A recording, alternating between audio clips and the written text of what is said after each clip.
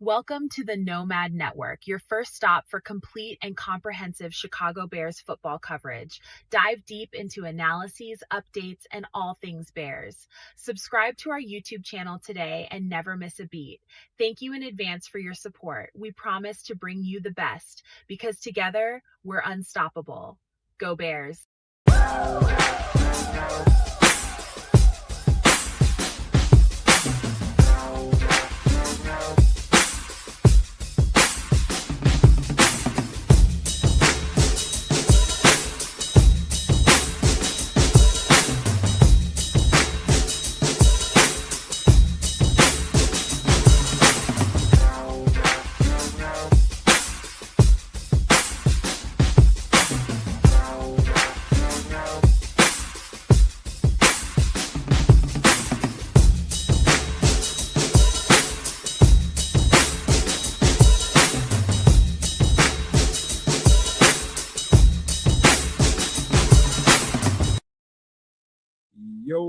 Yo, no maniacs. Welcome into another edition of Nomad at Night.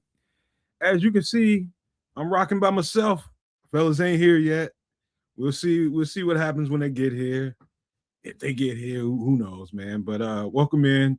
I see Nas, the first person up in here, giving Don Burr hell like he's supposed to. Let me see. Yeah, that's it so far in the chat. He's congratulating to the Denver Pioneers winning their third Frozen Four Natty. I have no idea what that is.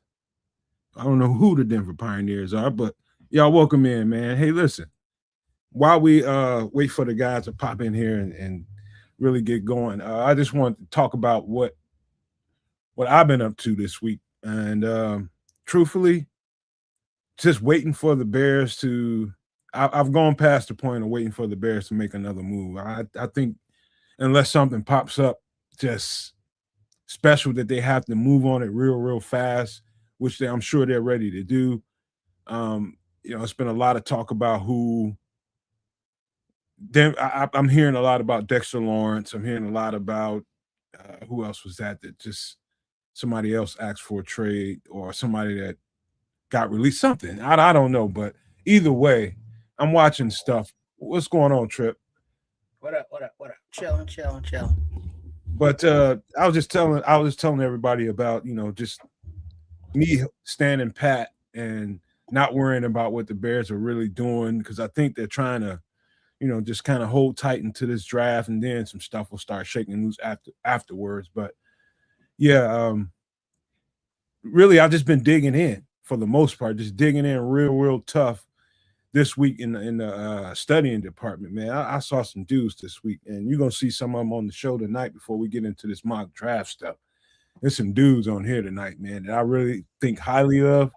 And not a lot of people talking about. There's a couple of them people are talking about, but yeah, man, it's some special players out there, and ain't no way in the world I'm gonna be able to get to all. We're gonna be able to get to them all, but we're gonna dig in pretty tough, man. And also to go along with that, because we are, quickly approaching draft weekend. So the big boards, all of the grinding of the film to look at these players comes to a head, if you will. So we will continue before we do. Oh, what up, Canada? Good day. What up, man? Maple syrup eating mother. What's going on? Right.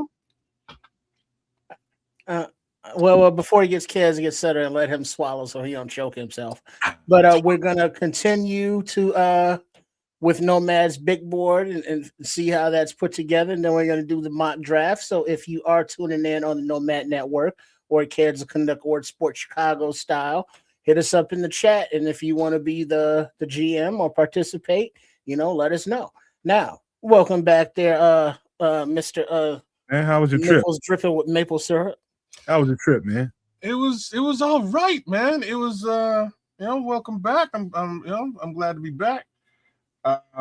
Damn, yeah, I was up in the Toronto metropolis. It's always good fun when you get out there. It's always also absolutely disgusting and nasty, but it's I get to leave and I get to enjoy it in short order. So it was great that I went to my first Blue Jays game. All expenses paid on that respect, so I don't have to drop $1. That was great. Wait, so you was up in T-Dot clowning? Oh man, clowning like you wouldn't believe. But got myself a free Blue Jays jersey and watched a game. Good food, good. I met some broadcasters out there. It was kind of a wild situation for me for a couple of days. What was it with the top shelf liquor though? Oh, every day with the top shelf liquor. Well, you know what? It was like medium shelf. When other people are paying for it, you don't complain. You know what I mean? You kind of just take what you get and you drink it. You know what I mean? It wasn't. Can't be choosy, bro. You know what I'm saying? Like I could have. Well, but it was above your shelf. No, it was. Let's just say it was off my shelf and into my glass. Nice. We'll put it like that. So I mean, they had some 40 Creek. They had some Seagram's whiskey. Like these are like middle of the road whiskeys, but I ain't complaining. I'll throw that in my glass. Throw some ice in there, and away we go. Hey, Mimic, what up? But yeah, I had a good time, man. I had a really good time. Hobnob with some crazy folks. Like I said, one of the gentlemen, I think his name was Rob Black. He's a broadcaster. I mean, he's broadcast about every sports broadcast about every sport you could think of. Basketball, hockey, football. Been on CBS, like you name the network. He's kind of been around the block. Been doing it for about 50 years. Man does impressions and shit too. So he's doing impressions. It was a good time with him. I got to rub elbows with the announcer for the Toronto Maple Leafs. This guy is retiring this year, and he's been announcing for the Maple Leafs since I think it's 1982 is when he started. It might even be before that, but he's been doing it for forever. He's like their guy, the voice of the Maple Leafs. Cool guy to kick it with, but really it was all outside of that. It was business. I met a dude named Bruce Kirby. Bruce Kirby's a wildcat. He's written a bunch of books. The only reason I'm bringing up Bruce Kirby and his name, Bruce Kirby, I met Bruce night one, and he came over to me because we both don't work for this organization. We're sort of brought in on some conference stuff, as a partner.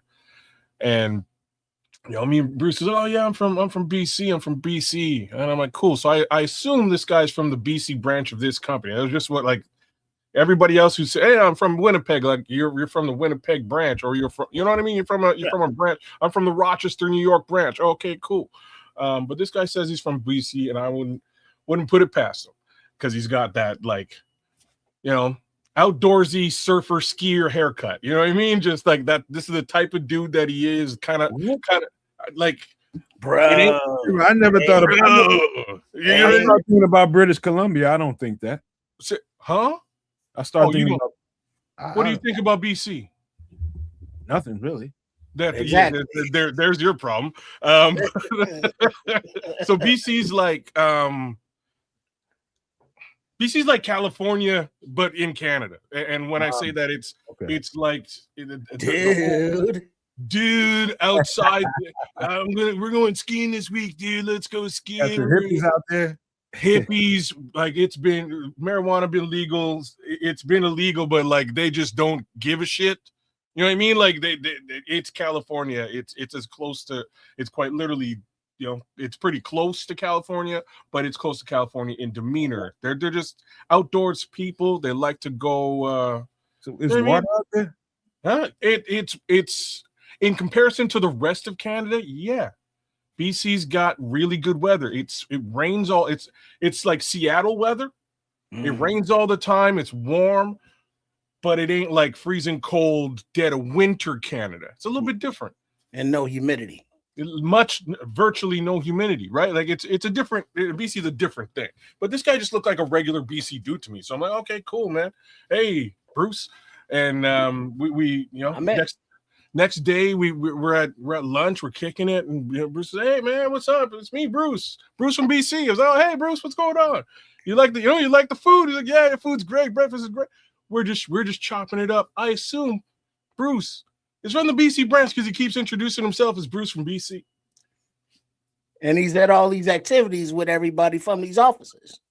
Well, this is the other, like, it's so funny you say that, Trip, because he keeps saying, hey, did you see me at, did we meet at the conference in Montreal? And he keeps saying this to different people as they're coming over to me and Bruce hanging out.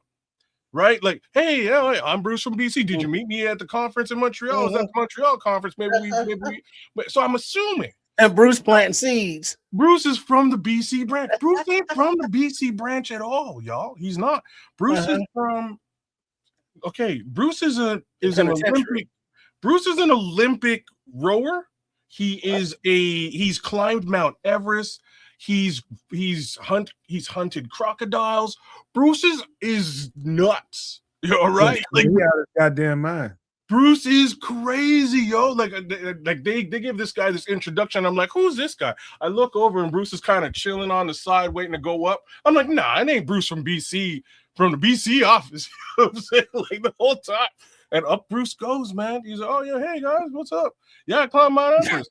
I broke my back, trained myself from rehabilitated myself to the level that I, at 52 years old, become the oldest Olympic row team member in Canadian history. We win a medal. Like, this guy's crazy, man. And he came on.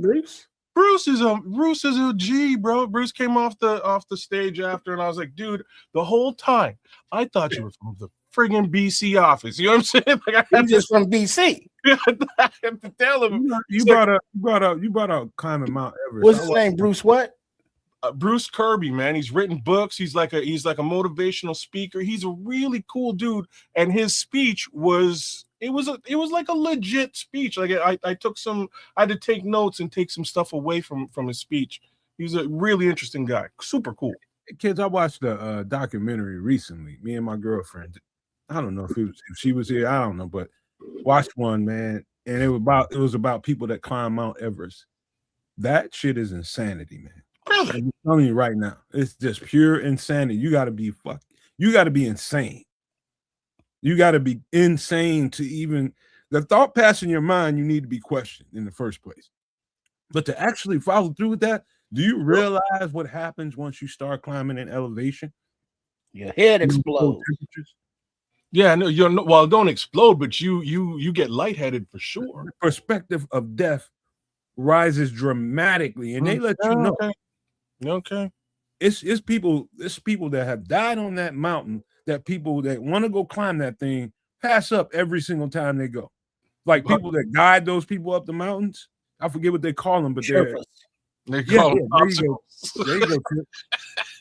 But these people have the lung capacity because they've done it enough times. But you talking about these new booties that's just coming out of nowhere?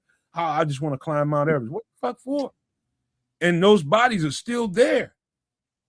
Those bodies are still there. They call them basically colors. There's blue, there's red, there's green.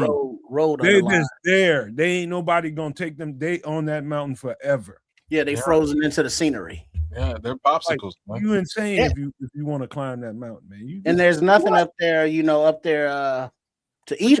What you gonna do when you get up there? I don't know, man. This is the type of dude Bruce is. Like Bruce broke his back and was he's in a hospital bed going, man, like I'm never gonna make it out this bed, and just kind of like eventually got up and he's like, I'm gonna be an athlete now. And the story was so cool, man. He just had a sticky note with the word athlete on it on his mirror. Just the coolest story, just on his computer monitor, athlete. So every time he's like, if I'm sitting at my desk, I'm gonna peel my ass up and pick up my weights and go and do it. If I'm sitting at my desk, 10 minutes in, I'm gonna go peel my ass and go. And then there's pictures of him doing this thing. This guy eventually meets. He goes out and he starts rowing just on his own. He's just rowing. That's probably good on the lake size. Huh? You know, in physical therapy, you're probably doing that, and it's good back exercise. It is because you kind of have to hunch and get your back into a straightened position just to row. So he's out there. He's out there doing it just by himself, and eventually he meets this like Olympic rower. Like, bruh, I see you out here chopping it up, dude. Hey, can you train me? Hey, and then the guy's like, yeah, you like hop in the boat, bruh. I'll train you if you guarantee to like dedicate 5 years of your life to this training. I will train you. And he's like, okay. Next thing you know, he found him a sensei, a Yoda. He found rowing Yoda on a lake in BC. And next thing you know, he's in. They holler out, hey, like you're rowing with the Olympians. So you're like, you want to be in the Olympics? Like, what are you talking about? I'm 52. Dude, I'm 52. Man, I've heard about that Olympic village sex. Hell yeah, I'm going. Yep, twice over. Anyways, he just a wild man. He's been all over the world, been to Africa. You know what? That man needs some adversity in his life. Tell him he wants some real back. He had a broken back, dog. Hey, you want some real adventure? Bring your ass to my motherfucking neighborhood. Tell him go post up in Chicago for 15 minutes. Come over here. I'll show you some real shit. Well, he don't want to climb that goddamn mountain no more. He gonna appreciate life. He's been in some he was hijacked on the roads in I don't even remember where it was. It just it's somewhere. It was hot. Definitely. He's lived a life. He looks younger than me. He's older than me. I don't even understand it, but big ups Bruce Kirby. If you get the opportunity to go read his book, I probably will read his book because again, he was a really cool motivational speaker, and thought I'd bring some of that, shared some of that with you guys. Hey, that man would be like, hey man, here, I'm gonna give you half the money I have in my bank account because you shouldn't be going through this. Hey, Nomad, I'm telling you, man. You mentioned Mount Everest. Yeah. You know, that altitude way up there where it's all cold and stuff. And then kids mentioned adventurers. Now, I don't know if any of y'all have claustrophobia, but they do this thing, the spelunking, where they don't go into the top of the mountain. They go into the earth, down into the tunnels, into the caverns. And it looks like if you ever seen a colonoscopy, a video of that. Oh no! It looks like that. What are you doing in your spare time, Trip? Yeah, man. No, it's a dude that popped up because he died because he broke his back, and they showed the video of what he was doing, and he had a helmet cam, and it looked like he was crawling through a colon. Going all up in there. And it's like looking at it, it's like you get that immediate claustrophobic feeling, and it's like, oh shit, I can't breathe. And it's like you wake up, it's like I can't, my CPAP ain't working or something. But but once you calm down, you realize he's crawling through this fucking cave, with these downward angles and then awkward up, and then it's jugging out. And he got stuck. Seen that.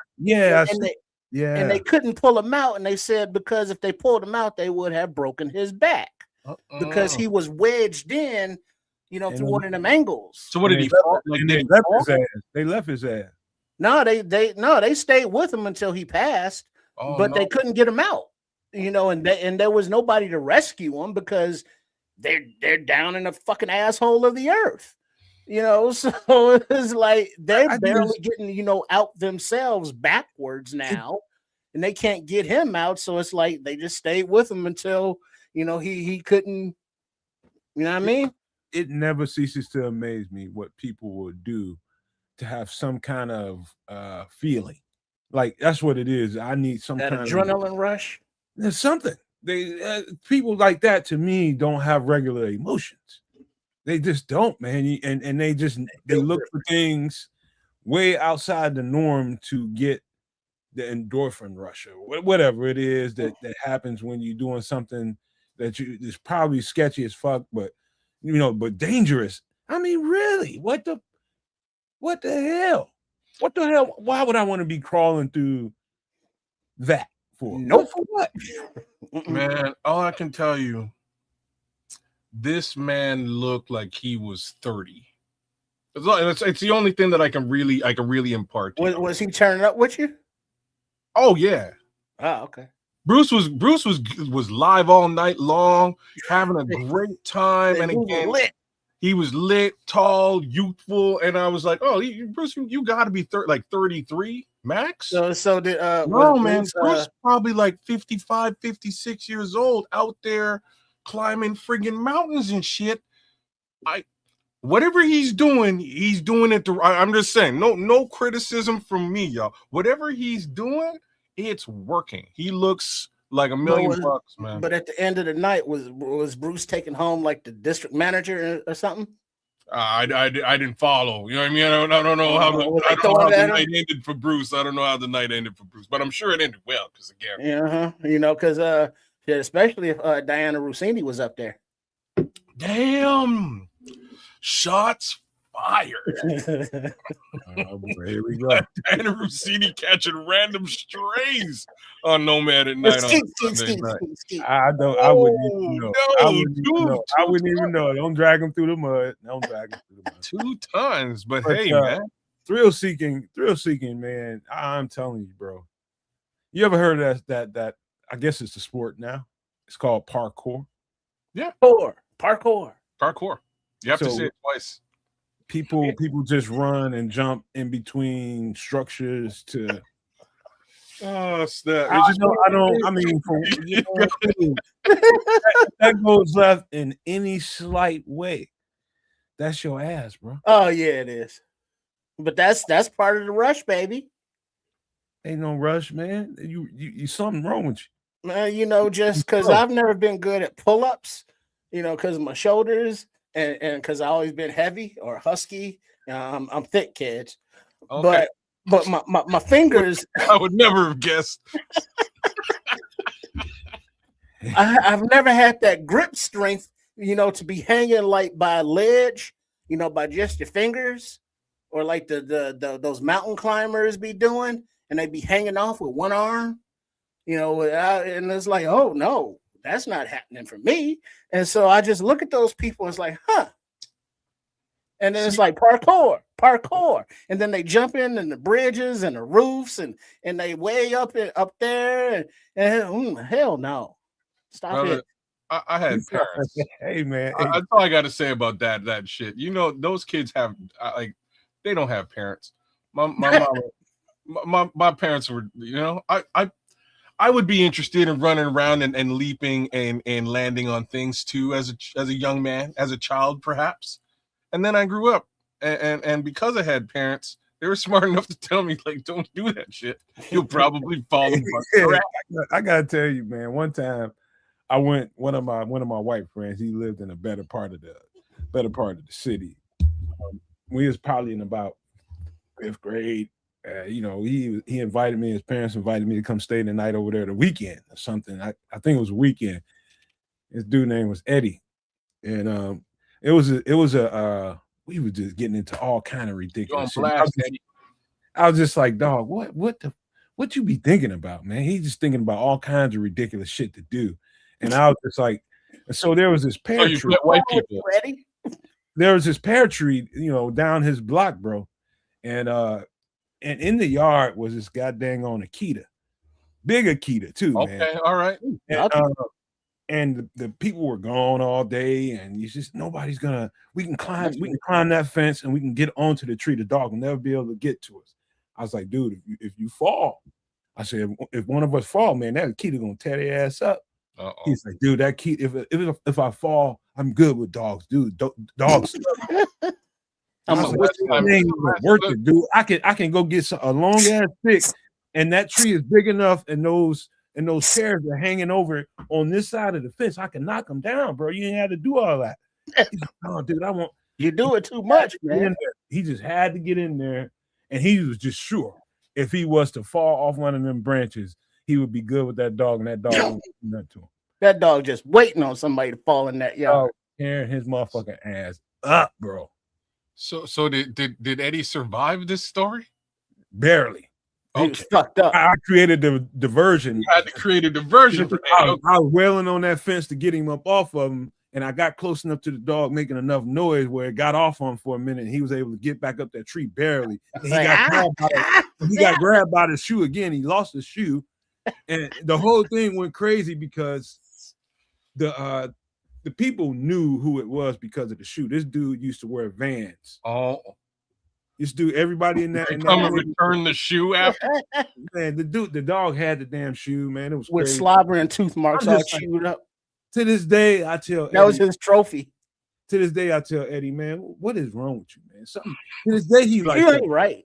Just doing shit that he ain't got no business doing, man. Well, that's Eddie is that dude that when your mama say, well, stop following your friends. If they jump off a bridge, you gonna jump off too?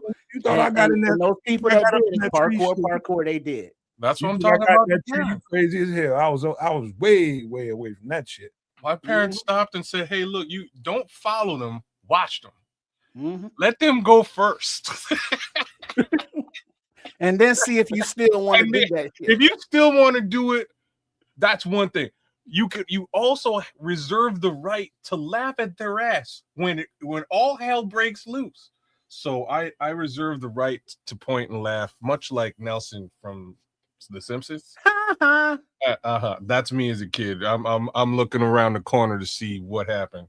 And I mean, imagine me out on vacation, in Vegas, going to the Hoover Dam or some shit. You'd be like, "Hey, bro, let's go bungee cording." Shit, be my ass get down there and the rubber band snap. You can't even give me. I'll go, man, but I'm gonna watch you first. Let's just see how you do. Oh, that looked like absolute danger. I'm good. I'll just watch the rest of y'all do your thing.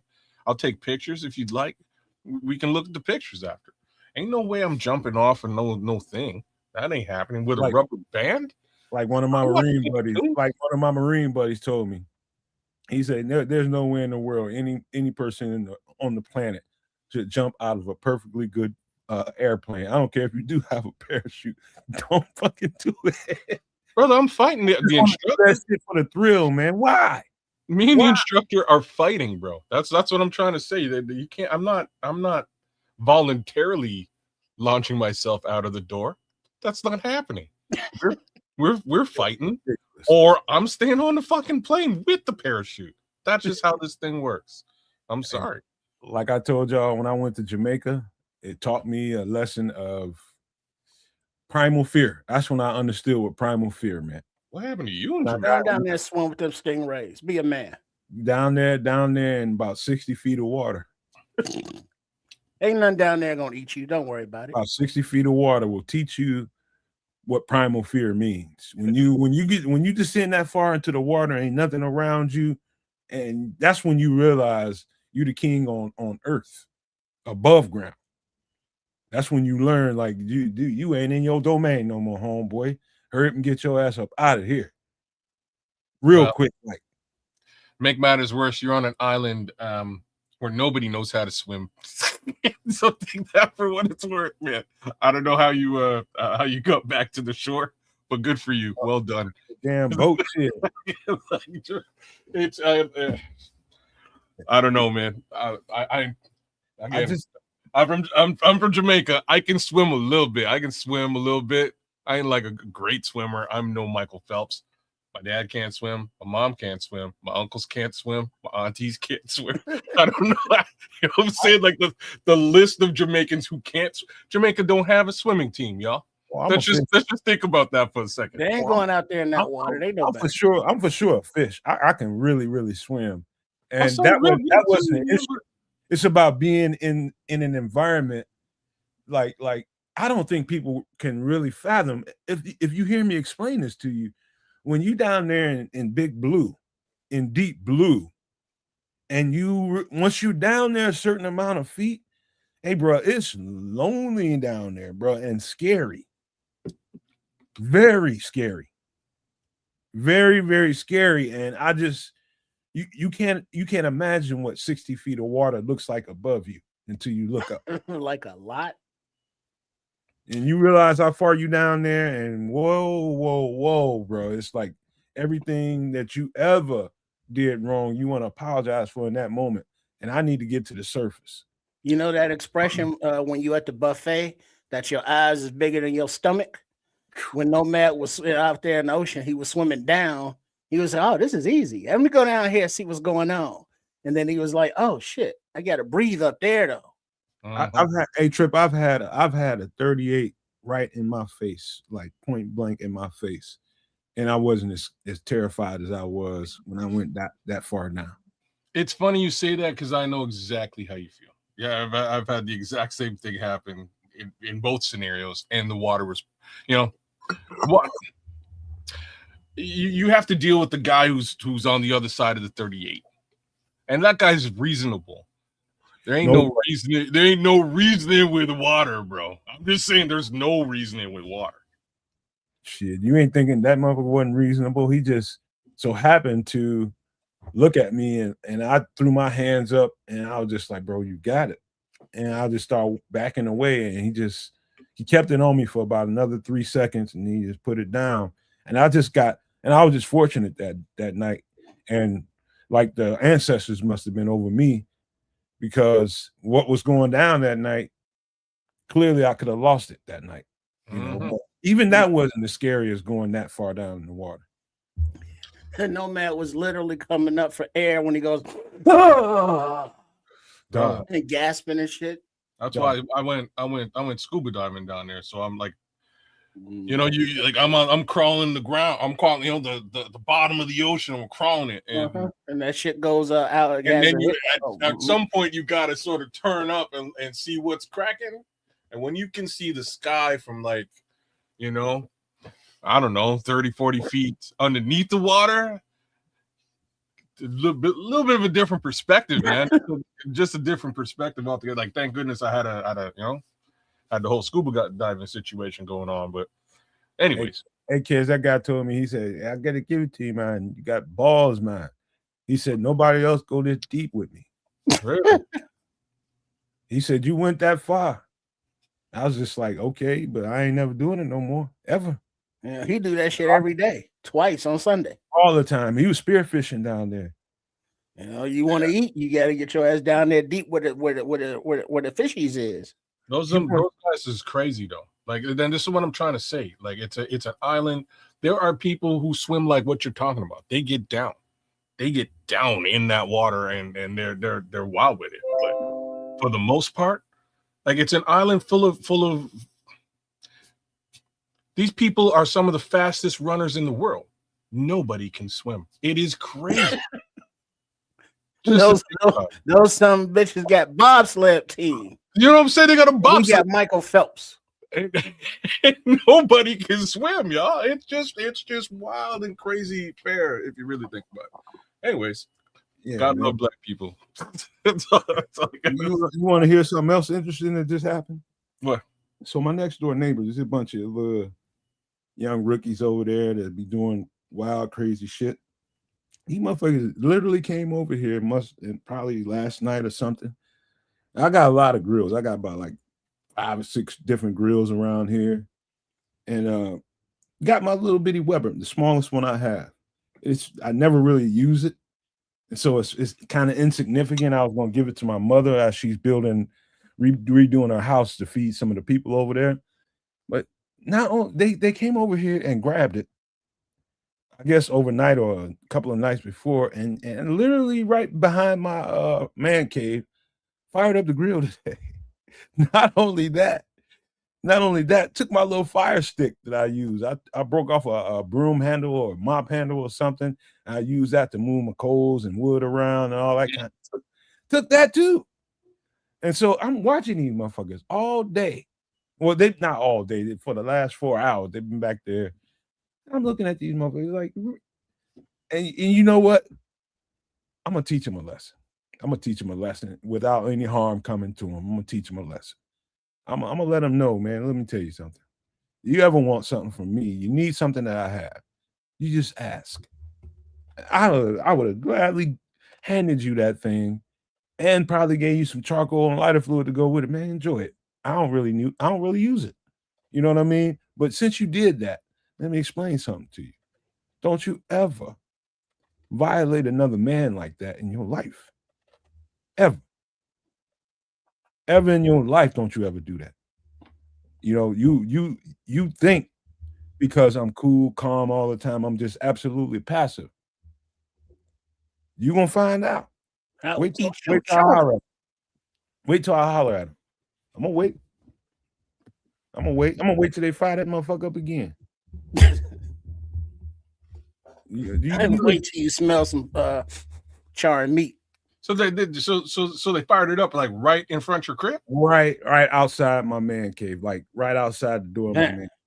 It was like, fuck you. That's personal. There it is. No, it's not personal. It's just You've been called out. They think they think something, and I'm gonna show them that it's not what they think.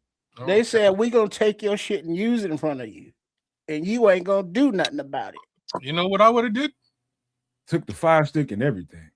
No, I would have waited until that food was smelling ripe and good, and came over and said, "Hey, y'all, what's good? What you got on the grill?" Oh, hey, we cooking whatever we cook. Yeah, and then I would have kicked that motherfucker over immediately. And say, "What's good, motherfucker?" Then you gotta. Then that's when the kick that shit over. That's when you're gonna have to. That's when you're gonna have to pull out. Back it up. That's when you're gonna have to pull out the jammy. So you don't meet fire with fire, kid. You don't do that in this part of the world. You just maybe in that neck of the woods, that's fair, but still, maybe I bring the jammy with me, but even then, y'all can keep the Weber and you can use it moving forward. But you're gonna use it in front of me, God willing. You know, jammies is jammies, but I prefer non-jammies. And that dude, when I use that Weber again, it's gonna be like, oh yeah, that's the rest of that flesh that's melting off because he's going up in that charcoal hot some kind of way. Because we're gonna send a message to the rest of the Cretans in the neighborhood. Well, look, the Cretans. This is why I'm saying I'm kicking it over. The Cretans can have it. I don't care. It don't sound like you were using it. And from what you're saying, if they had asked, you probably would have given it to them. I would have given it to him. Cool. It's principle automatic. It's just principle, right? So I don't want to cause violence. I ain't gonna hurt you. You didn't. There ain't no causing violence. But straight up and down, you cooking it in my presence. I'm kicking that MF over and watching the meat bounce across the concrete.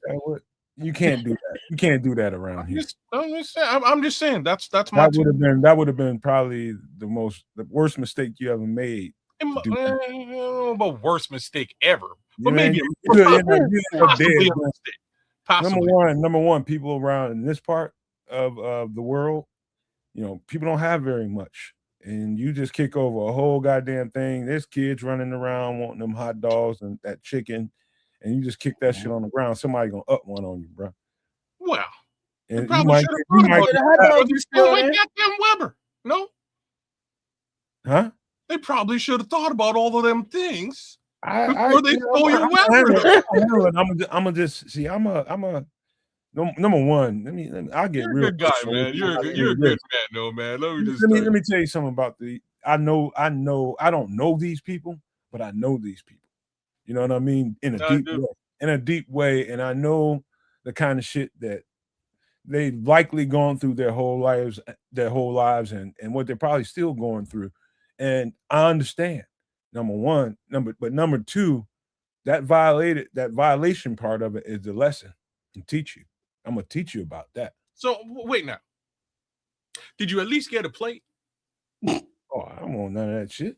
Oh, God damn. They don't know what they're doing. I'm looking at these cats. I'm looking at them. I just go over to the door every now and again, look at what they got going on.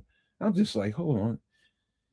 Number one, you know when somebody don't know what they're doing. Somebody empties out a whole entire thing of lighter fluid on that little bitty grill, the entire bottle. Okay, then you probably didn't want to plate even, man. Number one, you did that, and then boom, here goes light it up. You finally light it up, and the thing is going crazy. You throw the grill grate on top of it, and within seconds, you throw the meat right on there. All of that shit probably tastes like lighter fluid because it hasn't burned off. It's ridiculousness that even in my rookie days of barbecuing, I knew better than to do that. You know, so you definitely don't want to eat none of that shit. All right, no play, don't disappear. no respect. I feel for you, man. I don't know what else. I don't think it has anything to do with respect. I think they can get away with it. Well, that's the respect factor. That's what I'm talking about. They don't think because if they thought that they was gonna get a face full of hot charcoal, it'd be like, well, we ain't gonna take nothing else out there. If you saw how many grills I have over here, you'd be like, yeah, that's not the point. It's the principalities. I know. You're right. If they had cooked that meal, I don't know, a block away, I would not be even bringing up it's just hey, you lost a grill. You know what I mean? But these motherfuckers cooked the meal right in front of you, on your grill that they took. That's disrespectful. That's daring you. They have no idea. They have no idea the tree they barking up at all. Well, that's why you got to learn. That's why I set an example. That's why I gotta give grace, because they don't know. They don't fucking know. They just young. Well, they're gonna keep doing it till they find out. Oh nah, they ain't gonna keep doing it. I promise you that. Uh-huh. I promise. I promise you that. We gonna be coming here one day talking about, hey y'all, can you hook us up these super chats because we need bail money because Nomad snapped out for somebody went up in his yard. Dog, I'm the master of my emotions, bro. I ain't gonna overreact to none of it, but they will learn. I promise you that they will learn. I'm gonna learn you some things today. Yes, sir. I'm used to dealing with people who don't have no structure. What's your King Booker world? He all about the west side of Chi-Town. All right, man. Yeah, other than that, this week, man, I'll tell you what, bro. The music, that's how I've been staying grounded, man. With all things that's going on in the world, man, the music, the creativity that's keeping me and my feet on the surface of the earth and like vibrating, dude. The music has been off the chain, dude.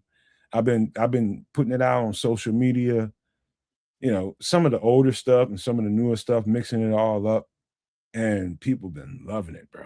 I mean, this shit's fire, man. I ain't gonna lie to you. I wouldn't put it out there if I didn't think it was. And so one of them I'm doing is like I had like Jimi Hendrix on the Spirit. And man, dude, the reaction to it is real serious. And what's funny about it is usually the reactions I get to stuff that I put out there, they're typically it's kind of a mixture. It's like 50, maybe 60-40 black people, 40% white people, and you know, maybe some Latino people in the middle. I haven't put out any Latino music yet, but it's usually a little bit more black people. But I put the Jimi Hendrix stuff out there, and the white people overwhelmingly just love it. Well, Jimi Hendrix. How about Jimi Hendrix and white people just really rocks with that?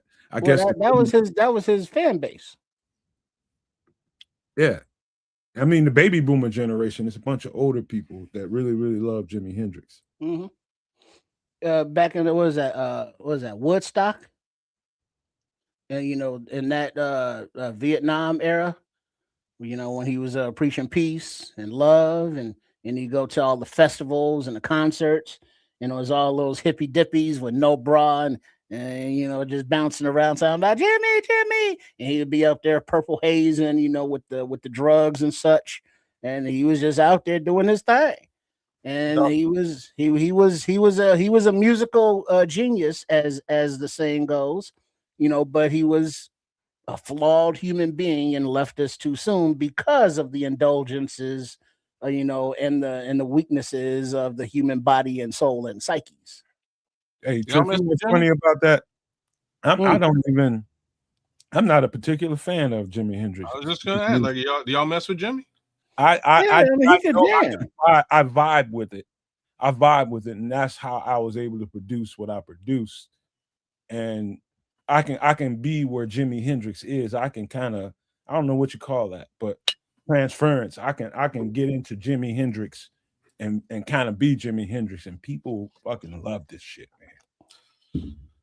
Jimi Hendrix is a genius. I mess. You know what got me into Jimmy? It's so funny, just as black people for the most part. It's kind of like just one of them things. I'm like, even my mom was like, "Oh no, you don't want to listen to that." But what got me into Jimi Hendrix was White Man Can't Jump the movie. Like, no word of a lie, White Man Can't Jump the movie. It's like you hear Jimmy, but you ain't listening to Jimmy.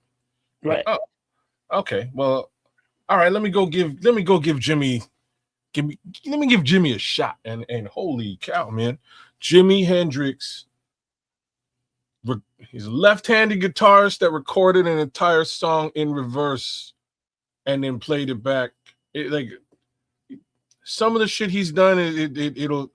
And if just a little thing I'm trying to explain to you with him recording it in reverse, and then playing it back, the way you'd have to do that back in the days is on an 8-track cassette, and you'd literally have to like spin it backwards. Not just spin it backwards, but then get another 8-track and play that 8-track in reverse to the other 8-track and record that. Like, it's just some Paul is speaking to where you're going. You're talking about how he broke all the rules. That's right, man. He did. He did his style. Nobody did what he did. He was groundbreaking, bro. Hold on. A lot of his songs he didn't actually write. So just to put that out there too. No, I'm talking about the guitar playing, the writing. That's his ability on a guitar is unmatched. Like, it is second to none. But again, a lot of the songs that you are probably that most of us are familiar with, a bunch of them are from Bob Dylan, a bunch of them are from other actual songwriters. But he took those songs that those artists didn't really make famous and made them famous on his own by doing different shit with them. A lot of people did that same thing with a lot of the Carpenters songs. Yeah, the Carpenters are very, very, I don't know what you want to call it, but very, very pop culture kind of music. Well, they were folky at the time, but at the time it would have been pop. Yeah, but all somebody need to do is give her a cheeseburger. Everything would have been all right. The music, man, people remade a lot of their hits, man. They were popular in their own right, but some of the music that has been redone, and you're right, some of the stuff Jimi Hendrix did was just rehashing something that he really liked and did it his way. That's a lot of good music comes out that way. I've never done that with anybody's music, and I've yet to do it so far. And that's one of those boundaries I don't intend to cross unless I meet somebody that says, you know what, I give you my blessing to do this, and that's just how I feel about someone's intellectual property, So I'm gonna say, F that, do it. Nah. And no, follow me now. Do it as an homage. Follow me now. Right? Pay homage to that. It's one of those things that I've always kind of wanted to do for a couple of artists that I really, really respect. I'd love to take their stuff and spin it a little bit differently and re-release it, but again, re-release it as an homage. You know what I mean? And pay homage to the person that inspired what you're putting together. You can pay homage and you're gonna pay their goddamn bills too. That's fine. That's fine. So then you send some money. You know what I mean? Cut them a slice of whatever money you're making off of the thing. It is not going to hurt you. You know what I mean? You probably weren't making any money off of it in the first place. If you were going to make money off it, that's cool. They deserve a little piece because it's an homage to them. It's so many different. I do so much of my own that I'm in such a groove doing my own original stuff. It's like really, it's no need for me. I love and I respect that music so much that it's like it's like a small baby to me. I don't want it bothered. You know what I'm saying? So that's how I feel about it. And so much of it that I love that I just want to put my own. When I make my stuff, it's not going to sound like anybody else's. Well, but that's the thing. Have you heard there are a lot of remakes, obviously. Red Hot Chili Peppers versus the Eddie Hazel California Dreamin'. Same song, very different renditions. Mm-hmm. But listen to the original 9 Inch Nails Hurt, and then listen to the Johnny Cash version. Same song. I've heard a matchup of the two, actually. Yeah. But different. Different. I'm not a Nine Inch Nails fan. I'll say that out loud. But Oh, you don't like Trent now? me and Trent ain't. We don't link up. Hey, But kids, you see I know Paul. what song you're talking about, and I know the other side of it. Yeah. Yeah, Paul. But maybe we'll incorporate a little bit more on music. To be honest with you, the three of us have very eclectic musical tastes. Yeah, that's true. Yeah. Y'all will be surprised at the level of. I know I probably sound like a certain kind of person that listens to a certain kind of thing, but when you're creative people don't sleep a whole lot, and they always are up listening and watching and learning, and you never know when a seed gets planted. Like before I made the Jimi Hendrix sounding joint, a seed was planted, and I can't really remember exactly what it was that made me turn to that. And so creativity is creativity. You don't know when the seed's going to get planted, and I'm inspired by everything, so it doesn't really matter to me where the inspiration comes from. How much have you gotten down with the Man in Black, Johnny Cash? Zero. Oh, come on, bro. Zero. I haven't gone there yet, but you just give him a listen, and just when you got time, just give Johnny a listen. It's very. I know what his music is. It's just dark, and I'm in a dark place right now. But I can take myself there just for the sake of the music, though. Mm-hmm. I can. Well, if you want more of a positive hippie, that's Willie Nelson. Willie is let's just say he is more like how I feel. I don't know how he's still alive though. Hey man, he's smoking that goody with the stickiest other icky. You go tussle with God now. Don't come on here with that bullshit. He's still here. I'm just saying. Like between well, I mean, look at shit. The Rolling Stones are still on tour, so that was exactly the person I was thinking of too. Keith Richards. That was exactly the person who came to mind too. I was like, damn, between him and Keith Richards, I don't know what's keeping them two dudes going. Groupies. I mean, knock on some. See, so King Book is right there with us, right? He's right there with us. You got to knock on wood for both of those guys, because any minute now, who knows? I'll tell you what we can do, man. Just to satisfy the people that like our music takes. Maybe we can bounce back and forth between music and movies. 1 week this, 1 week that. You know what I mean? Just to get some of that in there. We do have some very different takes on music, and sometimes it's a little bit of argumentative going on there because that's because Ken is an asshole. Hey, we got on your ass. We got on your ass when you wasn't here. Hey man, I wasn't here. I don't need to know what he who knows don't tell. Man, hey, look, y'all ready to get into some Bears conversation? Because this can turn into extra sauce if we keep going, man. I'm just telling you right now. Yeah, let's do Bears, y'all. Let's just a reminder for those that are in the chat. If you want to participate and be the shot caller GM for the mock draft for this evening's Nomad at Night, start making some noise there in the chat. All right, go ahead. All right.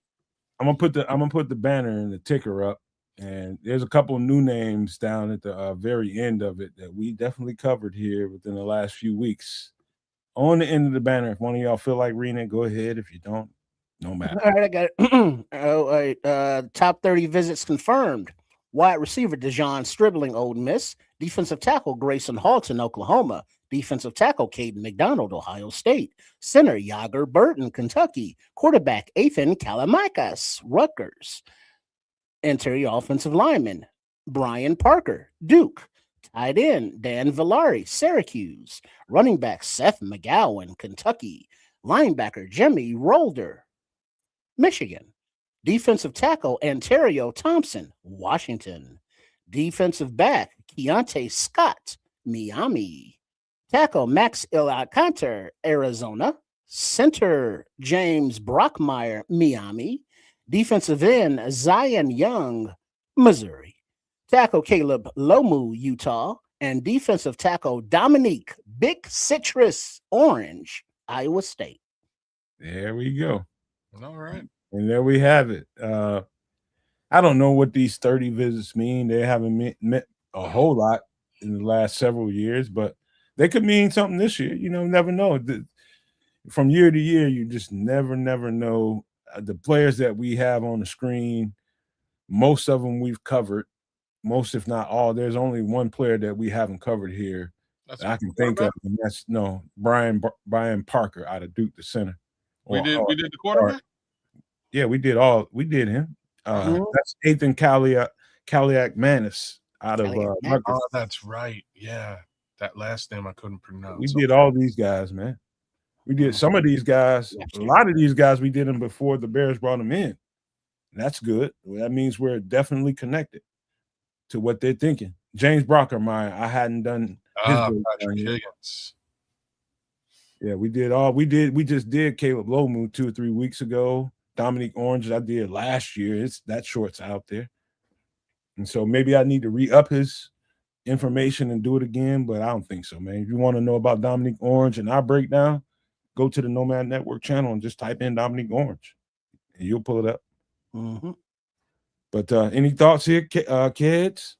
Nah, I mean, Patrick Higgins is saying what's going through my mind, and that is like, you know, generally they don't touch these guys, right? So I don't know. But here's the one thing that I will say: a bunch of them are in and around that, both the 25 and the 50. What is it, 57?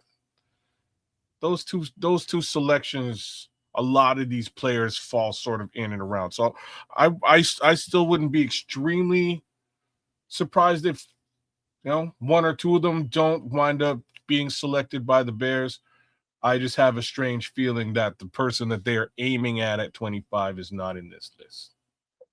Caleb Lomu is that's a seriously talented offensive tackle, bro.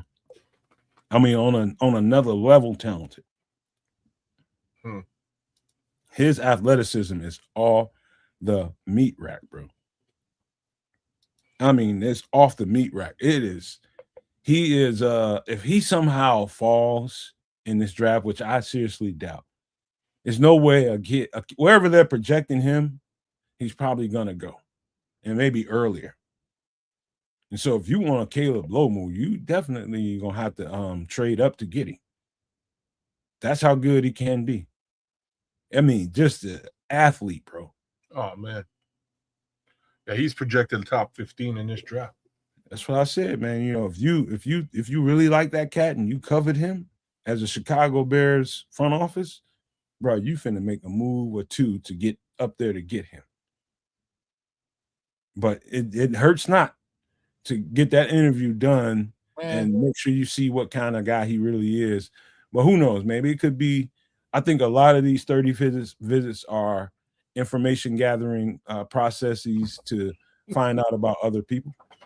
Patrick, why do you want a left tackle at 25, Patrick? I know we don't have a left tackle that we can knock on wood on for 2020, you know, for this season. I mean, but if you could get your left tackle at 25 for the next 10 years, as they say, you don't do it? No, I ain't doing it. Well, you ridiculous then. I'm not ridiculous. You're absolutely ridiculous. If you think you got a tackle that you can settle and secure for the next 10 years, yeah, you would. And a trade up too, so I'm going to give away two potential. You can always trade back somewhere and accumulate some more draft picks. You just later in the draft. So what? You just got to trust your people, man, that they're going to be able to make good draft picks. You got to trust them. I'm sorry. I'm like they have selected that particular position 3 times now, and it just hasn't stuck to the wall. And personally, I think when you say they, what do you mean? I mean the Chicago Bears. And who? And which people? Yeah. So Braxton Jones. Okay. Karan Amagaji. Trapio. Who are the coaches here? You know who the coaches were. Trapio and Braxton worked. Braxton just had some defaults. Braxton didn't work, or they wouldn't have selected Trapio. Well, Trapio worked. Let's just go there. I agree with that one. You know what I mean? That one I will agree with. Unfortunately, he's hurting, and that leaves us in a bit of a lurch. Now, if we go and we select at the one position he's out, we've wasted that selection. Well, Right. yeah. And that's part of the reason why I don't want to do it at all. But like, I would not be surprised if they do select a left tackle in this draft. And I'm cool with that, but not at 25. You go slinging around virtues, man. It's about the talent. Do you trust this GM, this front office, along with this coaching staff, to be able to make the right selection? Is the question that you're avoiding because of failure that has happened before. That's what you're getting. You haven't found your way around that. Well, it's the same GM. He hasn't changed. Like, that guy hasn't. He's the same guy. Different coach. That coach wasn't selecting offensive tackles. Dude, the coaches are selecting everything. No, Matt Eberflus was not evaluating offensive tackles. Dude, the coaches. I didn't say the coach. The coaches. A different coach. That's what you said. But if you're saying different coaches, fair, different coaching staff. Plural. I'll agree, but I think you struggle with that, bro. It's not a question of it, like, the question that you're asking me, it's kind of moot. It's not something I struggle with at all. I would not sacrifice the position of need again. They've already swung 3 times at this particular ball. I'm suggesting you swing at something else. Right? Like, if 4 times a charm. Take a swing at something else, maybe. Kids, See if that works. you never stop chopping that wood, man, and going after what you think is going to help this. The team is going to win. There's more than one way to help the team, though. There's 52. You keep waiting and waiting and waiting for these guys to show up, and the better part of it is already gone because you did not take those chances earlier in the draft. I'm with. If they decide to trade up, I'm telling you, kids, if they decide to trade up and make a move on an offensive tackle like that, I know exactly what they're getting. I'm the part of, okay, we've done this before, it didn't work, don't even exist in my mind. All I know is right now. And you have not found your way around the things you've previously experienced. That's like, even though Patrick is like leaning towards left tackle at 25, even he's saying we want a defense, we want an edge rusher. That's all I'm really trying to say. Yeah, here. well, we want easy too, but we ain't getting him.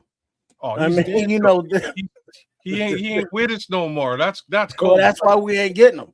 I do want easy. But look at the difference, though, that between Morgan, the offensive lineman, and that offensive brain trust that we had under Flus versus a Dan Rochar and a Ben Johnson. And they were like, hey, we good with drafting Ozzie, knowing that he's a right tackle. We're going to move him to left. And as we saw, he was developing good at left. So to Nomad's point, we got to trust this coaching staff, general manager included, Ryan Poles, to finally swing and get a hit. Just because you keep swinging and missing don't mean you stop swinging. Because you need a left tackle. We've heard that conversation from the head coach, from the general manager, from the offensive line coach about how tenuous that position is. And if a Lomu or of that caliber of a left tackle that is high on their board, whether they are looking specifically at left tackle, but it's like, oh shit, this dude is now within range, where we don't have to give up the farm, or if he just happens to fall to 25, for whatever reason, whoever picks, in front. If you fell to 25, that's a different story. But I'm gonna ask both of y'all, do you feel that Ozzie Trapil fit the bill? Was he, even though it took him a little while to rise to the occasion per se, he was getting there, yeah. Do you think he's potentially the left tackle of the future for the Chicago Bears? Not the miracles of modern medicine. It's like what the injury that he sustained was such a outlander in the injury realm that it's going to take him at least a year to rehab and get back to football like Jedrick Wills is right now. You know, it took him a year off of football. Now he's coming back. Ozzy's going to need a year. You know, it's like, well, he maybe come back in 10 months, but give him a season. And then now what? You want him to come back from an injury? No. I just want you to tell me. Is like, did you feel that he was like, given his performance last year, did he fit the bill? Was in your opinion? Yes. Yeah. No, man. Same question to you. But is it? Hold on. I will caveat that by saying yes, he fit the bill. But as what I've seen from like Alomu, just for example, that he would fit the bill even better. Fair. Okay. I would say this, and it's a little bit more nuanced, man, but I think because it took him a while to get information gathering, information remembrance, and just being able to retain and being able to be fast with what you learn and get the calls down, get the audibles down. There's some learning to go there. You know, it's a lot to it. It was a lot on his plate as a rookie. Some time. And once he got in the game, when Braxton went down, he met the pressure of having to go out there and be a starter. He met it. But I will say that as the season went on, I seen some of the start to see some of the stuff that they probably was worried about with him. He started to break down just a little bit. You can see him. I saw the slippage when you start watching the games in sequence for about a good 4 or 5 games. Man, he played his ass off on a high ass level under the situations that we were given.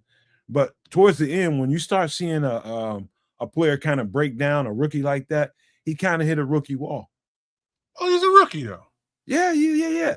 And so I say that I'm gonna say this to answer your question: is Ozzy Trapil ideal?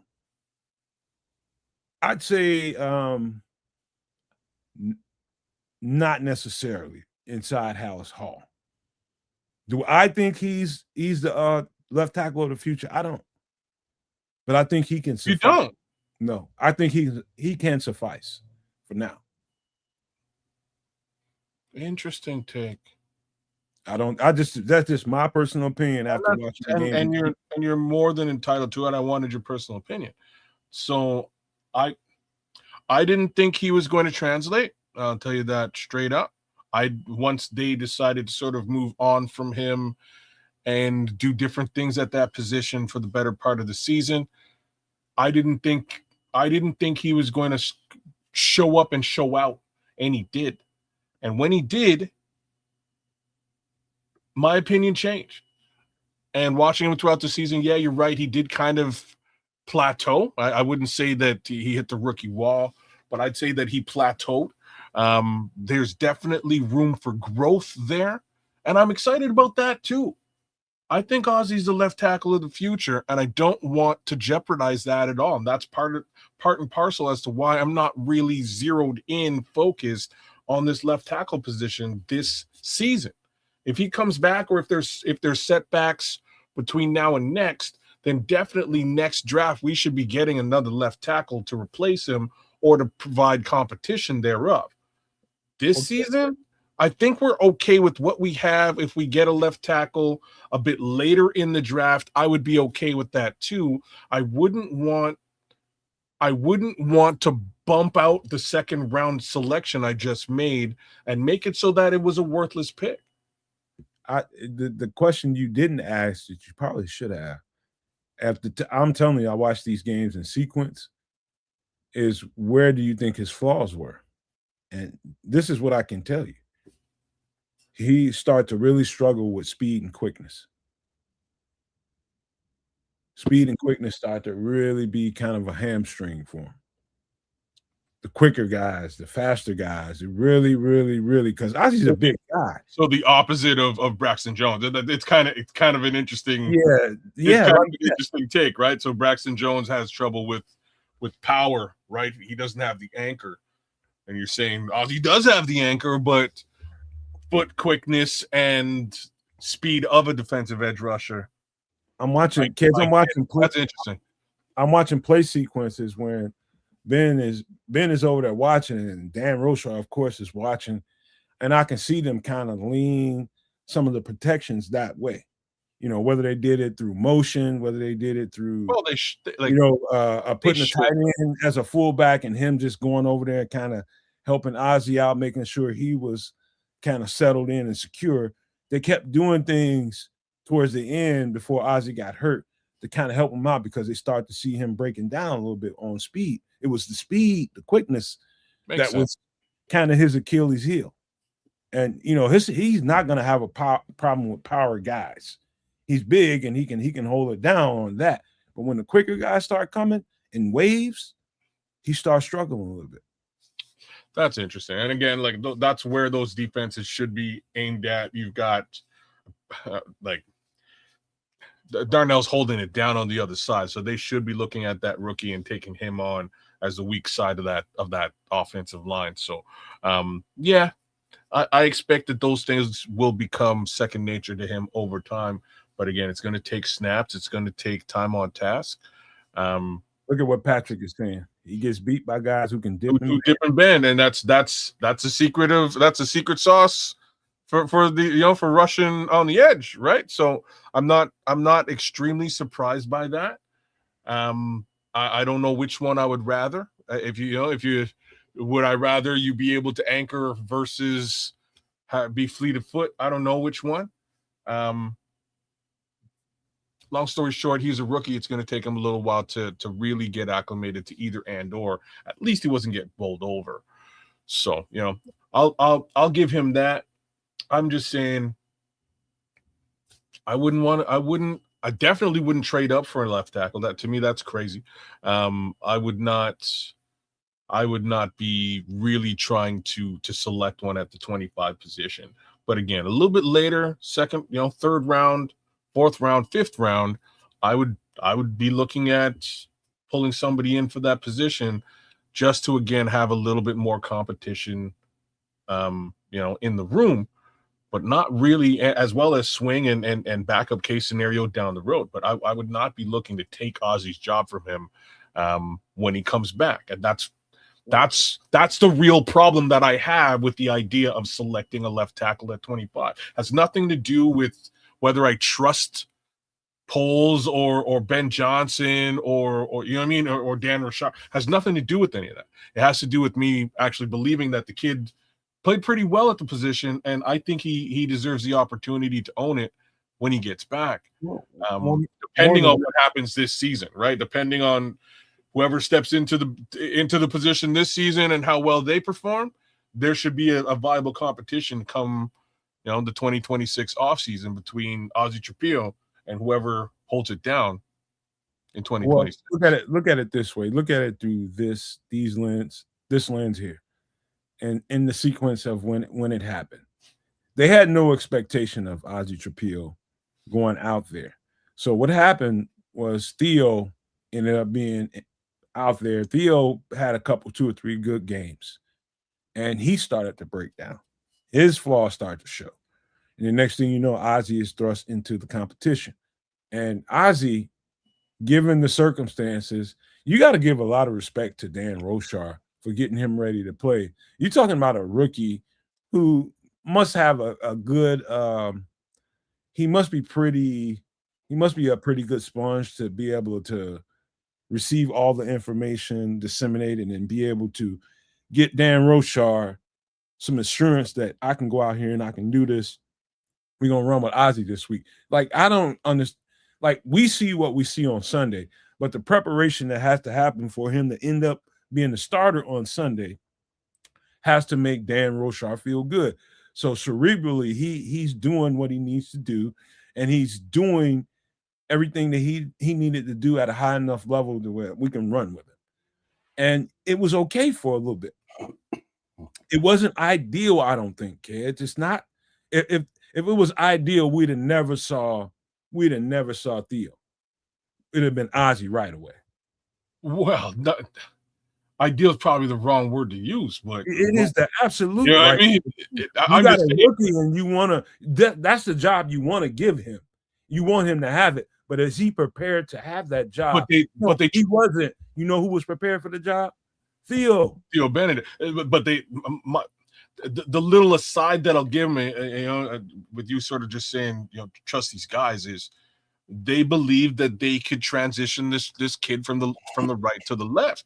The real question mark, and it was the one that I think all three of us would have asked at that time, was how long do you think it's going to take to transition this guy?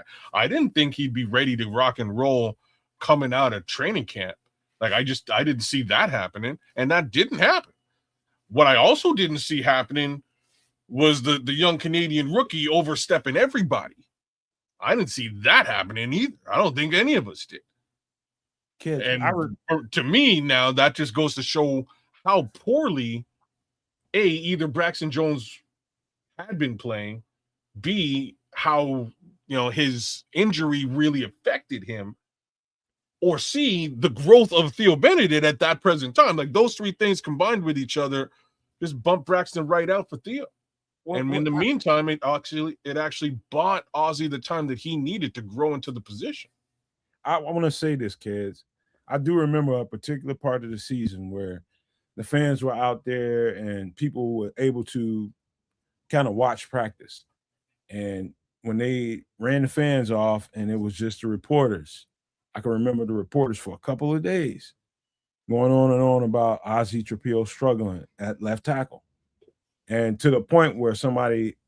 Well, they gave him a shot early, right? They get in training camp, they gave him a shot. Let me finish telling you. And I remember a press conference when Ben Johnson was saying it's pretty clear, he's more comfortable on the right side. It's pretty clear. And that's where he was at, per what we knew, what people knew in the public. He was just taking reps on the right side, and that was it. We didn't know that if there was him taking reps on the left side, that was happening behind the scenes where even the reporters weren't there. But whatever happened, it was clear to me by what Ben Johnson said that this guy is more comfortable on the right-hand side, and that's just where he was going to be under the circumstances. So, again, man, I give a lot of credit to Dan Rochar for, under the circumstances, getting him ready and then having enough trust, him and Ben Johnson, Rochar and Ben Johnson, having enough trust in that kid to put him out there. And I ain't going to say he overperformed, but he performed up to an NFL level and impressing people at the same time. So, man, I'm giving him his flowers, but that's the reason why I say I'm not sure if this is ideal for the Chicago Bears, that they think Ozzy Trapillo is the left tackle of the future. That's the reason why. Well, like I say, I think he is. I think he will be, and I wouldn't want to mess with that. I would want to embrace that as, as an investment, right? They've made an investment in this young man as a second round pick. I would embrace that investment and try to bolster it. I feel like Braxton Jones is a bolstering maneuver. Keep a guy who you're familiar with, who can help hold it down at that position in the meantime. Jedrick Wills is a very similar answer. Can he come back to form? His first couple of seasons were great, and then injury basically plagued the remainder of his career. Can he potentially come back to form? If he can, he will serve as competition for Ozzy Trapillo down the road. And then there's Theo, who's a bit of a wild card in all of this. Who knows what Theo Benedict pulls out this year, but all I can say is he also came back from injury and hustled his ass right onto the field and kind of stole the show last year. So we'll see what happens with all these guys. But all that being said, to me, I wouldn't be spending selection number 25 when you've got a gaping massive hole at that defensive end on a left tackle. It's just me. I think we're gonna end up arguing about this for a little while. No, Patrick Higgins, you didn't really. No, I didn't. You watch the show. Y'all ready to get to some prospects before we get to some of these? You watch the show, Patrick. I don't. If it was up to me, I would have done something else there. But okay, so this is Ontario Thompson, 6'4", 310 pounds, out of Washington, formerly of Iowa. And for sure, I'm just gonna tell you, kids, if you go start pulling up Antonio Thompson film, unless you go to a huddle, you ain't gonna find it. What you're gonna have to do is put on Washington Huskies defense 2025, if that's what you want to see, and then you get to see reps. And let me just tell you, very difficult to watch his film, and I'll tell you why. Number one, let me just give you the good stuff. He is this is a strong football player. I mean strong. To the point when you're watching his best competition, which was Ohio State in the Big Ten, his best competition was Ohio State. Ohio State probably had one of the better offensive lines in college football. And when you see Ohio State reacting to Antonio Thompson as a player, he pretty much got double teamed 95% of the time. That says a bunch without saying much at all. He gets double teams, and they see him as the head of the snake that needs to be taken out.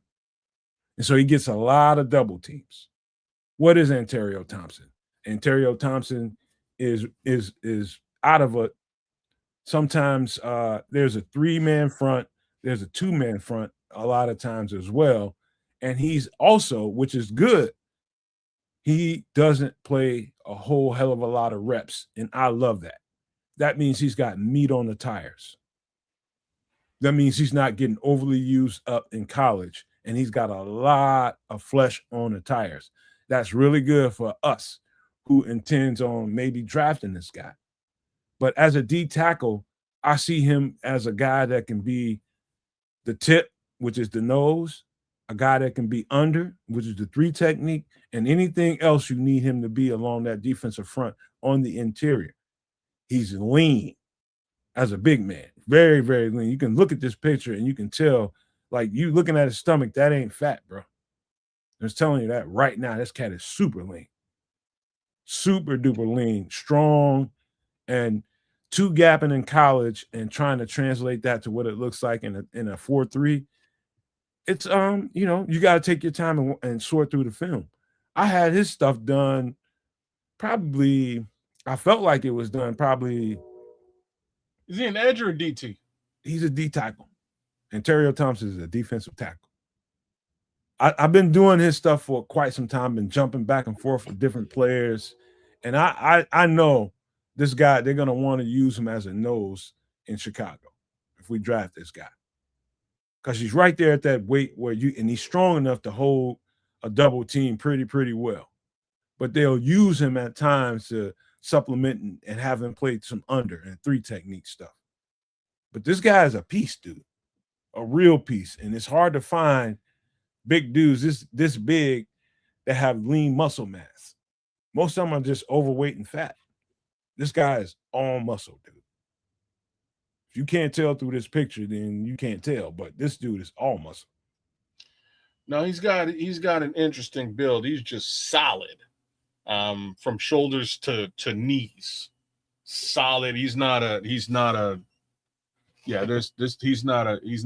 fat boy by any stretch of the imagination. Just give me a second, real quick, Kez. I got to do something. Okay. Just solid across the board. I kind of see. Oh wow. Hold on, Kez.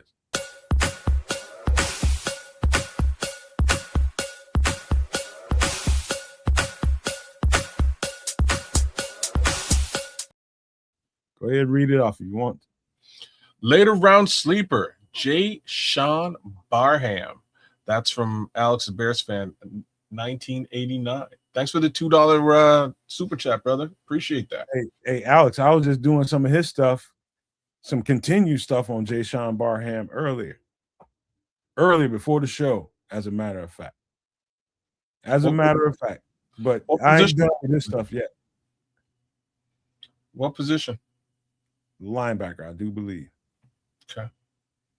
I did probably about 11. I was looking at probably 11 guys before the show. I believe Sean is a linebacker. So I'm watching some of the huddle tape actually right now. the other piece to this is he's a very late round selection potentially in this draft. We're talking again about Ontario Thompson, 6'4", 306 pounds.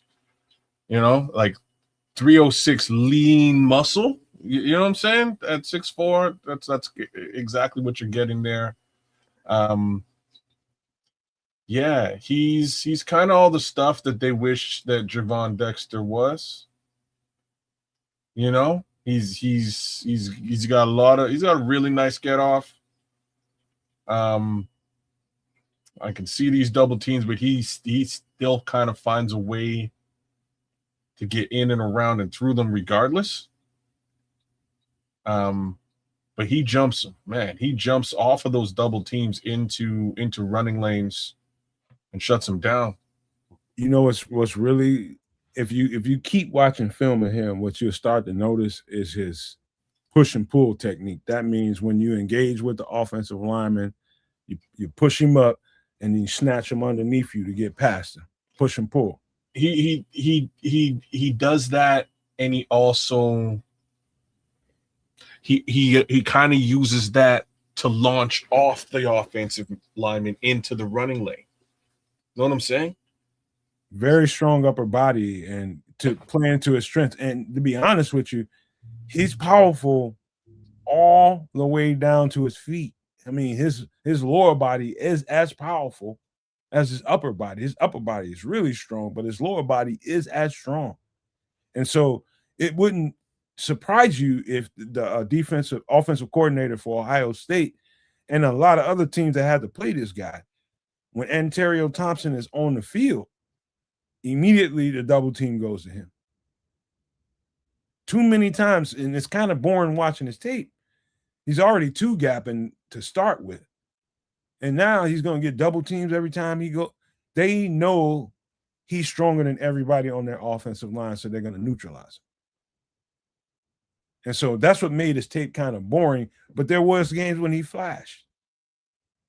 He really flashed at times. I think it might have been a game with Illinois, might have been a game with Rutgers.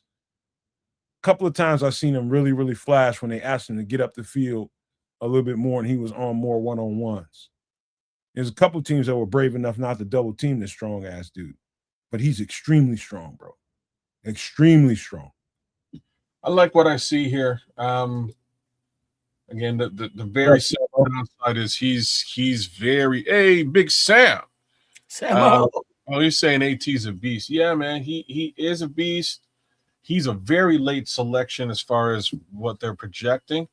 So I would expect this is probably like he's probably a drafted free agent. I would think so. They have him projected at 486. Like it's pretty far back. If he's undrafted, is that UDFA, isn't it? That's what I'm saying. If he's undrafted, that's going to be a huge ass mistake. Well, no, that just means you grab him. You grab him after the draft and you work him into your system. I mean, is he someone that can come in and make a difference day one, or does he have to develop? I'm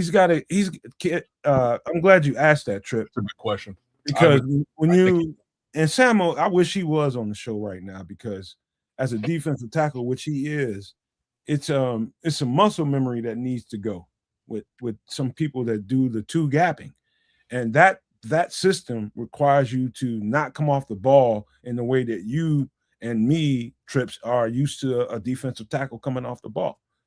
They're using a whole lot of hands and kind of just a lot of kind of going along with the flow and protecting two gaps. And that's different than what we do. And so he's going to have to erase a bunch of muscle memory first. And when they tell him, we need you to get vertical, just whip the shit out of your man and get on upfield, kind of thing that he's going to have to get used to doing. And in that sense, I guess you can justify why you think a guy like him could drop, into being a UDFA. But looking at him on tape, I'm just, no, he's too big, too strong, too athletic. No, he's going to get drafted, bro. Well, I won't say that he isn't going to get drafted. What I am going to say is, let me just do this.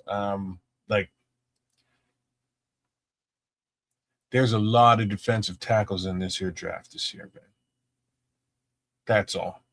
He's probably just flushed back a little bit. There's a lot of DTs, man. He's lean and really, really strong. And I don't think you can't really appreciate how lean and strong he is until you really, really look at him up close. Like that's hard to find. Like he's different. I didn't realize he was as tall as he was, just because of his build. Like he's a big, tall, solid dude, man. Well, Samo's saying that kill all that noise about UDFA. He's going in the 5th round. He ran a 4.73, 29-inch vertical, and 30 reps on his pro day.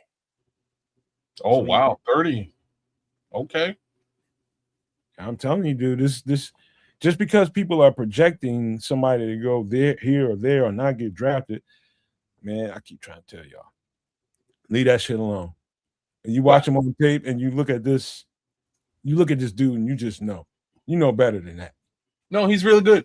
He's real good. He again, on tape, on film, he looks great. These numbers that Sam just shared with us as well are striking. That's the type of stuff that'll help your draft stock raise.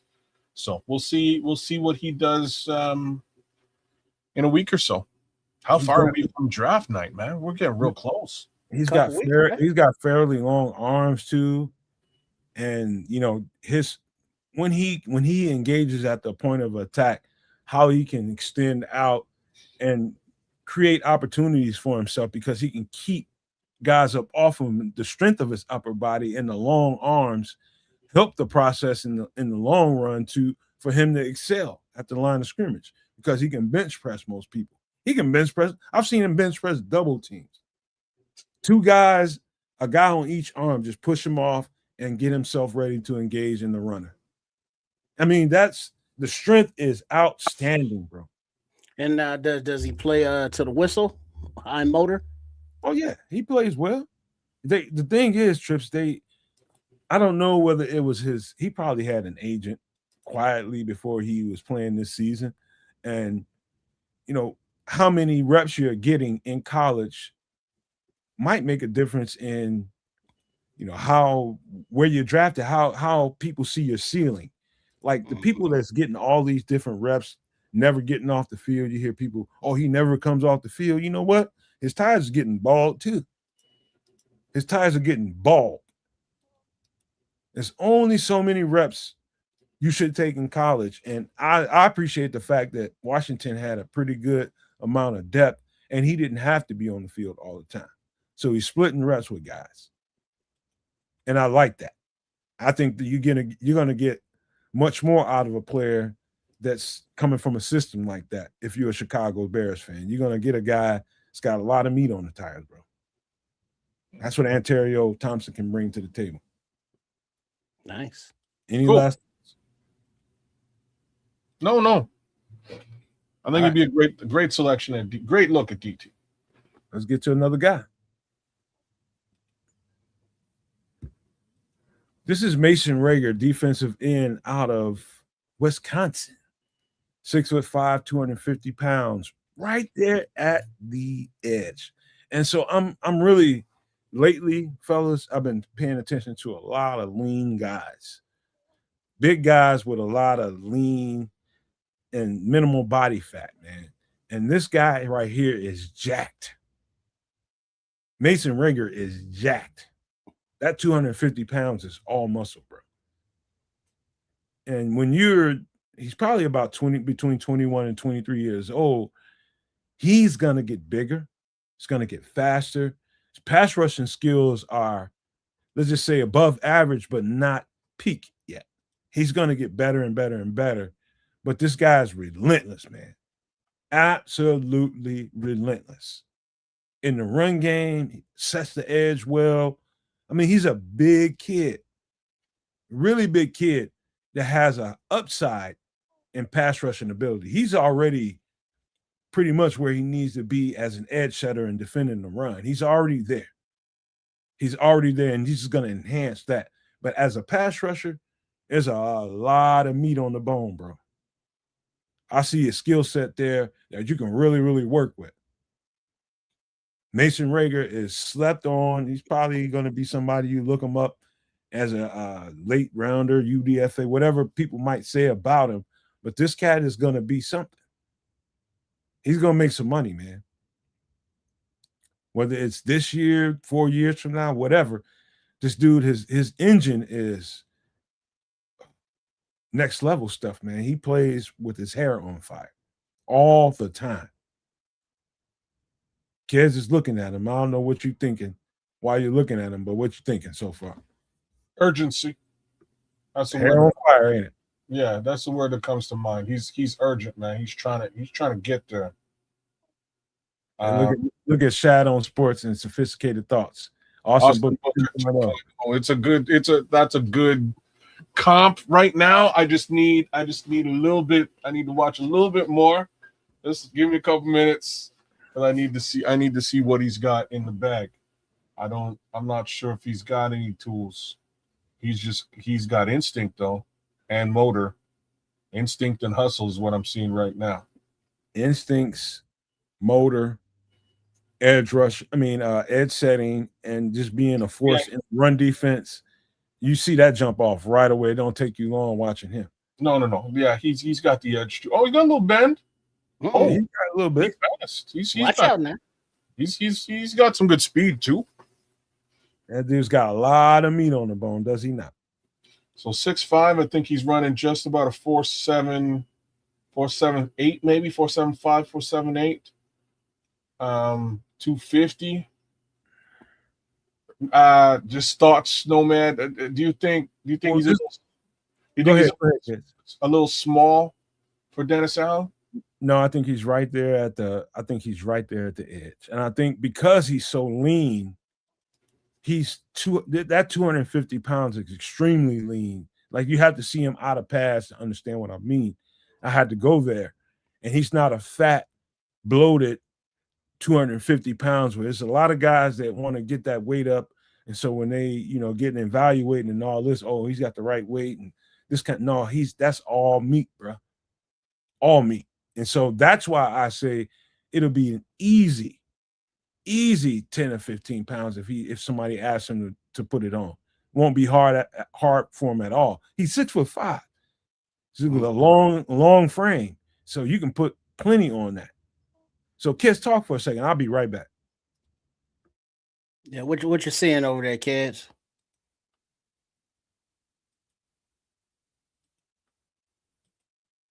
You there? You muted, kids. You muted, kids. I'm running my mouth here, and nobody's hearing anything. So I'm seeing Austin Booker in college is basically what I'm looking at. He doesn't have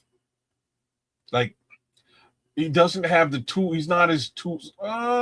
He's just not quite as toolsy as Austin Booker is on the edge, but he's got some moves. He's got a nice little swim, and he's got some bend.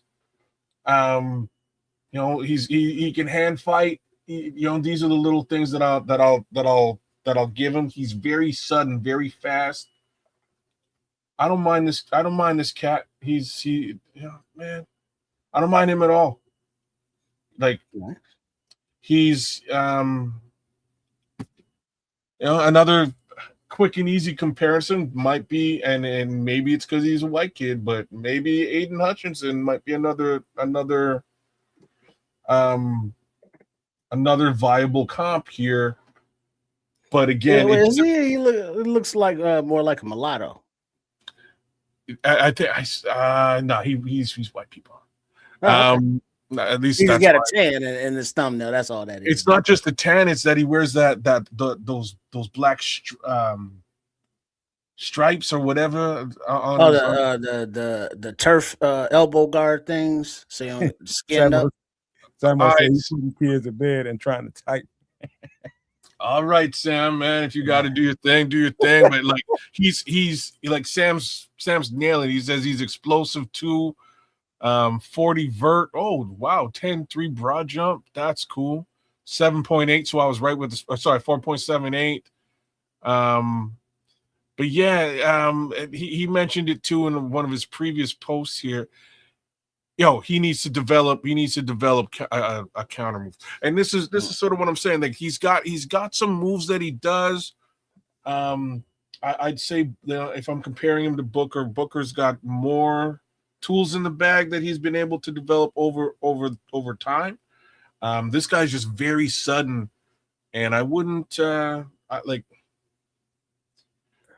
be mad if this guy winds up as a Chicago Bear in one way, shape, or form. He has he has that suddenness that'll get him into the backfield, and that relentlessness to make something happen back there. So those are two areas that I'm very interested in. But again, give him a couple of seasons, and he'll have that counter move that Sam's sort of talking about. And he may, put him in a room with Austin Booker, and he'll see how Austin Booker utilizes that long arm stab, and he'll throw that into his bag of tricks along with a couple other things. Like if he had a long arm stab, I just haven't seen it on the tape I'm watching. It ain't very effective. Not yet. Because he doesn't have very long arms. Really? I don't think so. That's one stat that Sam didn't throw up. He's 6'5", like he should. He should have. He should have. Just because he got big feet, big shoes, I mean he got big feet. You know how it goes. Fair. I hear you. I'm just saying.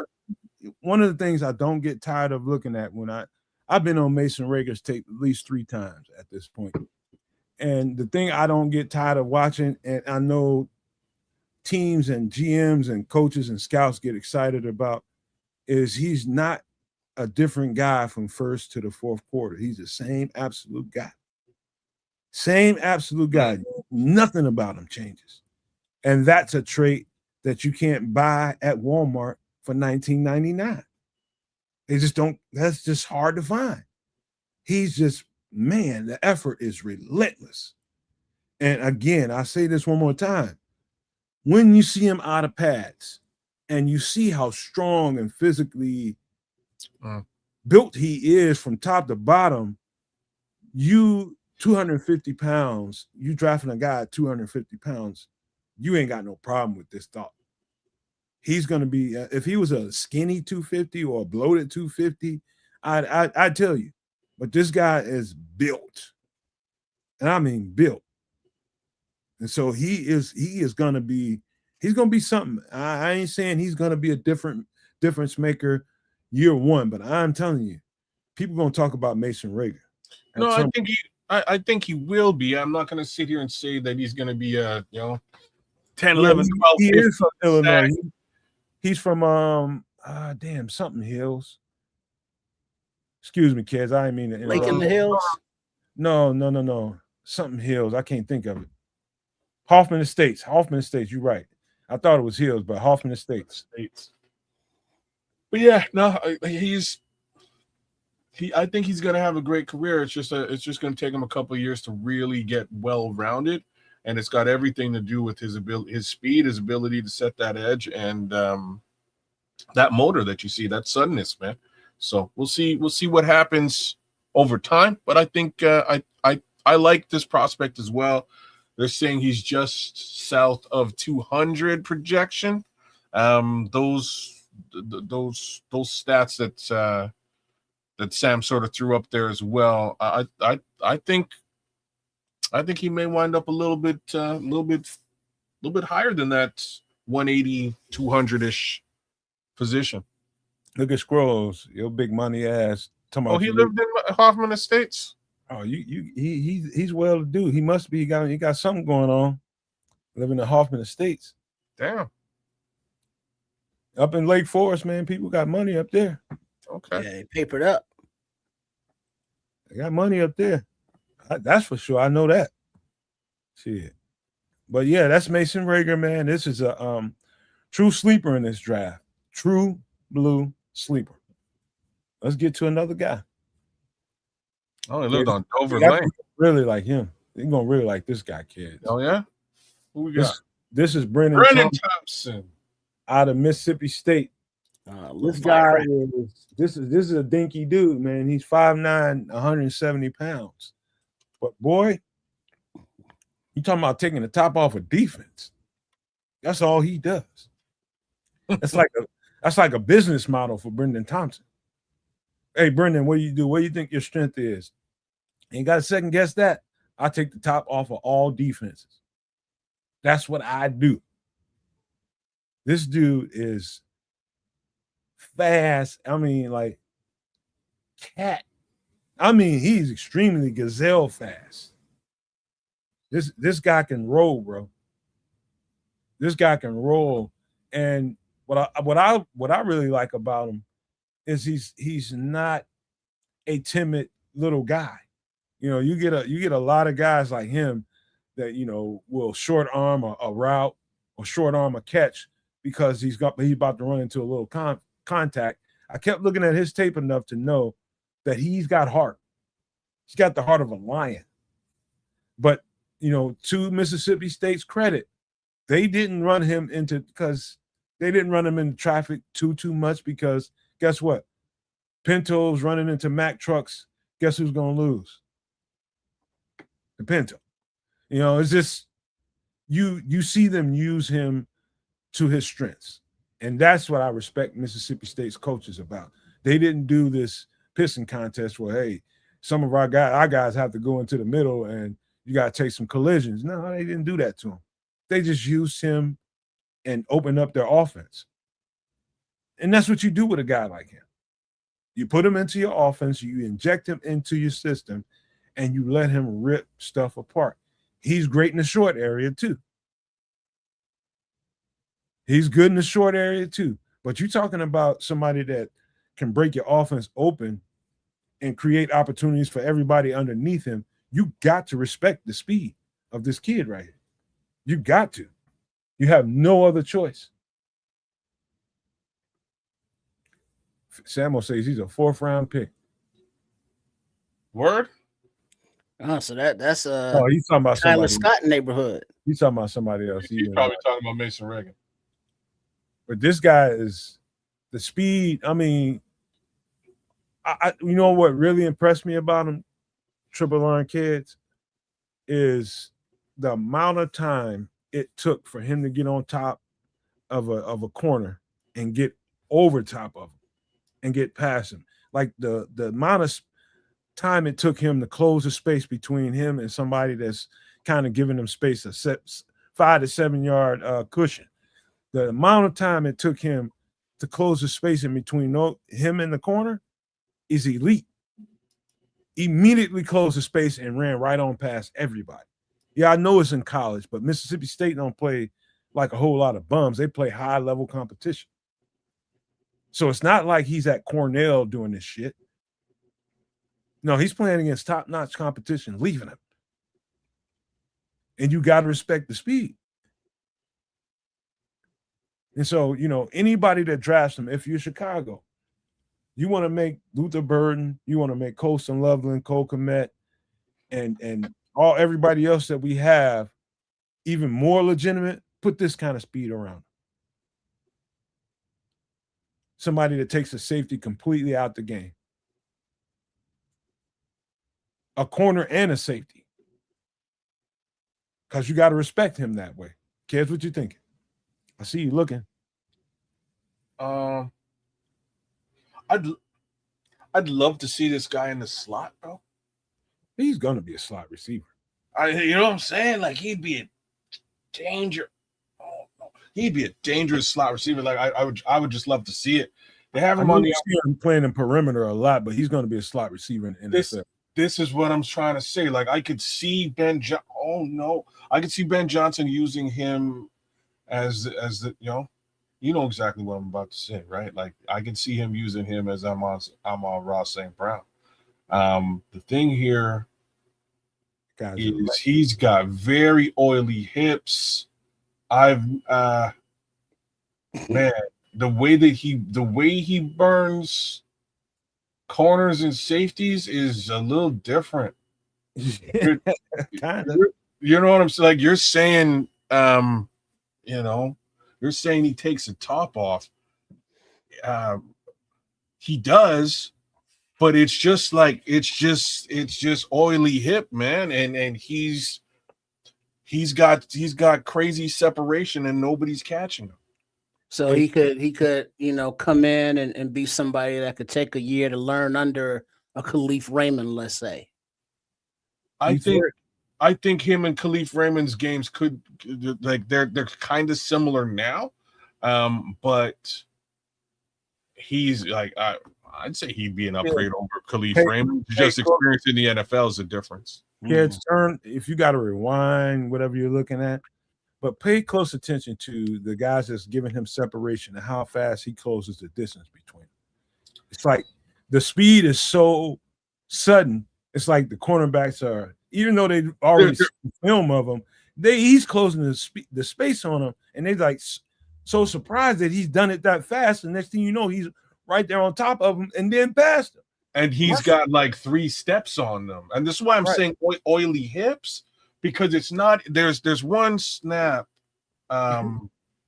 There's one snap where both the corner and the safety is sort of over top of him, and he kind of just smooths into the safety and then goes out wide. And when he goes out wide, again, the safety's over top, so is the corner. As soon as he spins to the outside, he's overtaken both of them. He's gone. And I'm like, I don't even understand really how he did that with more or less just one move. But he's a true definition of once he's even, he's leaving. He's gone. Right. And like the footage kind of goes back to the quarterback to watch the quarterback throw the ball to him now. But in just that sudden hip shift to the outside, he moves past the safety and gets 3 steps by the time the ball's in his hands on the corner. And this is just the way most of the film for this kid looks. Right? Like it's I don't know. I like it. But now how does he look taking, hits, being such a wee little fella? I don't see him taking any hits though. You don't want to run a Pinto into a Mack truck. It's funny. Oh yeah, but it's still football, and eventually, he's not want a Johnny Knox situation. He's not timid. I seen him take a couple. Like he don't take like I'm saying he don't take hits because nobody's catching him. He can't catch greased lightning or oil lightning in this case. I've seen him take a couple shots, man. I watched enough of it to see him take a couple shots, but he's tough. He's tough. He's been small his whole life. And small people, one thing I know about small people is they are very determined. And they know the stigma about small people. Everybody thinks you're just because you're small, you're not tough. And he's got that mindset. That's what they call that. Yeah, he's got that mindset. He ain't no punk. I can tell you that right now. He ain't no punk whatsoever. They have him on a couple of like gadget runs and stuff like that. And he'll get banged up here and there if the need be. But most of the time, for the most part, he's just burning your ass. He's burning you, and he's that much further gone that there's really not much of a hit to show up. Oh, he's in the end zone, he's catching it. Oh, he's just shy of the end zone, he's running it in. Middle of the field, he's shooking and diving to the point that he might not even get caught. This is really nice film for Brandon Thompson. I have to say, really nice film to watch. I like it, and he gets a really decent amount of separation, and that's one of those things that you can't really like. I don't know how you teach that. And I have my mind is different in this way. I know how to watch a film of a football player and picture how it looks in the Bears system, having given a year of watching their system like we all got to watch. My mind is different in this way. I can actually see how Ben Johnson is using this cat to create even more space for the guys underneath him. So whether he's coming off of, as an outside receiver, I can see him using him in that way. I can see him using him in motion. I can see him using it in a slot. But if you don't, with the kind of arm Caleb has, you ain't number one, you ain't gonna overthrow him. You have to try really hard to overthrow this cat. That's how fast he is, number one. But with the kind of arm Caleb has, this is always gonna be a player that you have to, contend with as being live. Even if Caleb is being chased all the way across the field, he can hit this cat. He's got that kind of live arm. And so this guy would only just enhance and open up more space for people underneath him. Mm-hmm. And it looks like he's a hands catcher, and he tracks the ball, over the shoulder. He does real well, in the field. How fast y'all think he is? 4.28. Oh, you're close. 4.26, sir. Oh shit! Oh, that 2 milliseconds off. But yeah, he's fast as all get out. I never look at any of that stuff before I start watching tape or even after. I just know what I see on the field, and that's what I live with. I don't care about what his outside measurables are, what his numbers are. If he went at I don't care. I just know what I see on the film and on the field. Football speed is real, and it's real. I could see it on the field just by, again, the way that the amount of separation he's getting on corners and safeties is it's deep. Like he's getting 3 to 5 steps on a cornerback who's giving him leverage, right? Like right, he got like 8 yard. That's what I was trying to explain to y'all. Like there's the corner is giving cushion, and so is the safety. And he's coming around the corner with that cushion and still getting 3 to 4 steps on him. The time it takes to close the space, kids, is what I'm trying to get you to pay attention to. Watch how fast he closes the space between them. Oh, it's electric. He closed it and then passed it, and like what you're describing for me, I couldn't even see because they panned back to the quarterback. Like in just the description I'm trying, the this one snap, they pan back to the quarterback, and by the time the ball is in his hands, he's got 4 steps on the corner. And I'm like, I don't even understand how he got 4 steps on the corner. The corner was giving, the corner had given him about, I don't know. When I say these words to you, tell me what you think I'm thinking. Offensive coach's only job is to lighten the box. What do you think I mean by that? To make it easier to run by getting extra linebackers or defensive backs out of there. And you do that by, putting a weapon out there that they got to pay attention to that takes their focus off of stopping the run. Ding, ding, ding, ding, ding. Right smack ass on. Yeah, he's going to take 2. He's going to take a safety and a corner with him. Yep. That's the purpose. That's why you add pieces like Brendan Thompson. That's why you do that. It's just you just lightening the load and making it easier for your playmakers elsewhere to really excel. Or vice versa. Yeah. Yeah. You got to reward him sometime because he's doing the dirty work. Yeah, you're right. You got to make sure he gets the ball in his hand so he's satisfied. Next thing you know, they're focused on the box, right? They're cleaning up in there. Well, they're going to let him sneak by. And now he's wide open in the end zone. You're trying to run the ball first and foremost. You're trying to lighten that box. And guess what? You ain't going to be able to cram the box with him there. No. No way, no how. Not with the kind of weapons we have. He'll be in the end zone wide open. Yep. Just take you on a deep crosser and it's over with. So he's decently positioned, the projected about hundreds, third rounder, early 4.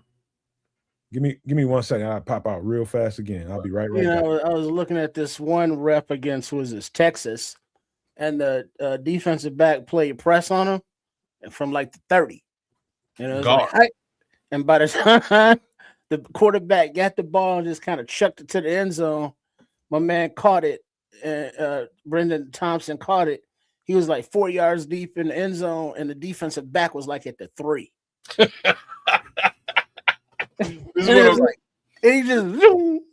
This is what I'm talking about. You put him in the slot and he's clearing everything out. He's taking everybody with him. Put a little weight on this man. He's about 170 pounds. Put just a little bit of weight on him.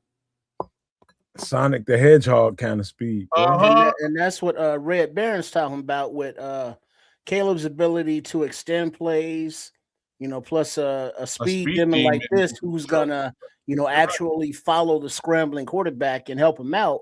They're not gonna be able to, keep tabs on with somebody as elusive as this coming across the field after a busted play. You got it down cold, Scrolls. You got it down cold. That's the reason why we're doing this breakdown with this particular player. This is what this kind of player can bring to the table. You got to respect that kind of speed.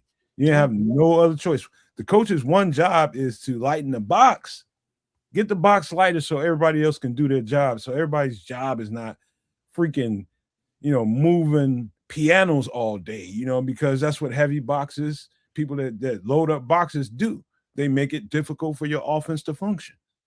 And when you got a guy like this on the scene, dog, you got to move you got to move 2 players out of there to deal with him. So there you go. Yeah, no, I like this film. He's super fast. Again, hips are super oily. He doesn't have to do a lot to get deep and get wide open.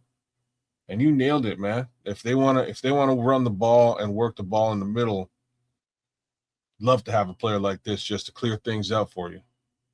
All right. That's Brendan Thompson. He's about 5'8", 5'9", about $170 out of Mississippi State. Straight electricity. And can't wait. Well, if we get him, man, we about to have probably the most explosive offense in the NFL. You put a piece like this around the pieces that we have. Christmas every freaking Sunday. Yeah. All right, let's get to the next guy. You want to talk about a straight up X factor wild card on your defense? Yeah, I mean, this is the ultimate. This is Kendall Daniels, linebacker / edge rusher / big nickel corner / 1 high free safety, 2 high strong safety. I literally seen Kendall Davis play every single one of those positions. Kendall Daniels, thank you, Triple R. This dude is a wild card. Absolutely, he's 6'5", 242 pounds, and quick, and almost as quick as fast as Brendan Thompson is. This dude is electric, and he's playing a linebacker position. He's probably playing. I'd say you start watching this guy on film. First thing you're going to notice is, why is he everywhere? Why is he literally everywhere?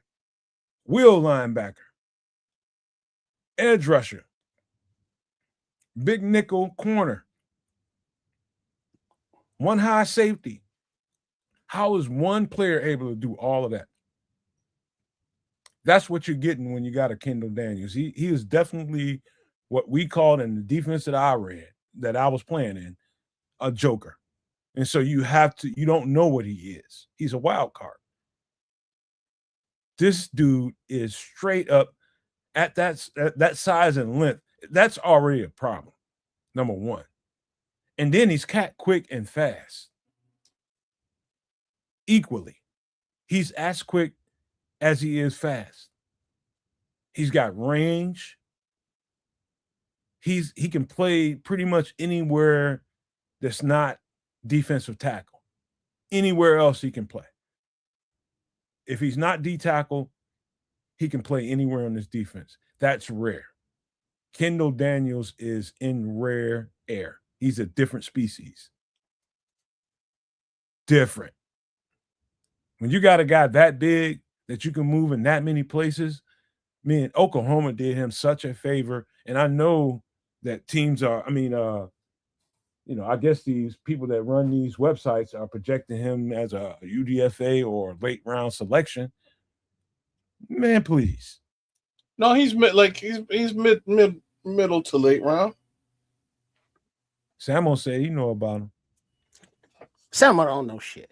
Where does he where does he actually play? Like is he a What would Will Sam? what would Middle he play here? What would he play here? The Defense. the wise man will say exactly what Tripp just said. defense? Yeah, and you don't put a ceiling on him. Let's say ex-safety middle linebacker. If I call him, You know, give it a name. that's what I would. That's where I would. That's exactly why I'm asking that question. I think it'd be a really good MLB look, but I'm trying to see if he's actually got. If he's taking MLB snaps. I just saw one, and it was solid. I'm trying to get an understanding of his. I'm trying to get an understanding of his football IQ. Well, Here's the thing about middle linebacker. Here's the thing about middle linebacker that people ought to know, and and this is no shade on Kendall Daniels. It's a cerebral game as well. This is what I'm saying. And it's you gotta earn the trust of your coach's kind of job. It's one of those things when you get the call and you know how to disseminate the information.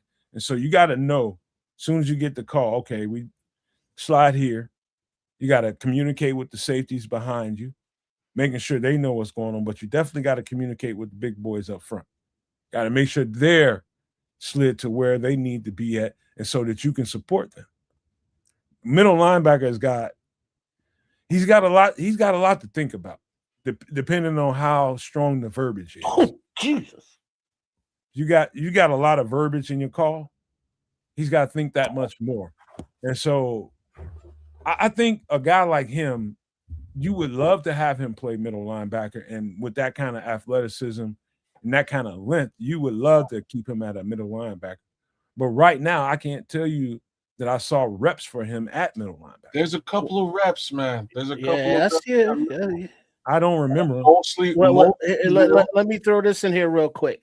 Yeah. I noticed some things, just a few things. When he comes downhill and he makes a tackle, he comes downhill and he makes a goddamn tackle. Yeah, he does. And he does it with vigor, if you will. Very physical. And he's coming from many positions. He crashes the gaps, taking down the running back, but his versatility seems like this would be a Dennis Allen, like, yes, please. And he's a football player. And he's got that anger, those anger issues that you want from a linebacker. Not anger issues. I'm not saying like that, but on the field, he plays angry. Trips is absolutely right. The physicality and the tenacity that he plays with definitely sticks out like a big fat sore ass thumb. It does. That's one of the first things you're going to take away from when you start watching Kendall Daniels play football. Here's I'll give you my honest to goodness take. I would actually want him to play safety. I'd probably play him as a box safety. Oh my! Because of the athleticism. That would be my natural instinct to. Now, if I had a need, if there's a particular need at linebacker, and because you know what, Kendall, we're gonna draft you. We got a couple of guys that's working rehab and this, that, and the third, and we need you this year to focus on that. I can understand that. But ideally, I think this guy is, to me, he's a safety. He's playing big nickel, bro, and one high safety. If you're that big and can do all of that, you want to keep him kind of in space so that he can actually see the field and let that electricity and speed that he plays with play to his advantage. Keep him a little bit away from the ball just enough so he can use his speed to really make your defense even faster. So that would be my natural instincts. That would be in the back of my head as a coach. But I would let him and his play dictate to me what Kendall Daniels actually is. Well, looking at this, like the projection that I'm seeing is UDFA. But at 6'5" and at 242, You know, who does that remind you of, kids? You know, Tremaine. Yeah, you know, and that was a big obstacle in the middle of the field because of his length and his ability to, you know, get back in the passing lanes as well as run. The way that Kendall Daniels attacks the run, that is not an issue. Now, I haven't seen many reps of him in like just straight legit coverage. So I'm I watching can't. coverage reps, bro, and Oh, Electric, ain't it? he's no joke. He's no joke in coverage either. The way he closes space. He tackles. He's putting your ass down, right? He closes space very quickly. He's bringing you down though, you know, and it's not necessarily like as a linebacker, he's thumping you. As a safety, he's a heat-seeking missile. He's finding you and bringing you down. He's not necessarily knocking your block off, but he ain't, you know, he's bringing you down. and he's running I don't know the exact number, but between a 4.52 and a 4.76 40. So he's picking him up and putting him down. Dude can run, man. That football speed is way faster than 4.7. I know that. That football speed is, you ain't thinking 4.7 when you're watching that shit. It's just, he's just extremely fast. And the length just helps him get there even faster. And when he closes, like Tripp said, his physicality, he ain't shy whatsoever. No, he's bringing you down. He's putting it on you. The physicality he plays with, this kid right here is a treat to watch on film, not only because of the unique ways that Oklahoma used him. I love guys like this. And it challenges me as someone that's evaluating the stuff as to when people ask me, what do I think Kendall Daniels can do for the Chicago Bears? I'm going to tell you exactly what the film told me. I'm going to let Kendall Daniels let me know where he's most comfortable. I don't see him as an edge rusher whatsoever. I think he can. He's too light in the ass for that. Look, no, I wouldn't say that at all. I would say he's almost exactly the right size, shape, and speed to do it. I just don't think he has experience at the position enough yet. Like it might take him a year, maybe 2 years again to get toolsy enough to be super effective at that position, you know. But I wouldn't even think about putting him on the edge. To me, that's crazy. I think as a box safety, that's a crazy good look. Or a middle linebacker, it might take him a little bit of time. Like you could throw him as a will, you know, put him down as a will for a season maybe. But I think in the middle with his ability to cover. Well, look at it from this perspective. Look at what the linebackers that they've signed. You know, Devin Bush brought back DeMarco Jackson and Jack Sanborn. Other than Jack Sanborn, you know, Jackson and Bush seem to be more of, you know, they can cover, they can stop the run, you know, whereas Sanborn is more of a run stopper kind of guy. Mm-hmm. But if you can get a Kendall Daniels type athlete on this defense and add him to Bush and add him to a Jackson and add him to the rest of the speed and positional versatility that they're acquiring, you know, that's just, you know, a piece that would be perfectly suited for Dennis Allen and what he wants to do. Hey, sophisticated thoughts. We broke down Kyle Lewis probably a couple weeks back, huh? Yeah. It's probably a couple months. Maybe even a couple months. Yeah, we broke him down. Just go to the channel, go to the channel main page and just put in the search engine Kyle Lewis. You'll see. Well, but Samuel's saying the fact that he doesn't have a true position will hurt him for most teams, but I love the versatility. You know, I think that actually enhances his attractiveness for somebody who wants to use him in a versatile position, as opposed to, you know, putting baby in a box or in a corner and just having, you know, one position. I've never seen anything like it. I agree with Sam. I know exactly what Sam sort of in a draft from a draft from a draft perspective, yeah, Yeah. but from a play perspective, I know where you're going, Nomad, right? Like from a play perspective, you get this guy in your building, and you just send him out on the field. You know what I'm saying? just go out there and do some stuff.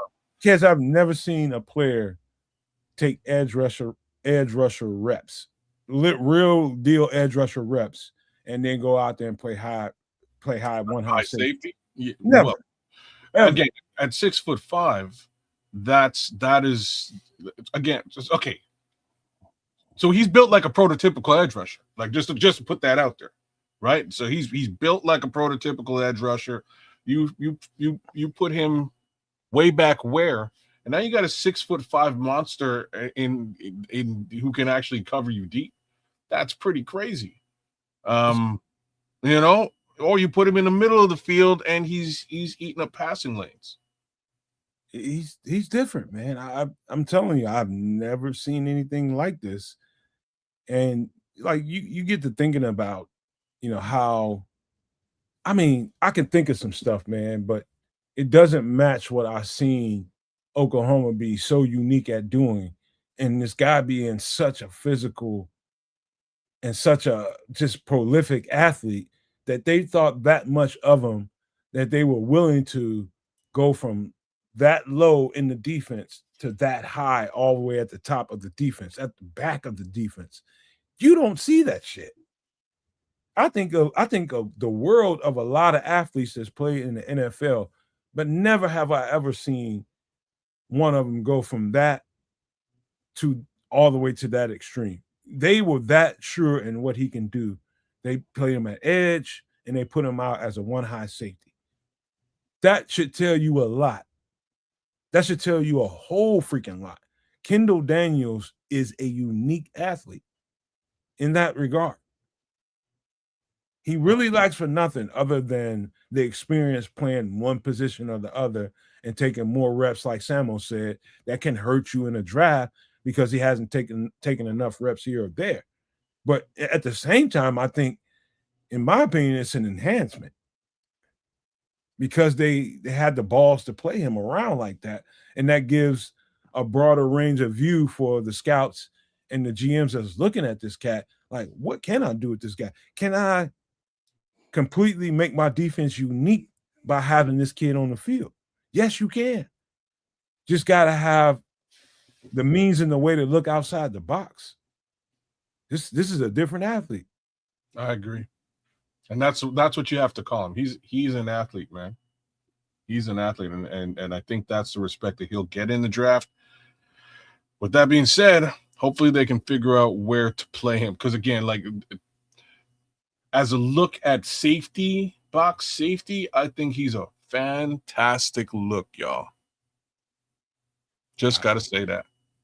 Yeah, I think will linebacker or box safety? Both. Yeah, and so both of them are kind of playing away from the ball a little bit, but more so the box safety is going to get out a little bit more high than the will linebacker normally would. But man, but he covers space so quickly, man. It won't even matter, will it? It won't make any difference. Man, it just you can line up some other guys elsewhere. Like that's really all it is. I was like, I'm watching Kendall Daniels on film. I'm like, is he really doing this? Yeah. I mean, it's hard to find a guy 6'5", 242 pounds, 240 whatever pounds to move this briskly. I mean, it's brisk. And when he closes in on the ball, boom, it's real abrupt. Yeah, he's shot out of a cannon. Oh my God. What you can do with that defensively has no boundaries. It almost makes me want to go stop doing podcasting and go coach. If I can find dudes like this, I can coach. I give me 11 Kendall Dams, I'll bust your ass. Damn. I'm telling you, this cat is ridiculously talented. Wild card in every sense of the word. Would you agree, kids, or Trips, what you're seeing? Absolutely. 100%. He's a joker by all stretches of the imagination. Play him wherever you want. All right. That's Kendall Daniels out of Oklahoma. 6'5", 242 pounds. Let's get to the next one. We got a couple more to do. I don't know if you guys ever heard about this cat out of the Navy. This is Landon Robinson. Landon Robinson, son of David Robinson. People will want to know, out of the Navy. Admiral, baby. The Admiral's son. The Admiral's son. He is 6 foot, 287 pounds. And at this point, in the top 5 of the tapes. 6 foot kid, man. Admiral like 7 feet tall. And he's his mama probably a little person. You know what I'm saying? And he is Spitfire, bro. And in a way, Landon Robinson, I think, he's gonna have a long career and play really, really well for whoever drafts him, because I might piss y'all off for saying this, but watching him play football reminded me of some of the pit tape I seen with Aaron Donald.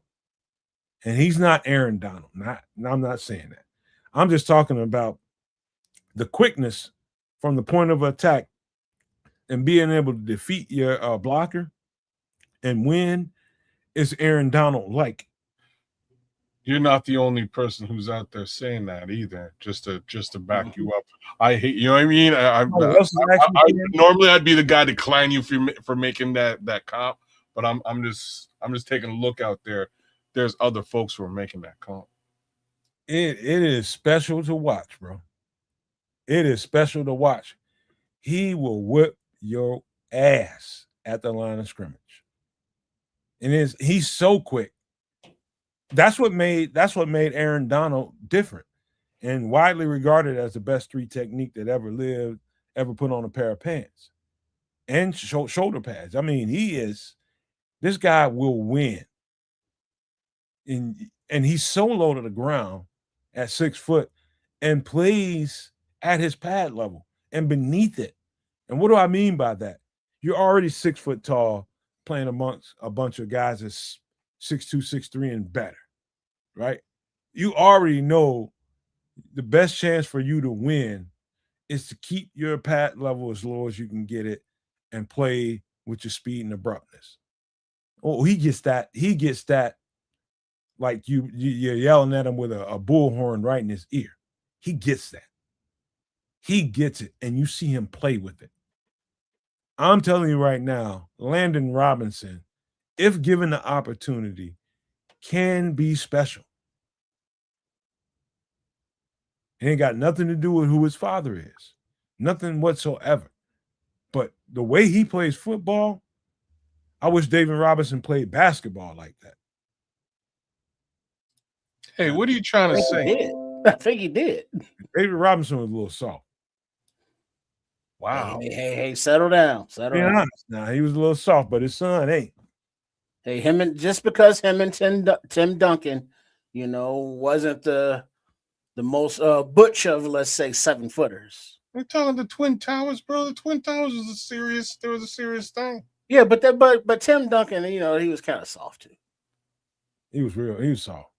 Damn. Everybody know the Admiral. I'm just saying, I ain't saying nothing bad about it. I'm just saying it is what it is, and he's soft. Okay. His effing son ain't though. I promise you that dude is not soft whatsoever. He is tenacious, bro. One of the I tell you right now, and I make a lot of big declarations when I talk about these players, but I mean this when I say this. He might be one of the top 2 or 3 most tenacious 3 techniques I see out here in the draft. I've seen a few tenacious ones. I think he is gritty and knows how to play. Samo said something about his hands. Look at that. He moves well, plays with great leverage and popping his hands. This dude, here's the thing. When you play in that Navy, you're going to play a certain amount of competition, right? Yeah, service academy competition. And he rose to that competition level. Now, I will say that. The thing people have to project with him is if, I'm going to draft this kid, I got to be pretty sure that what I'm seeing translates to big time offensive lineman in the NFL, can he whoop one of them like that? Because he whooped the shit out of all the players he played. He whooped them. This guy, I think, has it in him. And because he's so small, I think that's his basically his, what's the dude's name from the what is the movie, man? I'm thinking the Avengers movie, the guy that needs all the stones to Thanos. That's one of the he's one of those rubies. He is, because he's so low to the ground and plays with a low pad level, powerful hands, powerful lower body. That's what makes him special to me. That's hard to deal with. I don't want to deal with Spanky with big thighs and broad shoulders and an attitude. That's what Little Rascals. He's Spanky, grown ass up with an attitude. It's actually a funny comparison because, like, he kind of, if you have one of them, anyway, he kind of looked like Spanky though. For all intents and purposes, he kind of has that Spanky look. He also looks like Aaron Donald, like he actually kind of does it, minus the beard. Let him grow a beard in. He kind of has like an actual Aaron Donald thing going on. Is anybody watching this film? You know what I'm doing right now. Obviously, I'm watching this. He's a firecracker. Watch how fast he wins. More M80. The thing to watch is how fast he wins. He defeats at the line of scrimmage. He'll whoop you with his hands, and now you have to basically use a little bit of lean and leverage to try to stop him. He gonna beat your ass with his hands. He's gonna slap your hands away, defeat you at the line of scrimmage with his hands, and he's pretty much, you can't do nothing about him after that but hold him, try to clip him, try to do. His hands are magnificent. His hand work is magnificent. I don't know who he's working with, who David and paid him to work with, but this guy will beat your ass at the line of scrimmage. He's also super fast, like a lot faster than you might think a lineman should be. He's fast. And being so vertically challenged, if you will, to be a Robinson, he holds up well against double teams. And, he stakes his ground and he ain't getting moved. So at the point of attack, he's a menace as well as being a pass rusher. God, I think he's got a huge upside. Landon Robinson, if given the opportunity, he's going to have to do everything he can. I think this. I think had he not been David Robinson's son, he could have probably went to school anywhere. But because he's David Robinson's son, he went to the Navy, and people will measure him because of that. In the Navy, people will measure him. Oh, you just played in the Navy, and people will doubt him. And when he get through whooping people at the line of scrimmage in the NFL and showing that he's got it, he's going to be something to be reckoned with, man. I can't get enough of watching him, man. That pad level that he plays with, and the ferocity and power, the quickness, the speed, all of that in combination, he's rare to me. He is, man. Might have another Robinson on the radar that might be better than his damn daddy at basketball. And his dad, ain't he a Hall of Famer? Slow down. What are you doing? I'm telling you, dude, this cat right here. Woo. I'm saying David Robinson he definitely won the NBA championship, if not two. He was a serious basketball player, man. He was real good. He was very good. David Robinson. Those are big shoes that you're talking about right now with respect to his kid. Don't get me talking about David Robinson. Shoes going on. And don't get me talking about David Robinson stiff ass, man. Struck a nerve, kid. Settle down. You'd be stiff too if you were 7 foot tall. Always bending over. Look at Manute Bowles' stiff ass. Manute Bowles is about as stiff as you can possibly be. Well, he like 7'6" though. He's super tall. No. Arms longer than his whole body. Oh snap! That was Mutombo. Rest in peace. Yeah, but man, this guy right here, you can't look at Landon Robinson's tape and come away with, he's 276. I don't.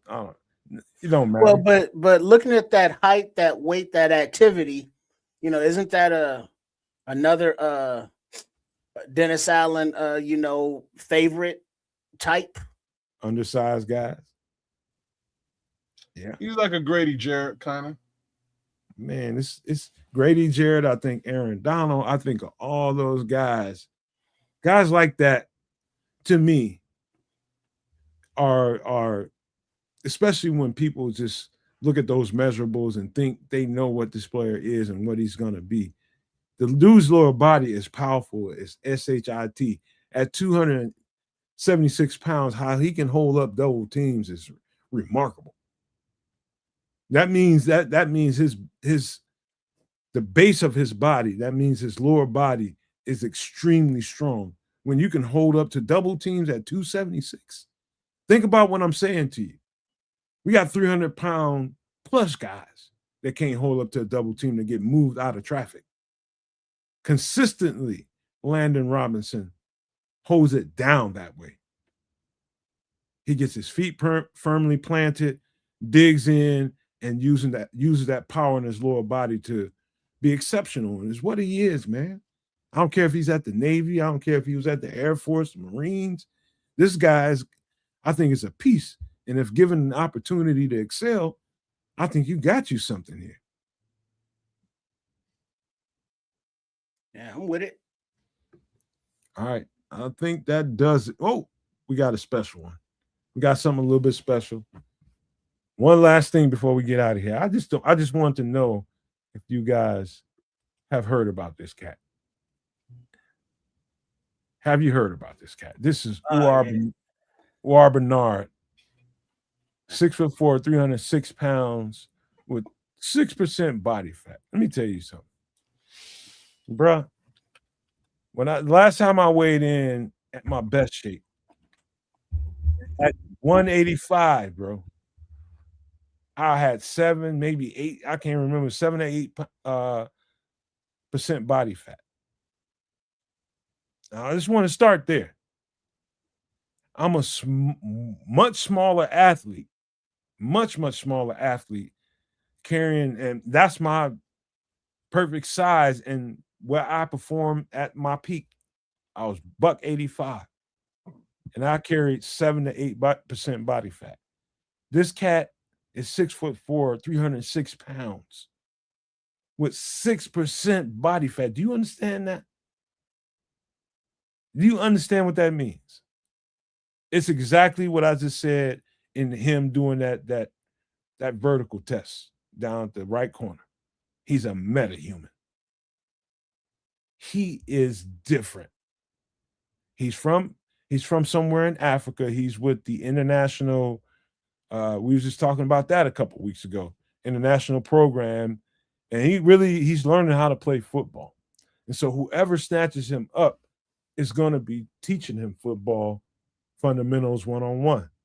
But holy crap. Go look at some of his combine stuff. So have you seen him actually play ball? No. Because he was a HBCU kid, right? Yeah, I think so. Yep. Okay. I can't remember where, but I think you're right.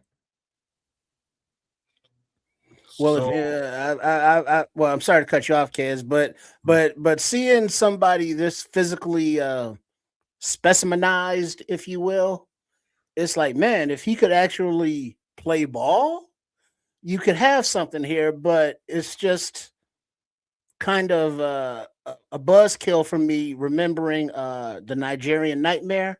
Remember him, the running back for the Chefs, Christian Okoye. And when his soul got taken on national TV, when he was put his head down to go in the hole and he got hit Who is that? Atwater? Who is that hit him? Oh, it was either Ronnie Lott or Steve Atwater. I think Yeah, it was one of them. But he wasn't the same since. After that, he wasn't a nightmare no more. He was just kind of like, meh. And so it's like, I want to see if, given the physicality of the way he's put together, can he play ball? He can. This guy, he's African. He's capable of anything. Well, you're ever the optimist. I'm just saying, there's no this is a developmental talent. Measurables, as much as Nomad hates them, they're crazy. So he ran a 4.63, 6'4", 6% body fat, 306. He's got a 9-inch vertical. You know what I'm saying? Like, this is an athletic talent across the board. Does he have any idea what he's doing on a football field? The verdict is completely out in that respect. It may take a fair amount of development to get him into a position where he's ready to do something. Mind you, boy's an athlete, man. He can do something, I'm sure. Just it might take a little while to get him out there to do it. That dude is every male's probably wet dream physically. That dude is. That was a very weird statement. I'm not sure. I mean, truth be told, you give me somebody that has to probably fight for everything, and you ask me, can this dude play football? Is he able to be a football player? Yeah, I think I know what Africans can be. You put the pads on this cat and just work and teach him. And so he doesn't know the game intimately like I do, because I've been in love with it since I was 2-3 years old. He doesn't know it intimately like that, but he doesn't have to. All he needs is the basic understanding of what it is, and then give him the technique and fundamental football 101, and just let that meta-human take over. Look at that vertical jump. Look how high that 300-pound dude is off the ground. Look at that vertical jump down there. You know how hard it is to get that much mass that high? It doesn't look like anything, but that's not easy. Well, I mean, you can see when he's up in the air. Just look at the quads on the dude on the jumping picture. Man, dude. I mean, by every man's app. I'm talking about. Don't do it now. Don't do it. Design yourself physically. Don't go back there and try to clean. That's how you would design yourself physically. How would you imagine yourself to be as a guy? If you had designed yourself. Yeah, say 6'4", 306, 6% body fat. It'd be looking something like that, wouldn't it? With y'all weird ass. You the one who phrased it like that. So, like, I said it the wrong way. Don't say they weird now. We didn't even like, pause. Those words don't belong in the same sentence. We just kind of let you roll, and I had to question it a little bit, but damn. Yeah. If I had to draw me and in the way that I would want myself to be, I probably look like this mom. Shit. The dog, you talking about winning genetic lottery, bro. But he wasn't. He's not the Nigerian nightmare. He's a Nigerian wet dream, kid. Gross. I'll take the nightmare any day. But yeah, I don't know, man. I'm not to take anything away from the talent here. This is definitely an athletic prospect. How old is he? Do you know? Anyone? Probably like 21. That's what I want to hear. Remember, he's young. I want to hear he's 21 years old, and you can just, UDFA, undrafted free agent, this guy, put him in a room and just, here's what these guys are doing. Can you do that? Let's see you do it. And give him a year to figure it out, 2 years, figure it out. Worst case scenario, and then unleash him on the planet Earth. Didn't we sign or bring in another huge international prospect? Yes, we did. I was thinking the exact same thing. I just can't remember the name. This was a couple of years back, though. It was left tackle or something. He never saw the light of day, bro. Massive piece of humanity. I think he was like 6'8". He was just a giant. Never saw the light of day, man. Not a single snap at the position. All you gotta do is put him around somebody that loves the tape. That's what you do. You put him around somebody that loves the tape. You get him to, really, really get the nuances of the game, down first. But once he understands that when you fall in love with tape, and that's another thing I could have said about that guy Daniels that we were just talking, Kendall Daniels. He loves football tape, and you can see that on film. But you put him around somebody that's a tape junkie and a film junkie and a football junkie, he's naturally going to start being what he's seeing. He's going to naturally start taking to some of the things that he's learning being around somebody that likes to tape. So that's what I would do. You can tell him a whole lot, barking at him on the field, having him do a certain amount of reps till he gets tired. And then there's a whole other learning process that goes on behind the scenes. You put him around people that know what breaking down tape is all about. This is what you got to get better at. You see when you dip, soon as you got off the line of scrimmage, you dip left, that's your natural tendency. Don't do that. Get more square. Little things like that, that help shape fundamentals of the game. So a guy like this, I know he has no track record to really lean on, but for a team that, say, the Chicago Bears, this is not a bad opportunity. This is a great opportunity if you got veterans around him that can teach him the fundamental nuances of the game. You think he gets drafted, Sam? That's crazy. So they have him listed at 523. Oh, geez. Well, again, there's no tape, man. There's what, you know what I'm saying? But that's when somebody as raw and quote unquote unknown, as Mr. Bernard here, when GMs be like, oh yeah, we'll just make him a priority UDFA. Or, will somebody be like, yeah, I'm gonna, snatch him up in the 7th round or something. Because I don't know how high, he's on draft boards. They may be interested in him, but not actually spending a draft pick on him. Look at the forearms and mitts on this cat. He's got 11-inch hands. Like, his hands are huge. You know what that means, kids? I don't know. You said something about shoes and feet. Well, big hands, big gloves. I was gonna say, is it the same thing with the gloves? But all right, okay. I knew where you were going. Very, very interesting football player, man. I would not have I'd have zero problems with using a pick to get this guy and stashing him.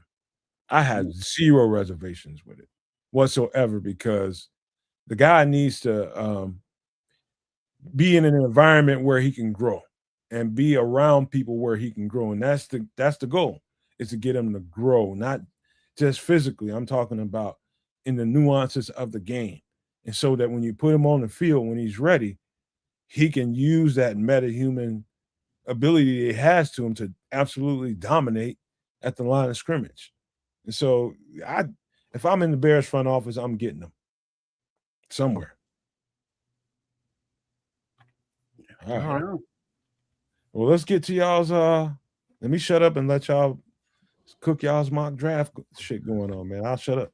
All right. Well, we're gonna need you, because as we are almost to draft time, actually, all the work of grinding the film and all the tape and finding it, is coming to a head for all of the draft nicks and prognosticators. So as I have seen now, there are, disagreements, let's call them, jumping off with, that guy at 25, no, or that guy sucks, or that guy's a Hall of Famer. Everybody has their, their favorites now, or, coming up to them. So before we get to the mock draft, we want to finish up something that we have been working on, and that's Nomad's big board. Now, he has been looking at the film as he does, and there we go, full screen. So the what you're looking at now is a spreadsheet of the draft prospects, and the ones in yellow he has already identified as dogs. These are not just good players, but these are dogs. And on this side are the ones already identified as dogs thus far in the draft, and he'll go through, and it's like, who's your number one quarterback, and then we'll go through position groups. But for the players that he has seen or watched that are not on this list, right now we're looking at quarterback, running back, wide receiver, tight end. Nomad, I'm scrolling down slowly. Any player that you have seen the film and identify as a dog, holla. Where we at, man? Quarterback. I'm gonna do your spreadsheet, man. I just haven't had time yet, man. So you keep putting me live on the show when we're trying to do a mock draft. Well, this is part of the whole mock thing. I'm gonna do it for you, man. I get it. My arm live on the show, man. Well, but that's part of doing it live on the show, is because you don't have to do it off the screen now. This is kind of like doing your homework in class. I don't have time. Come on now. But all right, I'm gonna give a few more players. I'm gonna give you a few more. I'm start whatever position group you want to. Do what? Start whatever position group you want. Well, start the beginning right here. Let's stay with the running backs. Jadarian Price. Price. Okay, this is new, so we'll add them.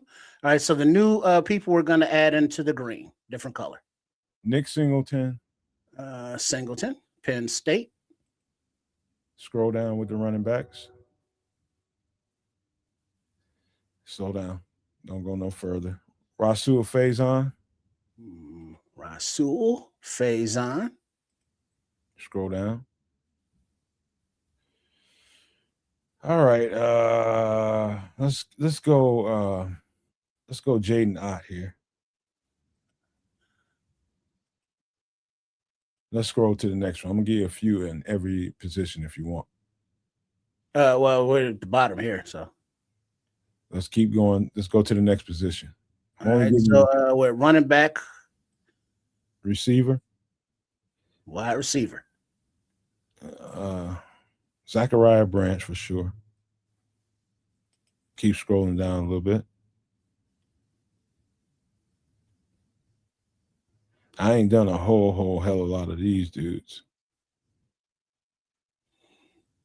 I'm not giving that to Stribling. Don't put that. You said don't? No. Okay. Darian Brown. Oh yeah, that's my LSU guy, speedster. Go down a little bit more.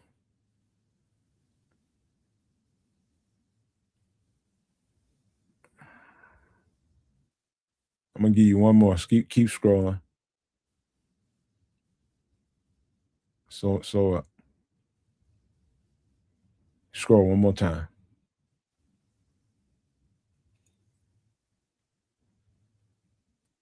That's it for this for now. All right. So any other groups that tight end, offensive line? Tight end is another light group I haven't done a whole lot on, so keep going. All right. Any position group in particular? Let's stop at the tackle for a second. Offensive tackles. Get Iron Anchor on there.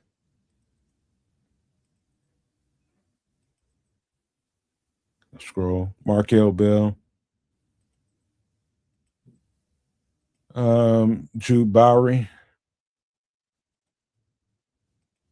Fighting a lot now. Scroll down a little more. Diego Pounds, even though I don't think he's going to be a tackle. Kick him in the guard. Nolan Rucci. Scroll down a little more.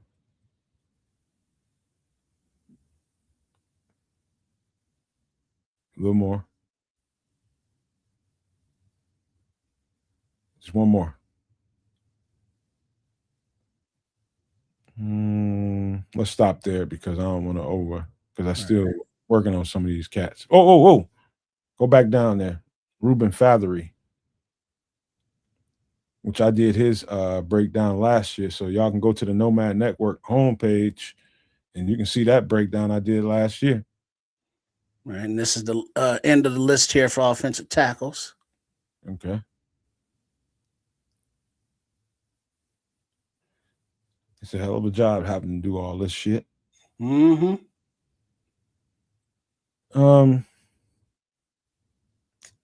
Let's go to DL. Let's go there. All right, DL. Let's get Big Citrus in there. That's just because Samuel's here. No, I thought a lot of them. His breakdown I did last year too. I'm a just for the sake of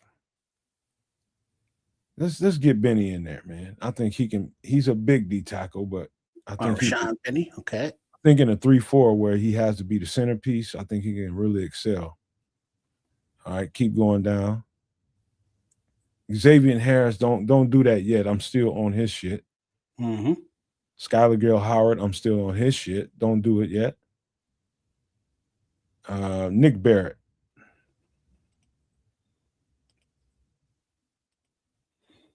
Go down a little more. Some more.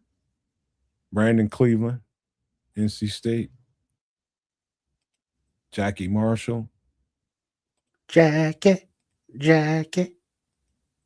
Going down some more. He was a friend of mine. Jeffrey Imba. You doing this shit live, man. You giving motherfuckers, man. I'm done, man. I'm done. Yeah, you giving people that sneak watching this show all kinds of ammunition. So don't do this shit no goddamn more. Well, see, that's the thing, though. We're already we ain't doing it no goddamn more, man. You giving people my cheat sheet. That's it. You know, these are the you got to make your top 100 board. Shit else, Trip. Get off of it. You're giving people my cheat sheet. Cheat sheet. It's a cheat sheet. People don't know about these cats. Well, in about 2 weeks, everybody will. All these motherfuckers with channels going to pop up with some of these cats we talking about right now because they sneak watch our show. Oh, I'm sure. Well, we ain't doing no more. Don't do this shit no more. Well, I mean, 2 weeks to the draft, so kind of. But now that's how you build the board, and then you go. It's like when it's like, well, how do draft boards get built? It's like, okay, then you pick out your Nomad is demonstrated. Let it go. You already giving them too much. Yeah, I'm talking here. So when you're putting the board together, no matter who the fuck's on your board, you line them up, and then it's like, all right, who's your number one? What is this? Quarterbacks, and then you put them up there, and then you go through the run at each position, and you get your number one guys, and then number 2, 3, 4, and then once you have all those up, then you look at it and goes, all right, in the number one of your draft board, who would you draft? And you go through who you have, and that would put together your board for you. So that is how the boards are put together. So now for those that have already put together their boards and are deep into the whole mock process, what are you going to P? There we go. AFSN, you go there. Then we gotta wait. I can't see. We gotta share this. Hold on. The bigger channels are watching the MF that knows what the hell he's talking about. So we ain't doing that no more. What? Yeah, they sneak watching this shit. I can tell by the way they're doing their podcast. So we don't have any content going forward because somebody else might steal it. We'll do content, but we'll do it the right way, not that way. Okay, so we'll wait till we finish it. You mean when the draft is over and this shit don't mean shit no more? Let it go, Trips. Let's just go ahead and draft. Is that what you mean? Yeah. Okay.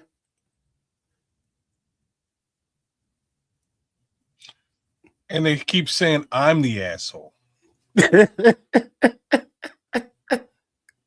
I'm an asshole because I don't want to give people tips. Well, I mean, considering that all the draft procrastinators have their top 100 boards out already, I mean, People so I don't mean, it's they not like stealing they from like. everybody Yeah. else, man. They're stealing. Like you Well, I think mean, half it's these kind of cats hard to know what they're steal when they're talking already about done. you tripping. Let's see, not pick, but trade Wait a minute, hold opportunity. on. Are we getting somebody involved? No, It's supposed, kids do it, and Sam will do it. well, let's get you picking Samo to do it. Yeah, because Samuel is he's not a tyrant. He'll listen to comments in the chat, position wise, but he knows the players. There you go, Juju. I appreciate y'all for watching what the work we put in, man. Mm-hmm. Appreciate it, man. All right, so we're here, and wait, hold on, let me hide this. All right, Samo, you picking, man. So pay attention to the chat, see what people talking about. Just be a good listener too, as a good picker too.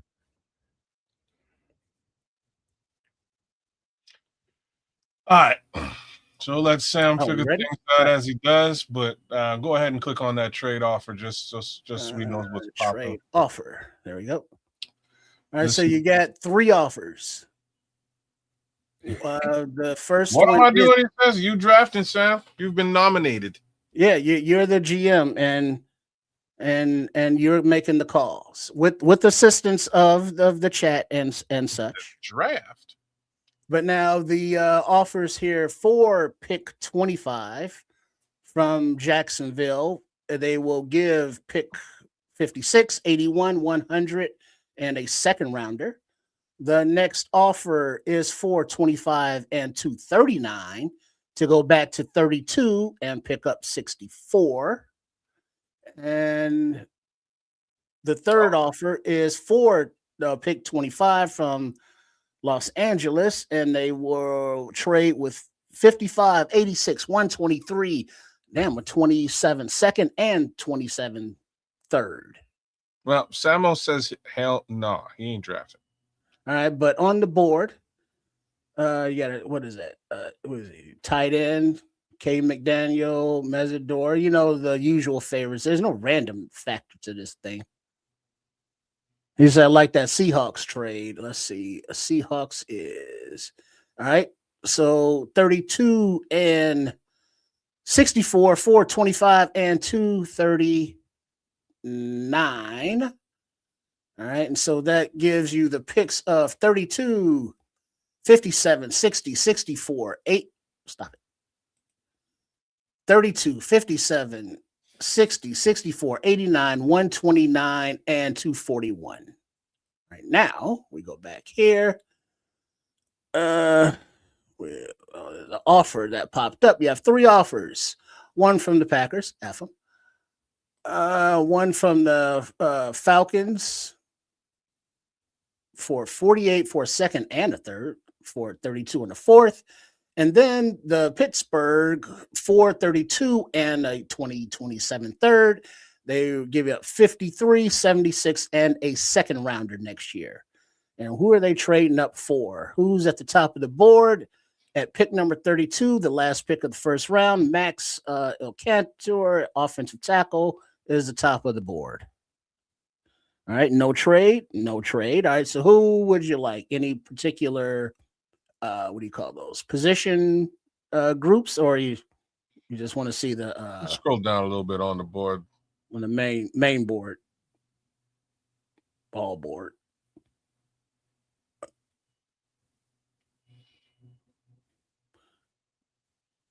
Let's see. Akis has been moving up a little bit.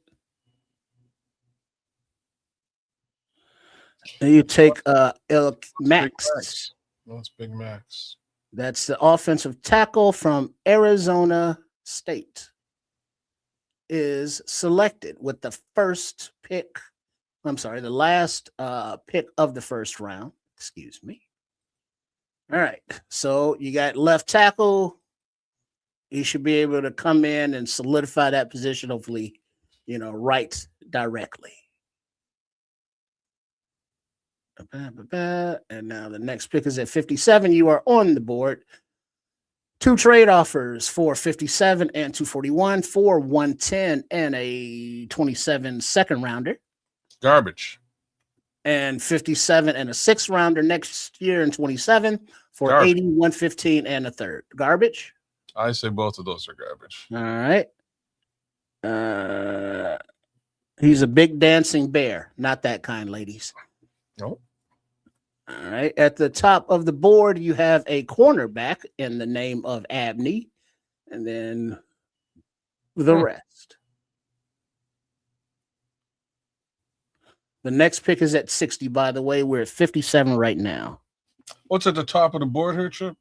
Keith Abney. Genesis Smith. Yeah. Yeah, Skull says his son knows Rager. That's pretty cool. Let's say it's go edge. That's defense. And that is edge. All right. The top edge is available right there. Cassius Howe, Thomas Josephs, and so on. Keep scrolling down for me here on edge, please. Just keep going. Hey, Samuel, let me know if you still want to come back in and do the draft instead of vicariously through this. Because I know you've been wanting to do it, but you get them babies got you in a chokehold, man. I know it. Just let me know if you still want to do it in here. See, Crimson is saying get a safety. Yeah, go back to all. That's fine. Thank you, sir. Like a safety would be nice here, but I don't know. I guess it would be Genesis Smith. Just looking at safeties in particular, yeah, Genesis, then Ramsey, Kilgore, and so on.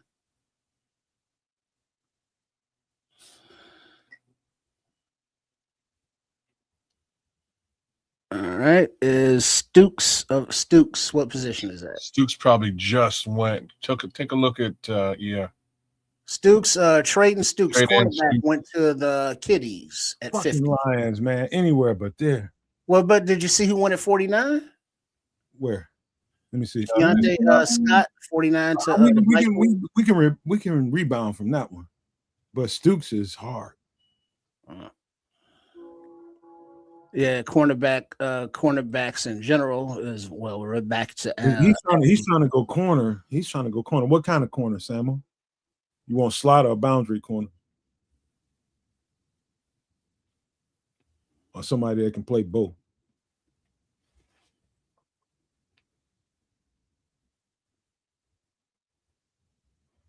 He said go to safety. Go to safety. All right, that is on defense. And that is S. There we go. Safeties. Ooh, I just put a Genesis Smith short out today. Bud Clark is there. Yeah, I think Genesis Smith is your guy, but say well, Crimson would go Smith there. Yeah. Thank y'all for watching the chat because I love the interaction.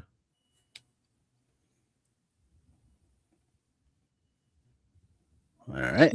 So what do you think there? Smith, it is Genesis.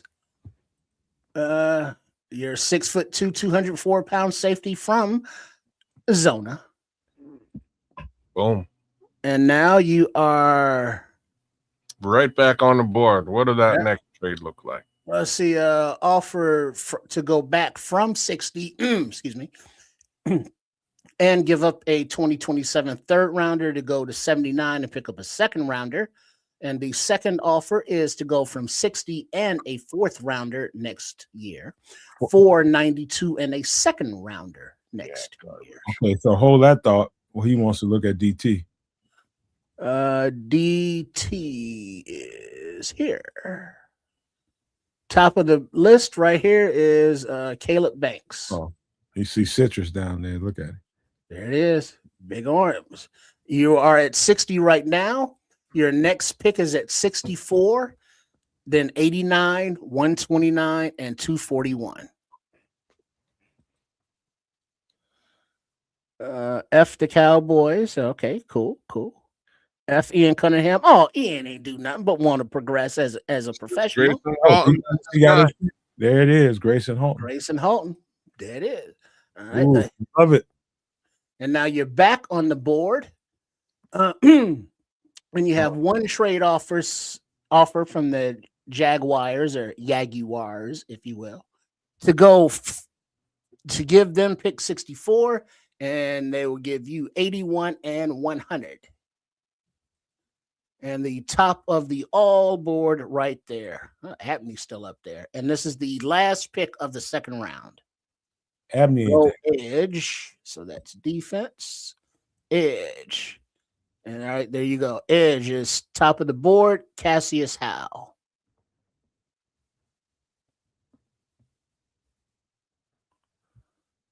All right, Crimson wants to check out linebackers.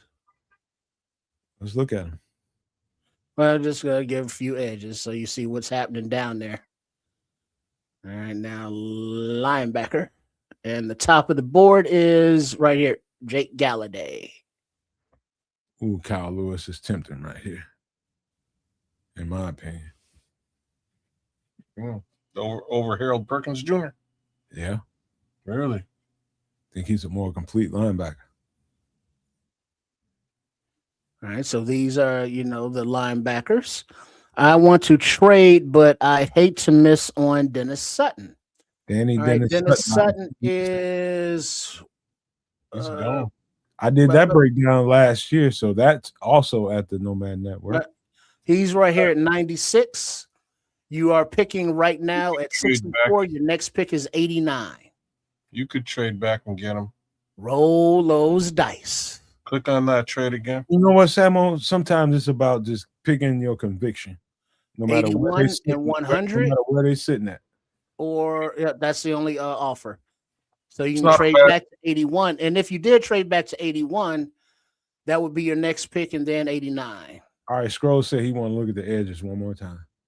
Edge defense. Oh, he's got pick 89 in the mix here too. Yeah. We'll probably get Dennis-Sutton with pick 89.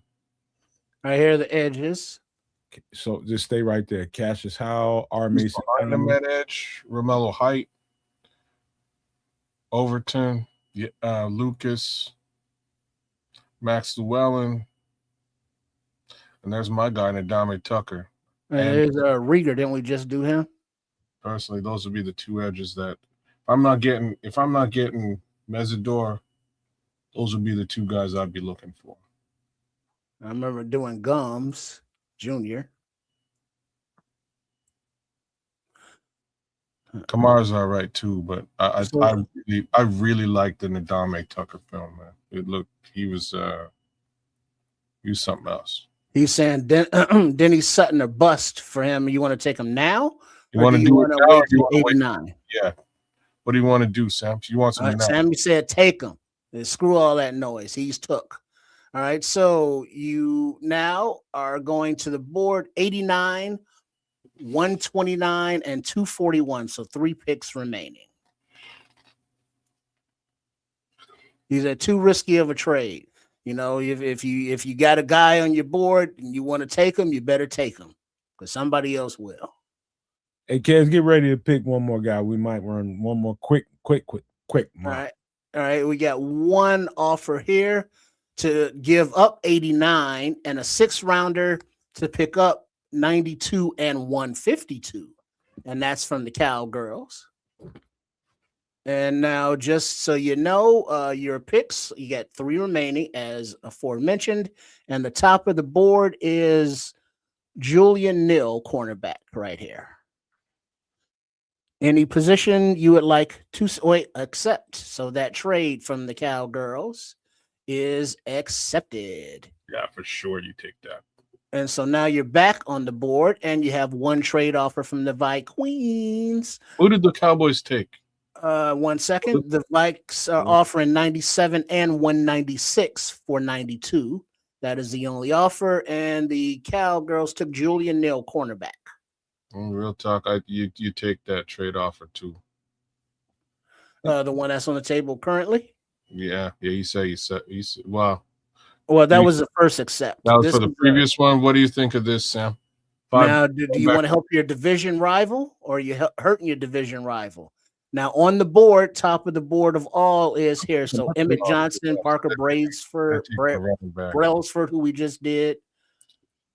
They're taking a running back. That's what they want to do. They want Emmett I'm gonna Johnson. take that guy. I don't care if it's the Vikings, the Vikings. I don't care. Take that motherfucker. I like it too, but let's look at the board. Okay, any position group in not in general, but specifically words. Use them. He said Running back, offensive line, offense. All right, running back. There's the Emmett Johnson at the top of the board. And there's Singleton.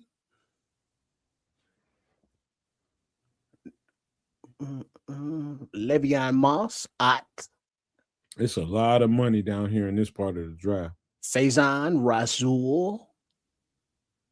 All right. Offensive line. You already took an offensive tackle. So you want to look at guard or center in particular? Probably wants to look at center. All right. Center, you got Brailsford right there. And he looked like a baller. You know, because while you weren't here, Kez Nomad broke down Parker. And he looks like a defensive lineman, but he's a center. Okay.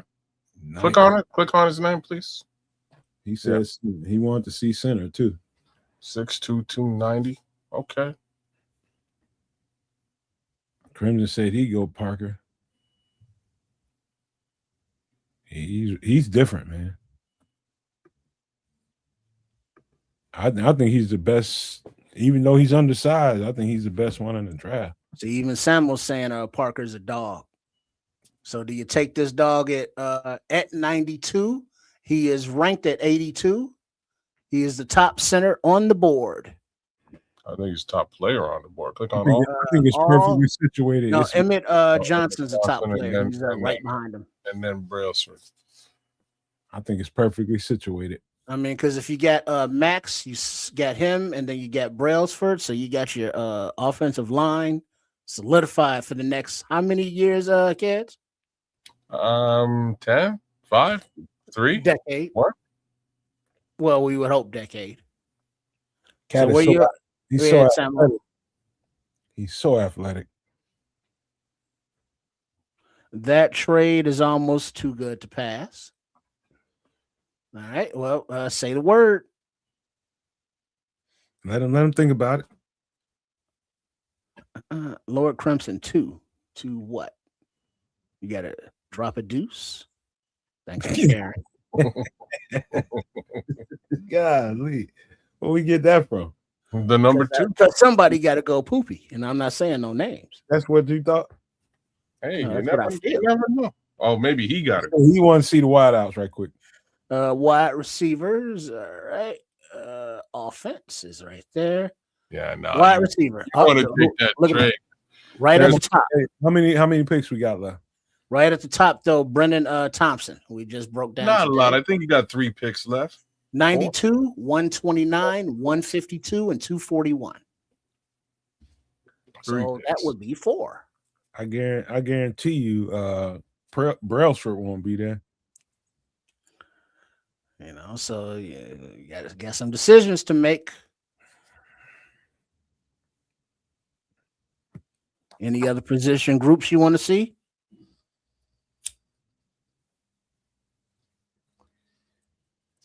So he's deciding, man. Because I'm trying to shut up. So I ain't trying to be an influencer, man. He says, "Take the trade." Take the trade is taken, and they took Emmett Johnson, but Clark, Max Clare, and Daryl Johnson go off the board. And they want to offer a trade again. Do the Vikings $497? They want to give you $163 and a third next year. That is the only. And Brailsford's still there. Let's see. Top of the board, he is there. Brailsford at 82, and your next pick from this one at 97 is 129. So if you want him, you are taking him now. And this is the all list. So if there's any, and Brendan Thompson's down there, wide receiver, F him. Watch your comrades in the chat. You take Brailsford here. Let's see, Crimson. Being the good Italian from the Illinois. like our Pope. So F him. Okay, so I guess that means no on the trade. That's So- no on the Vikings trade 2.0. I fully agree with Sam. Did he draft an edge? So far, let's see, offensive tackle, Oh, he got safety, it. defensive tackle, and edge. He said go to the big board and see what We are in round. This is the big board. Oh, the big board. We are in round 3. 3. At the end of round 3 at pick number 97. And you got another pick coming up at 129. Oh, I thought there was another one. No, 97, 129, 152, 196. Okay, all right. All right, taking Brailsford, but need to trade back up for Law. Wide receiver Law. All right. All right, he just put you in the pickle. All right, let me take Brailsford, and then I'm going to pause. Yeah, pause it. Pause. All right, now, who do you want to trade back up for? So he wants to go to offense. Just click on offense and go wide receiver. Offense, wide receiver.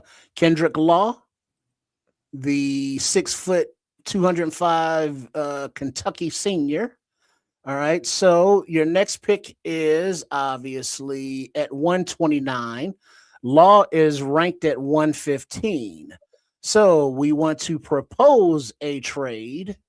Wait, who's on the clock now? On the clock are the Steelers. So propose a trade. Trade with the Steelers as soon as I find the icon. Right. No. No? Stop. Yeah, no. X out. Or yeah, X out for a second. Scroll down. Scroll down where? Just scroll down on the draft results. Here. Draft results. You know, Samuel is used to a little bit of pressure. You got a little baby on your chest, and your baby, you ain't paying no attention. The baby haul off and slap the dog shit out you. Yeah, that's what I'm saying. Don't trade into round 3. You trade into round check 4. with the Titans. Titans. Yeah, Titans. Well, that's what you're saying. Titans are round 4. Raiders, Jets, any of those. So wait, Titans. That's Tennessee. Lord, I can't. All right, now we want pick number 101, and we will give them what? I would suggest, what is this? This is 4th round. Give them a 4th rounder next year. And 241. And 241. And they're going to say Tufangu. Yeah, Tufangu. Let the draft. When you said left the draft, move to the Titans first. Okay. Click resume. And then pause. All right, Titans are on the clock. Now we go back to propose trade, and go back to the Titans, and we want 101, and you say this is a 4th, so we give them that and likely reject. And 129 is getting close with 129, but no cigar. You want to try to propose it?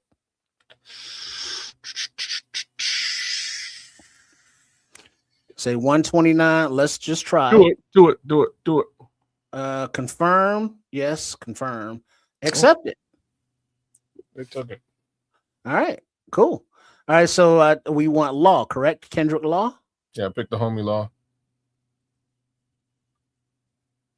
Oh, I gotta resume. There we go. All right, Law confirmed. Boom. All right, next pick at 152. 152. Go back to all there. And then that was 152, 196, and 241, barring any other trade movements. Caleb Proctor just went off the board in round 4. There's Kyle Lewis. Now it's been a few months looking at these names, and now it's like, oh yeah, I know these fucking names. Jaeger Burton. Center. And Landon Robinson just escapes you. All right, we are coming up to pick 152 as we have entered round 5, and Samo is on the board. Samo Rothstein. You have one trade offer. To give up 152 and a 7th rounder in 27, the Raiders will give pick 175, 185, and 208. So you The have top a of the safety. board right now. You have a safety here, Sam. Real talk, I would take that trade, but that's just because I'm a psychopath. Let's see. He wants to look at before we do that, linebacker, running back, and safety. Yeah, you need those picks. You want to look at all that. All right, linebacker. First of all, we're here. So That's a running lot of back, picks, too. just to get an idea. You want Here are the running Singleton, backs. Sam? You want him now? Because he's right here at the top of the board. Give him a second just to confirm. You are at 152. He's ranked 149. Your next pick is 196. It says check safety. Check safety. Safety's on defense with the S. So top of the board is Taffy, and then on down from there. Yeah, nothing really jumps out at safety, but I'll leave that up to you. Xavier and Guancapa. Lorenzo Styles Jr., but he's a fair ways away as well. Way down there. He's targeting Husky. You see Husky? Jalen Husky. Who that? Scroll up. Let's see. Wait, the next pick, 152, 196, and 241. Husky. I don't remember seeing that name, but there he is. But There he of is. course I wasn't There he looking. He is the 6'2", 201-pound safety from Maryland, the senior. All right, your next pick is you're at 152 now, 196, 241. Husky is ranked at estimated 192. So he is 4 spots better than your next pick. But that don't mean he wouldn't be there. Keep the rookie cap. Oh, Red Baron, keep the rookie cap in mind when trading all these picks. You still got to pay all these dudes. All right, Maryland safety Jalen Husky is a dog too. Reminds me of Kobe Bryant. Take Singleton. All right, not Deshaun Singleton, kids, not the safety, but the running back Singleton, Nicholas. Boom. All right, running back is taken. All right, next pick is coming up to 196 as we are completing round 5. Did we get a 3 technique? I think so. Grayson Halton. Yeah. Okay, so we don't have a nose guard. I just want to throw that out there. Do what you do, but throwing it out there. And Big Citrus is up there too. No, he already got 2. He's long gone, bro. Yeah. Oh, he is? Oh, for sure. Oh, yeah, these are the positions already picked: offensive tackle, safety, defensive tackle, edge, center, wide receiver, running back. The Godfather. Yeah, he might be. You have 196 right now and 241 remaining. No trade offers. Any position groups in particular? Dante Corleone. So everything on your list, Chris, has been selected except for linebacker. You don't have a linebacker yet, right? Linebacker has not been drafted. No. Yeah, so looking at linebackers specifically, top of the list right here at Keyshawn Elliott. He wants to know if Jalen Husky is still there. Still. What position was that again? Safety. I thought we didn't take him. No, he's just a little bit. No, he's gone. He's gone. Let's see. He's gone. He would have just went to. Not just. Oh, really? Unless I overlooked. There he is. You just passed him. Oh, I'm wrong. He might be there somewhere. Husky. Oh, there he is. Indianapolis. 156. So no Husky for you. How about a nice Saint Bernard? See what I did there, kids? I did. Maybe a Nikita. Mm-hmm. The aforementioned one that eats the boys that ain't right in the head. Eddie had a problem. Eddie wasn't right. No, Eddie got mauled. You did get the center. Probably Dante Corleone. Sam, go to linebacker for Sam. All right, linebacker and defensive tackle. As I'm saying it, he's asking for it. Linebackers up top right here. Keyshawn Elliott. I like Heineke. I like Barton. Who else is here? And Justin Jefferson. Take it easy, Trips. Slow down a little bit. I think Shad Banks is the best player there.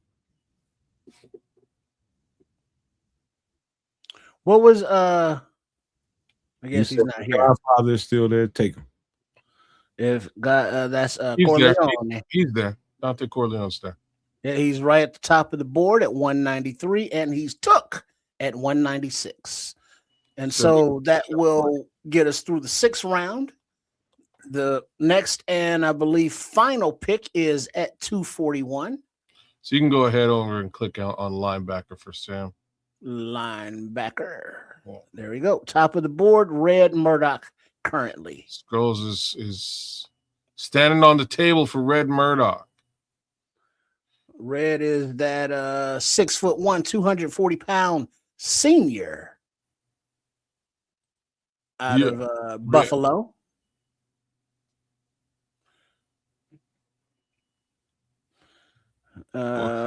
We can get Shad late. This is late. This is last pick late. So scroll down, see if Shad's still floating around. Who is this? What name? Shad Banks Jr. Linebacker. Yeah. Yeah, I think he's a little bit further down. There he is. Right here. UTSA. Yeah. 5'11", 230. Yeah, he's down here at 4'10". I'd probably lean at Red Murdoch, but up to you, Samuel. He's definitely a UFA candidate. Pick right there. No, but he wants Banks. He says Shad Banks. Mm-hmm. Wait, I think that's the right pick. We got to resume the draft. That would help if we do that. Ain't no goddamn sense why he's still down there. Whoa. Wait, no. Wait, Banks not athletic enough. Okay. Uh-oh.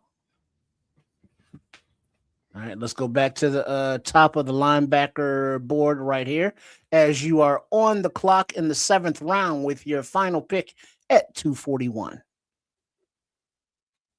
It's a lot of good players here, man. These are linebackers that we're looking at specifically. Justin Jefferson, about as athletic as you're ever going to get. I bet your boy's here, though, man. Justin Jefferson's a better athlete out of all of them. I want to see who's a better athlete. About, kids?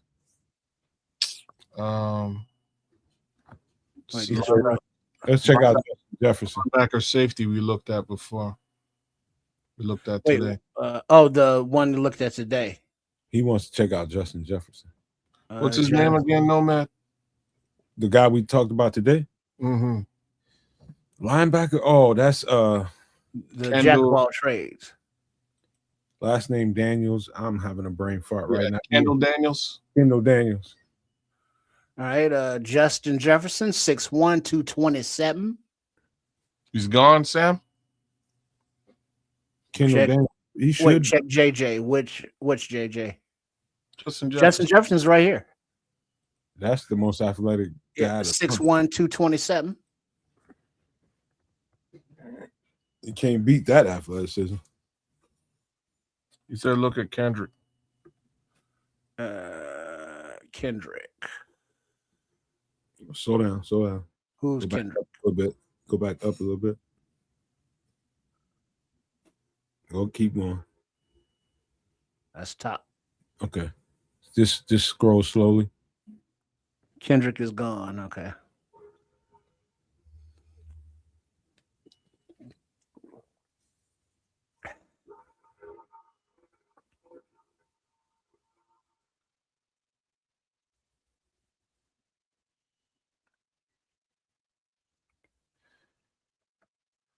I'm trying to just keep my mouth closed. Scooby. Scooby's fast. He says check tight end. Offense. Boom. All right, top of the tight end list right here with Nowakowski.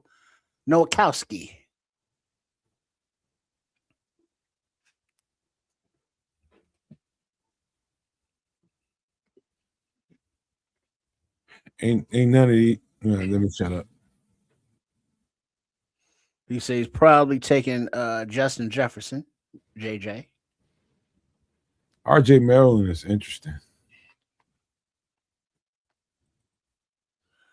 6'4", 240 pounds. He says take Justin Jefferson. All right. That was defense, and that was linebacker. And there he is. Justin Jefferson is taken. So now for 2 games a season, we're going to be able to watch Justin Jefferson cover Justin Jefferson. All right. And now that this is completed, kids, read off this overall grade B. Mm-hmm. It's not so bad. This grading scale is a little bit harsh. It's brand new. It's not something they used to do, but they're doing it now. Long story short, GM Samuel Rothstein has come to the table and made a quick trade early on with the Seattle Seahawks. Traded away pick number 25 and 239 and received pick number 32, with which he selected Max. You want to hit me with that last name, Trip? Ian Acre? Yeah. Okay. Offensive tackle, Arizona State. I tried. Sounded good enough to me. Hopefully. Oh, Samuel's fired. Scrolls is already fired. Samuel Rothstein. Damn. Pick number 57. Safety, Genesis Smith, Arizona State as well. Or sorry, just Arizona. Pick number 60. Grayson Halton, defensive tackle, Oklahoma. Pick 64, Dennis-Sutton, edge rusher, Penn State. 97, Parker Brailsford, offensive center, Alabama. 101, Kendrick Law, wide receiver, Kentucky. 152, Nicholas Singleton, running back, Pennsylvania State. 196, Dante Corleone, defensive tackle, the Godfather, Connecticut. Oh, sorry, Cincinnati. 241, Justin Jefferson, linebacker, Alabama. And that's your 2026 draft. And it seems as though the grading didn't like the Kendrick Law or the Dennis-Sutton pick. The Dennis-Sutton was more of a, like, I'm going to call it a reach just because of where ranking. He was. Exactly. So he was ranked maybe 92. You might have been able to get him a little bit later, but he wanted to get his guy. He got his guy. Yeah, solidified on both sides. I agree. Yeah. Yeah, you got your offensive tackle, defensive tackle, edge, a center, defensive tackle. Yeah.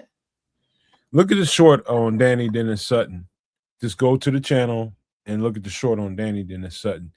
I think he's got a lot of upside. Number one, I do think he's definitely got the measurables. There's no question about that. He's got them. But look at the short. Go to the channel and look at the breakdown on him. I agree. Like this draft, pretty decent draft. Got yourself a safety. He's right. Got the trenches taken care of on both sides. Center, tackle, DT, edge rusher. Running back in there for a little bit of extra love, and a linebacker. I think you hit everything, and then you also got yourself a wide receiver too, just to round things out. But cool. Hey, somebody just came in here. Maiden 14 just said, "Hey, what do y'all think about the Browns?" It's a pretty generic question. What about him? Let me answer that. Any Ohio team, NFL team is screwed. Oh, I was just gonna say we don't, but that would also work. Any Ohio NFL team is screwed. Put it this way: they've got $200 million tied into their quarterback, and he's probably not going to see a snap next season. So, gonna make for a hard way forward until they get out of that contract. Once they're out of that contract, they can actually start to make some moves and field a viable football team. But there's about $300 million in 2 players on that team, and again, one of them won't be playing. I like what Samo did there, and I'm just giving you a deflection from the Browns and the Bengals. They screwed. I'm just gonna tell you, they screwed. That's what you want to know. They screwed. I do love the fact that Shador is there. Shador is gonna run into a money problem because they have the quarterback that they paid a lot of money to, and they're gonna want to put him in front facing center. They're going to give him every opportunity to win the job. And that's just the truth about it. Shador's going to have another uphill battle to climb. It's even worse than that, man. They've also they fired the guys who were running the show, and they brought in all new blood. All the new blood, just like new blood always does, is going to want to get their own guy. So it ain't even going to be those 2 guys. I'm just putting that out there too. About that, you're right about that. I didn't really think about that, but you're right. But the guy that they paid money to is going to get front facing center. That's what everybody's going to be talking about in the training camp. We paid this guy this much money, and what can he bring to the table? Hell of a lot of pressure. But you're right. The fact that they brought in another regime, not only is the offensive guy going, the defensive guy that kept them relevant is He's also going too. And so Ohio football in the NFL, and I think Joe Burrow wants out of Cincinnati. And if I was him, I would want out of Cincinnati. Well, damn, yeah, because Hendrickson and Garrett are Ohio, right? Bengals and Browns, yeah, damn. I'm trying to tell you, man, Ohio football and the NFL is screwed for a while. They done, man. Shador is the best bet. He can bring the fan base together in Ohio, but they're gonna have to deal with the money they paid to Deshaun Watson. Let's see. Samo saying Kendrick Law. If you haven't checked him out, he's a dog. Speed 4.45, explosive, strong AF. Great PR kicker and can play the slot and outside. Doing the work, Samo. I'm doing it. Kendrick Law, I ain't gonna tell you no lie. I ain't spending a whole lot of time, but I know he's on the radar. Definitely on the radar. Could you real factor? I think Dontavian Wicks just got traded. One of them wide receivers got traded. Yeah, they just wasn't it Wicks? I think it's Wicks, bro. Yeah, to the Eagles. Yeah, it was like for a late round pick or something. Something like like 5th rounder. Yeah, something. Yeah, I think a 5th rounder got swapped out for him. 6th rounder. Right on, Crimson. Even better. So you know what they're looking for in the draft. What? Receivers. They lost not only Dontavian Wicks, they lost what's his name? The probably the best receiver that they had. What's his name? It's not deep threat. The kid not Watson. Nope. It must be Romeo Doubs. Romeo Doubs is the best receiver they had. Where did he go? He's gone. I can't tell you exactly where he went, but he's gone. I'm not sure if he is, but let me double check. Yeah, Leo Factor saying Romeo Doubs as well. Let's see. They're definitely going. They're changing up the receivers. New England. There you go. He's out there with Coach Love his wife Vabril. If there isn't a bigger tail in NFC North football, they just played their hand. Well, now you say that, but they just drafted a top end wide receiver last draft too. And they love. Well, haven't they been drafting receivers for like the last 4 years top? No, they draft well, man. I hate to tell you. They've drafted top wide receivers, but they just haven't really panned out. I'm kind of with Trip on this one. Like in general, the Packers do draft well, but at the wide receiver position, they're all sort of wide receiver like 2.5s. They ain't bad, but they aren't like. I think y'all low key hating. I think you low key hating you kids. No, I'm not. You hating a little bit. No, I mean, but if you look at number one wide receiver in Green Bay, would you think Romeo Doubs is a number one receiver?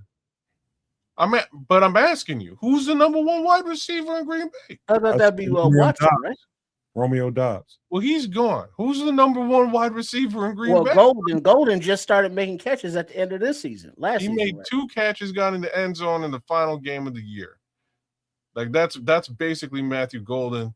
You look at the rest of them guys, and like Christian Watson, I guess, is now wide receiver number 1. Maybe. Yeah, by default. I think they're going speed. I think they're going to go speed. Well, I mean, they've always done that, but like Golden, Dobbs, Watson, and they had another guy in there too. They're all fast as all get out. But Cass, do me a favor. Go to your Chat GPT. Who is the receiver that the Green Bay Packers would likely covet? Just go to Chat GPT and see what they say. Just type it in, if you don't mind. Just to see. Oh, and yeah, Samuel Law, he's a projected 6th rounder. They have him listed as a slot receiver. 5'11", 203. Yep. And they still got Savion Williams, who I thought was the most explosive weapon in the draft when they drafted him. And Sky Moore, he ain't even there no more. Savion Williams is going to be a problem. You mean on their team now? On the team now. They tried to buffer that thing before they had to get rid of them contracts. They had to get rid of them. They stay young, man. They stay young in Green Bay. And I see Leo saying Savion Williams is a guy with purple dreads, and he's a playmaker.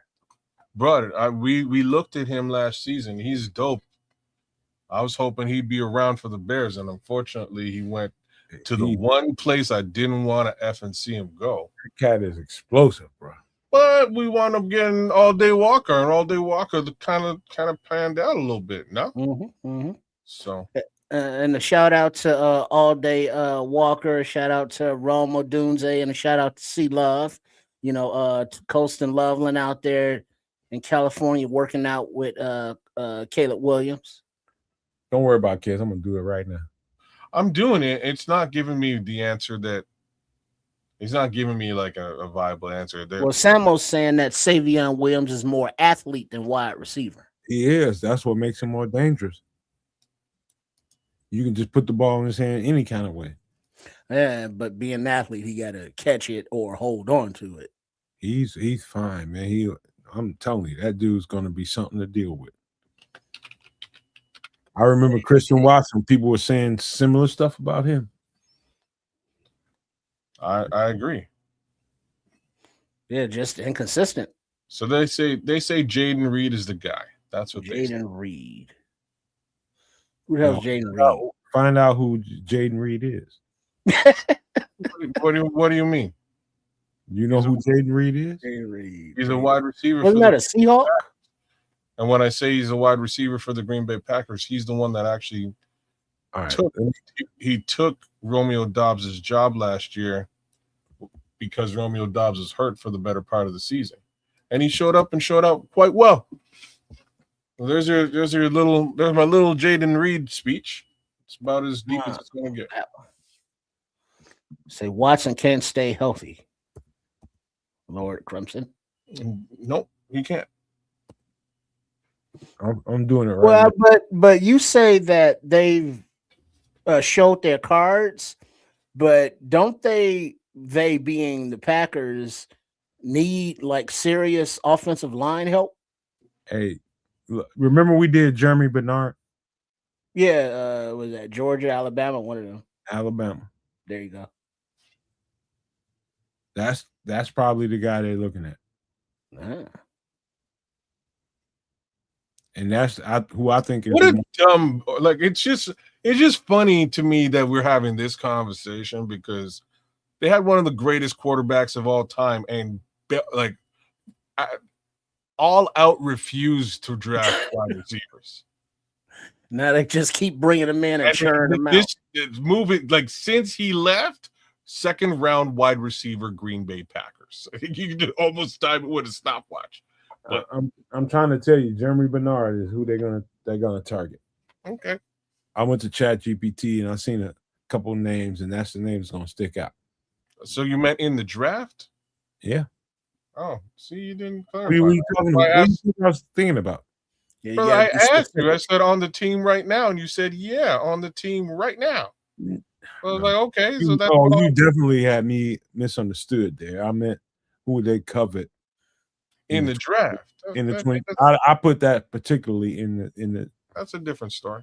I say, okay, Jadyn Reed, he was a second round pick at 50, but he was hurt most of the season too. But he's a solid slot wide receiver. He's a slot receiver, man. All of them wide receivers were hurt.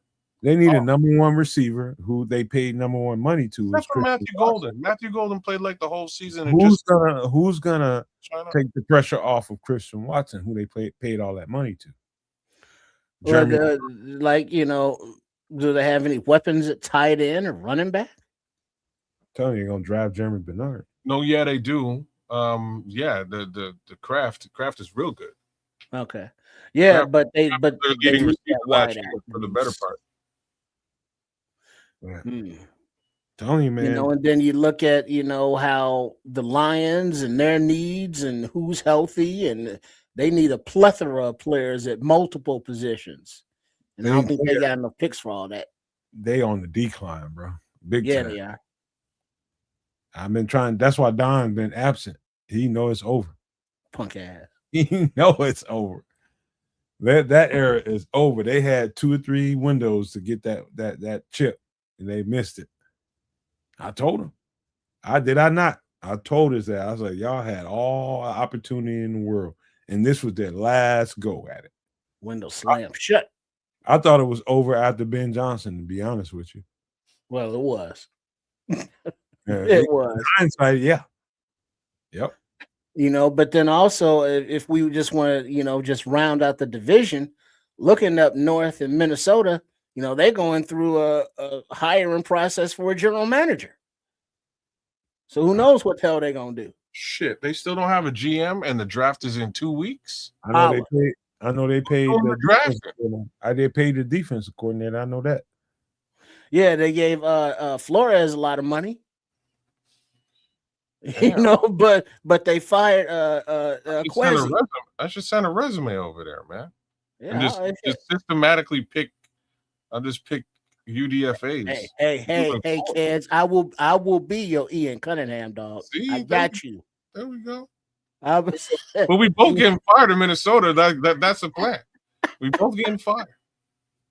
We're just gonna pick UDFAs and convince everybody in Minnesota. So here's how you do it, kid. Vikings. We bring in Nomad to be the scout, and it's like make him do all the work, and we go all the NFL. Oh, and he gets fired. Is that what you're trying to say? Okay, all right. You know what I'm saying? And if it works out, if he picks all dogs, of course, we're gonna take the credit. But if they suck, it's like Nomad sucks. Yeah. He got to go. Yeah, that's what we're gonna do. That's a built-in scapegoat right there. That's for real, for real. That's a built-in scapegoat. I know a couple of them down in Atlanta, man. It's for real, for real. People of Minnesota, don't hire any of us for this job. Just putting it out there now. Nah, see what shit. I'll take half of what the average GM salary is. Me while you're too, coaching. damn it. Me too. I'll come in on the low, but I will fuck your team up. Man, I can do this shit on Madden. It can't be that hard. Oh no, I can do it, but I'm purposefully going to. I'm going to say purposefully. I'm doing it. I'm a Bears fan. I'm sorry. You gonna get your ass whooped, beaten, Hey, shit, Oh, hey man, I'll hightail Loyalties, it out of Minnesota, just like Hey, Cody, kids, if like Cody Minnesota Parkey out said of Illinois.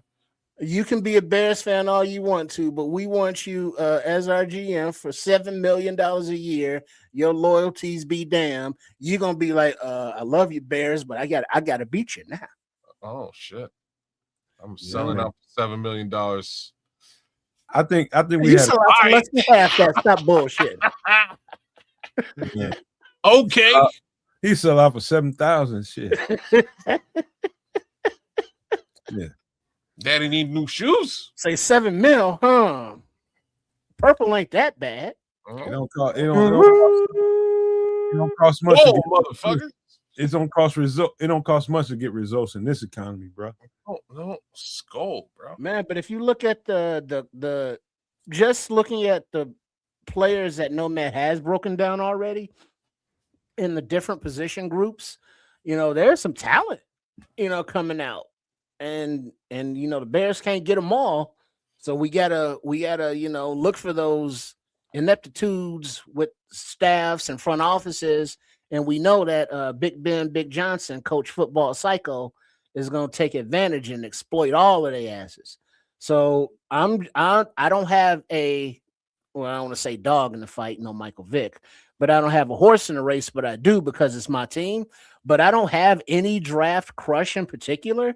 I got, it's like, yeah, that Landon Robinson, he's nice. And that Barian, he's nice. But whoever we select in like less than 2 weeks or 2 weeks right about, I'm down with. Hey, you know what, Triple R? Let's end the show on this. And the players that we broke down more recently, so I don't have to stretch your brain a little bit. More recently, give me one guy that really sticks out to you. Well, I'll give you two. I like the Robinson, but I was aware of him. But the guy you turned us on to tonight, the multi-purpose, versatile safety linebacker guy, Kendall Daniels. Him. Oh, okay. But hold on. I gotta take another one. Kaz Liberties. Keontae Scott at safety is intriguing. That's 2 good ones, 3 good ones. I got one, and I really like this player.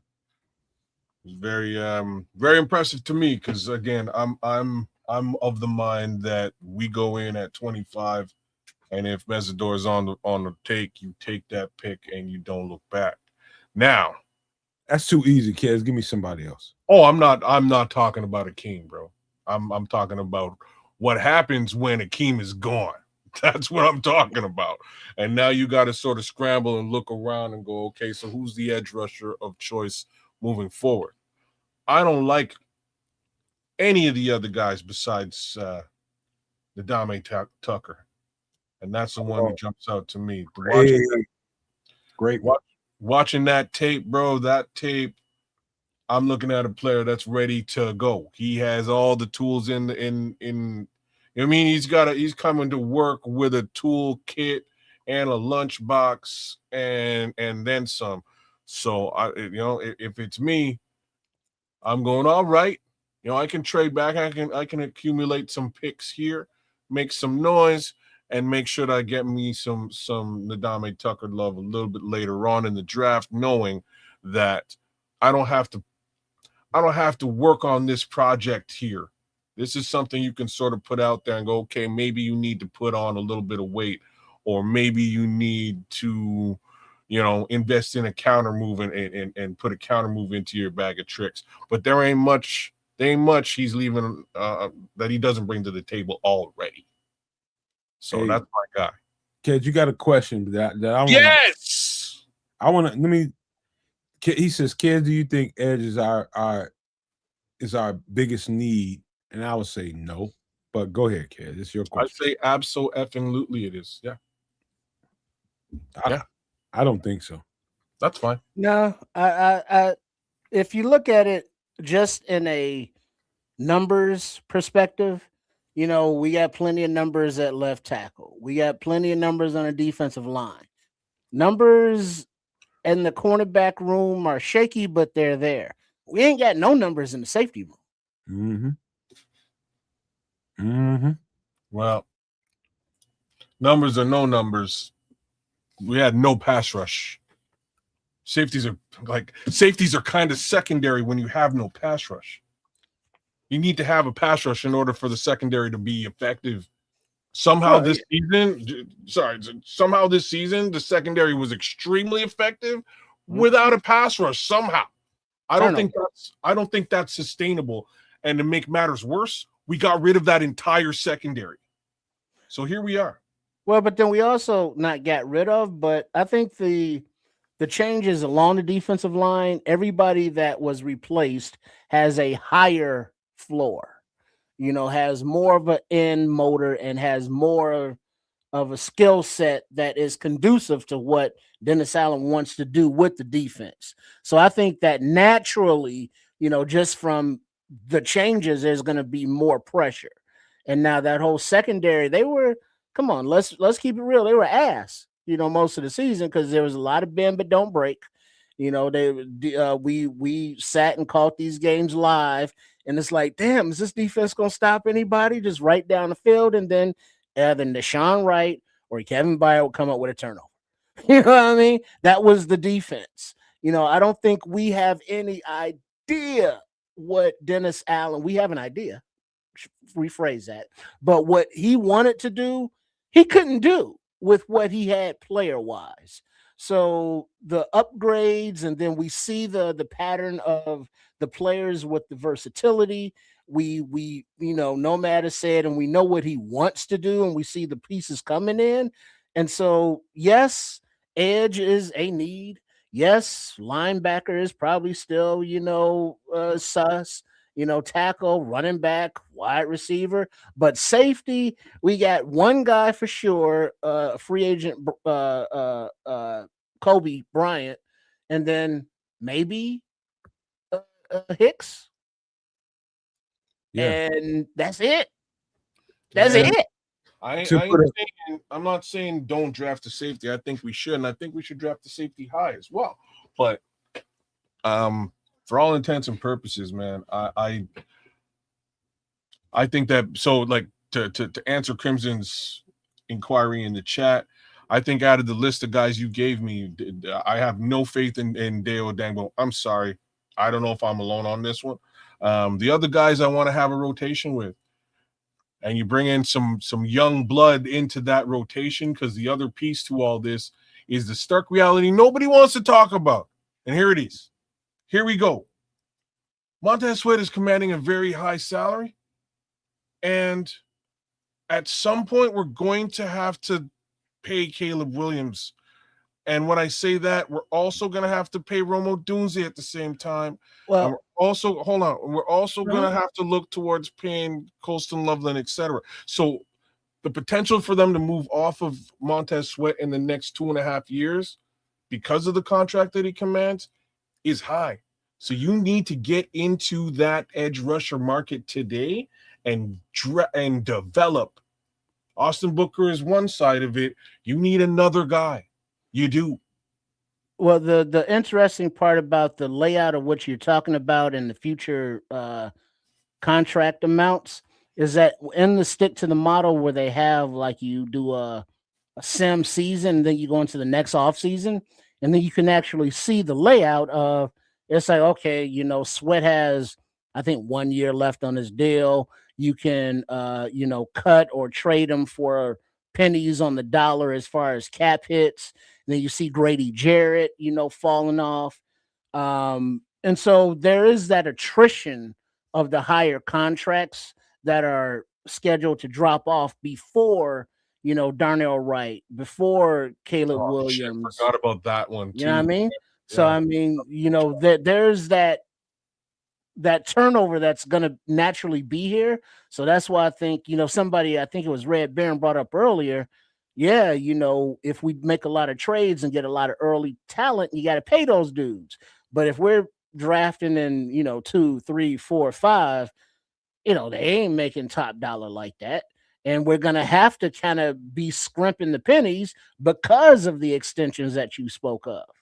Remember, I want to point something out to you guys. I just want you, I don't want to challenge you guys to see it this way. Think about a defense when you're just looking at an all 22 or something like that, and you've seen the offense come up to the line of scrimmage. Just picture seeing the defense right there waiting for them, right? And so when you're thinking about who can rush the quarterback, I don't know that we see it the same way. I want to show you guys something that might be left out of how you guys are thinking about it. And mostly you, kids.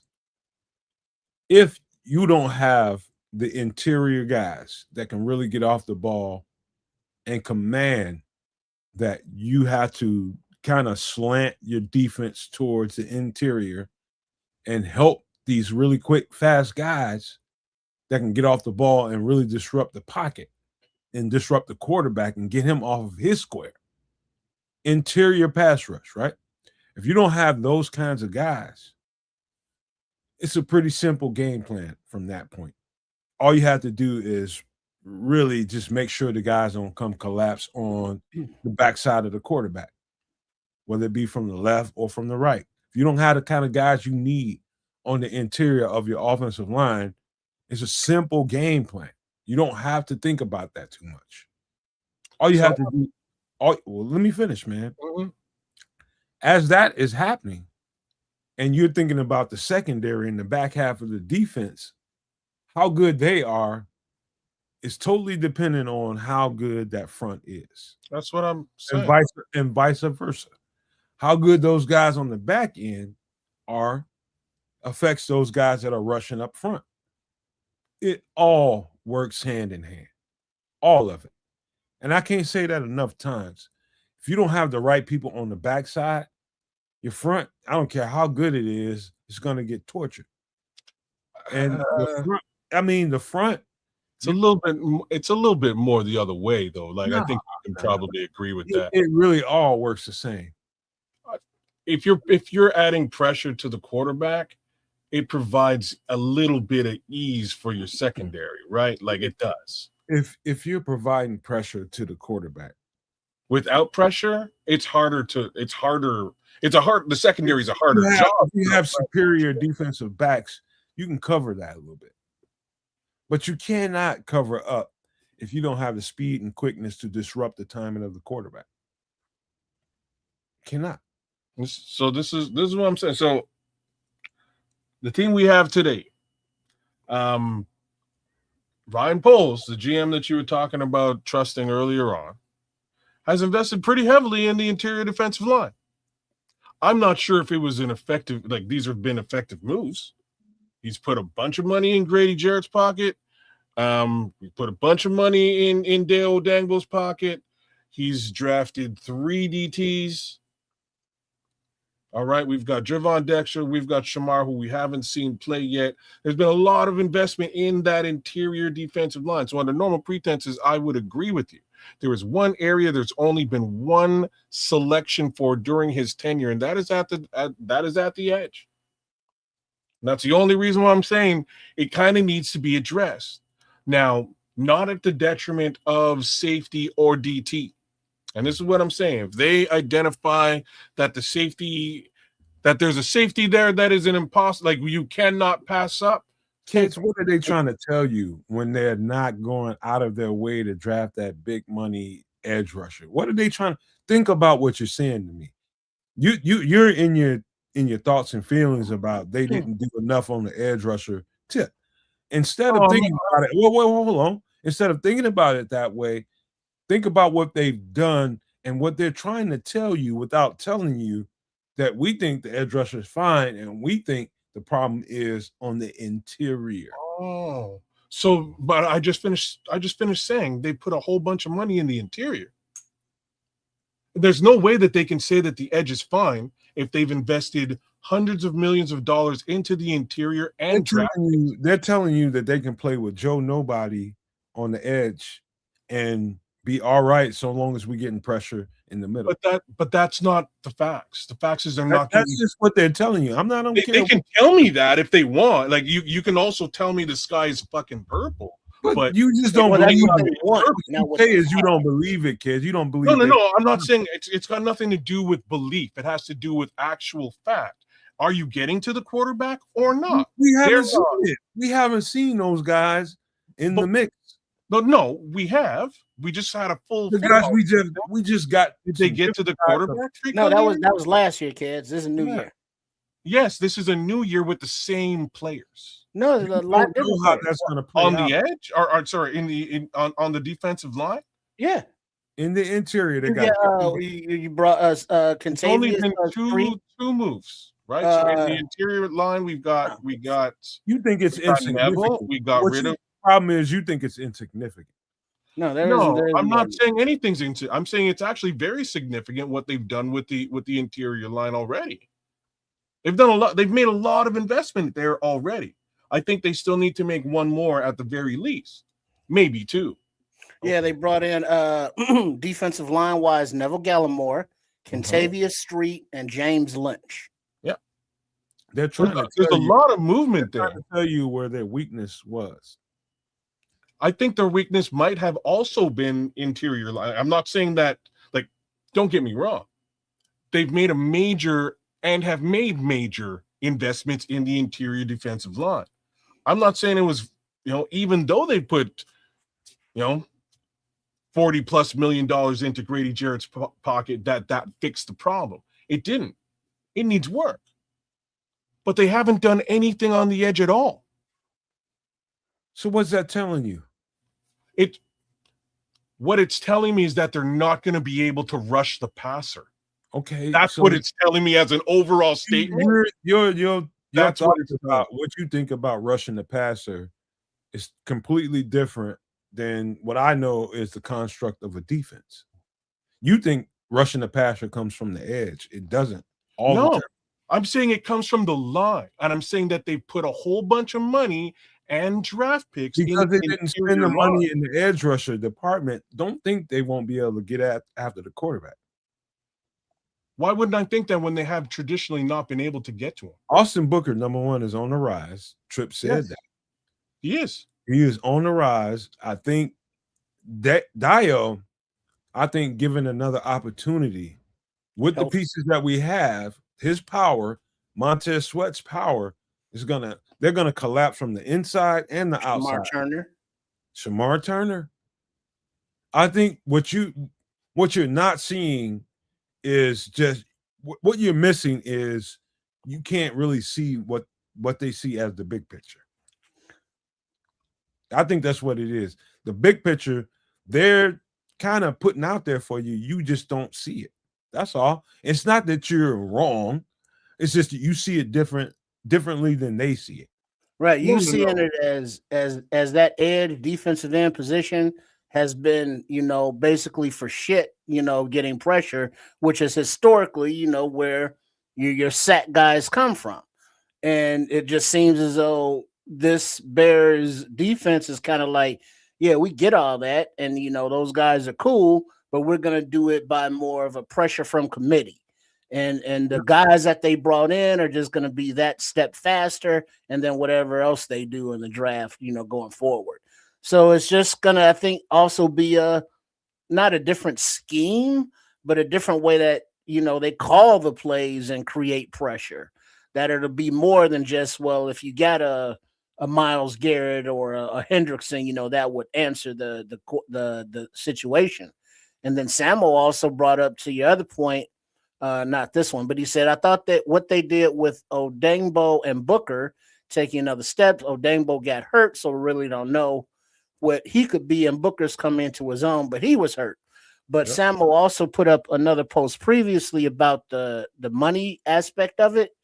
And it said, when it comes time to pay Caleb in 2028, the top 10 contracts will be expired by then. So no JJ, no Sweat, Tooney, Jackson, Gordon, Komet, Odengbo, Garrett, Edwards, Swift. So the money is a situation, but it's not committed long term, big numbers like that. So while it is committed now heavily on the defensive line, by next season, that could totally flip. But that's my point. If it's gonna flip, you need to draft and develop at those positions. You have to. Yeah. You can't Well, ignore the edge. You can't ignore the interior line. You can't. But then what you just said, that also is a negative for taking a 25-year-old at 25. How so? Because if the 25-year-old is ready, then you take the best player available. Well, but I'm just looking from the aspect of if you're developing this young defense and this core, and you want them to be, get after the quarterback, badass, switch position versatility as much as possible. I'm just saying, just not him as a person, but just the age. I'm less, like I say, I'm much less fussed. I hear you. I'm much less fussed with the age because it's got everything to do with lining up with the quarterback. That's what it has to do with in that respect. If he's only here for 5 years, fine. As long as it's within Caleb Williams' 5 years, you know what I mean? Like within the next couple of years when Caleb Williams is at the small end of his dollars. You know what I mean? Like that's what's important to line up is really the dollars and cents there. So you can field an actual team. This is the problem. He put a bunch of money into 2 players on that defensive line. Again, those 2 contracts hamper what he's going to be able to do on that line. So you have to draft and develop. There has to be a DT there. There has to be an edge rusher there. And again, from what you guys are saying from the back end perspective, I agree with the safety. Those are the 3 positions that I'd be looking at 25, 57, and 60, bar none. Can I reshape it for you one more time? And before we get out of here, I just want to reshape the conversation one more time. I'm gonna ask you a question, but I'm gonna kind of keep going and just hear me out, kids. Would you rather have a couple of bookend edge rushers that are known for a whole lot of sacks and a whole lot of quarterback pressures and sacks and all this kind of stuff? Would you rather have that you have qualified guys that get a certain amount of sacks? Let's just say you had Max, whatever his name is, on one side, and then you had Crosby on one side, and then you had Trey Hendrickson on the other. Would you rather have that, or would you rather have just flat out speed, which is what I think Dennis Allen is after? The flat out abruptness of everybody on the defensive line. Abruptness. Everybody gets off the line and whoop the shit out of your blocker.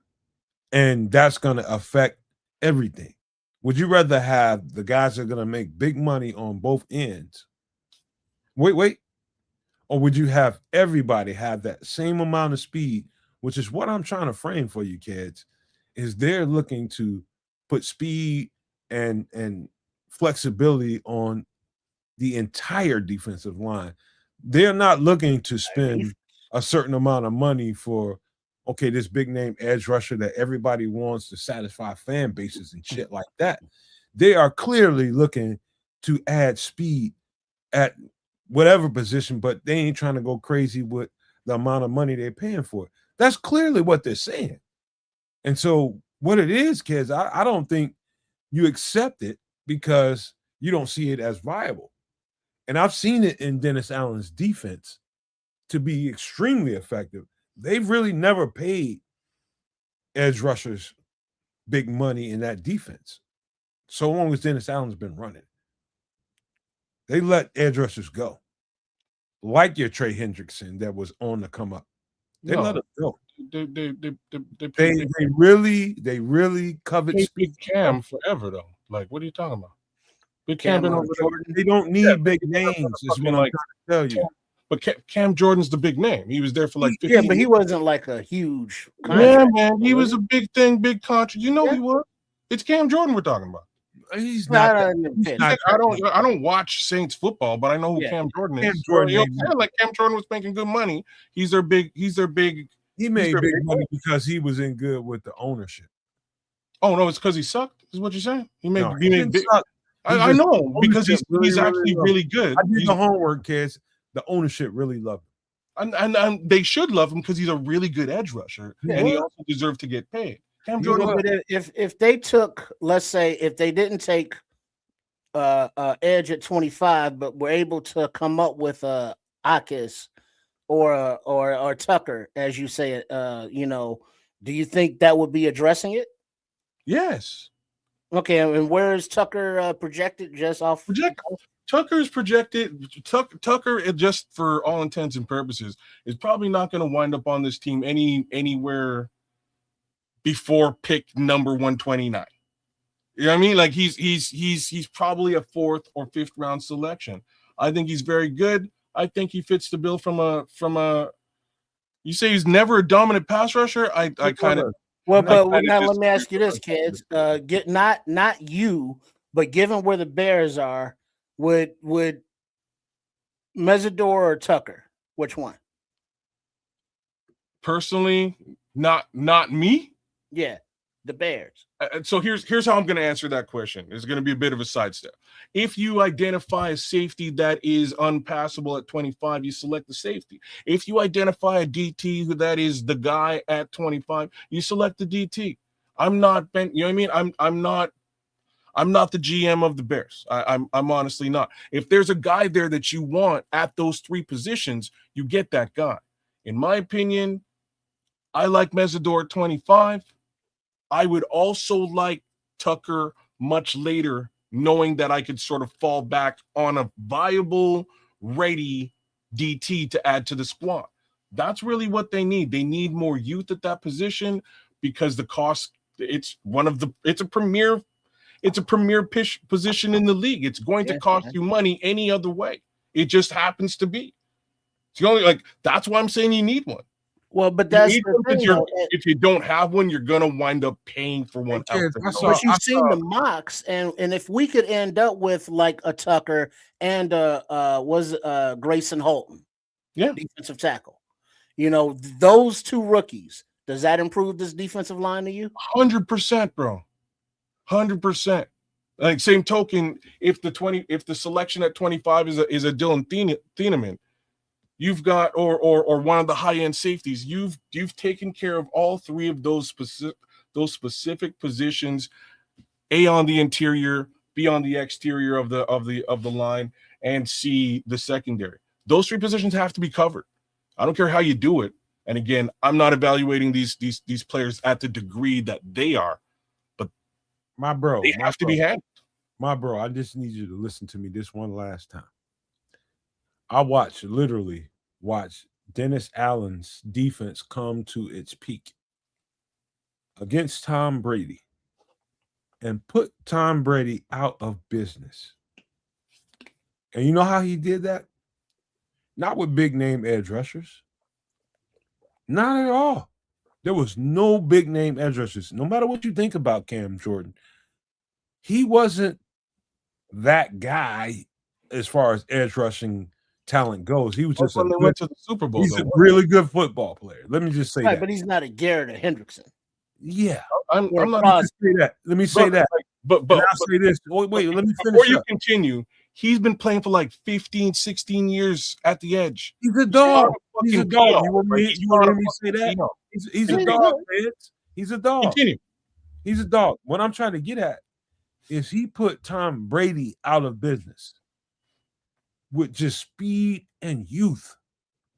It's just pure speed on the defensive line and pure speed on the backside of the football. That means linebacker. That means secondary. Pure speed. Put Tom Brady out of business. I watched that in real life, in real time. He wasn't doing anything complicated but loading the box and making sure that Tom Brady didn't have time to go through his progressions. Easy peasy. And Tom Brady hated that dude. So you want to talk about somebody that's qualified to run an NFL defense right here, right now? Dennis Allen's only handicap, and I hear this from the Saints fans everywhere. He has no answer for a mobile quarterback. He has every answer for a quarterback that's a pocket quarterback. And so if you want to train, say, a Caleb Williams, who they're trying to keep as a pocket quarterback, who won't stay as a pocket quarterback, well, who would you bring into the fold? Somebody like Dennis Allen that put Tom Brady out of business. What I'm trying to say is trust that guy and what his ideas are in running an NFL defense to really keep an offense on the run is what he did. He kept offenses off balance on the run because of the team speed that he accumulated. And that comes from the defensive front, the D tackles and the edge. You don't have to have this big name edge rusher on either side of the ball. You don't need it. Calling for You can have it. You can have it, kids, but you don't necessarily need it. I don't know. I haven't been talking about no big name edge rusher. Who the fuck you talking about? You're kind of upset because we haven't made that big swing. No, I'm not. I'm not upset about anything. You want to know? You want to know what I am upset about? Them not pressuring quarterbacks. That's what I'm upset about. I'm trying to do it. I'm saying it's got nothing. He just got here, bro. Who? Dennis Allen. I understand that. Got here. I understand that, but like Ryan Pohl's been here for 4 years. Oh God. Okay. Yeah, but it's reset, kids. I understand it's a reset, but they're not getting rid of everybody. Well, you just can't. You obviously because of contracts. You obviously can't. It's only 1 year. Contracts are in effect. Other contracts, some of them have been bad. You have to make certain pivots and maneuvers. I'm looking at the whole thing. I'm not looking at Max Crosby or Trey Hendrickson. That ship has sailed. I'm fine with that ship being sailed. But regardless, you still need to do something at the edge position. One thing I know about you is you're not dense. You're not dense whatsoever. Not whatsoever. You're just in a little bit of denial because they didn't do the things that you think that they need to do to get themselves to the next level. And I don't. It's got nothing to do with whether anybody's dance. It has to do with a straight up factual statement that I'll make one more time, and we can dance around it more if you want. Could they rush? Did they pressure quarterbacks last year? The answer is no. They didn't. So I'd like them to do that more this year, maybe. My explanation for it doesn't land with you, obviously. You didn't explain anything. Oh, I did thoroughly. No, you didn't. Okay. I'll just leave it alone. You said that somehow the secondary is going to take care of business and that they can do it with the interior. They've invested in the interior. They didn't do it with the interior investments that were made. I cannot explain it better than that. So here we are, and I think they need a little bit more help, A, at DT, B, at DE. I'm not sure how you can argue with that. You never mind. I'll just leave it there. I'll let you have it. Thanks. I win. There you go. Yay. There you go. You got a dub. But DEDT.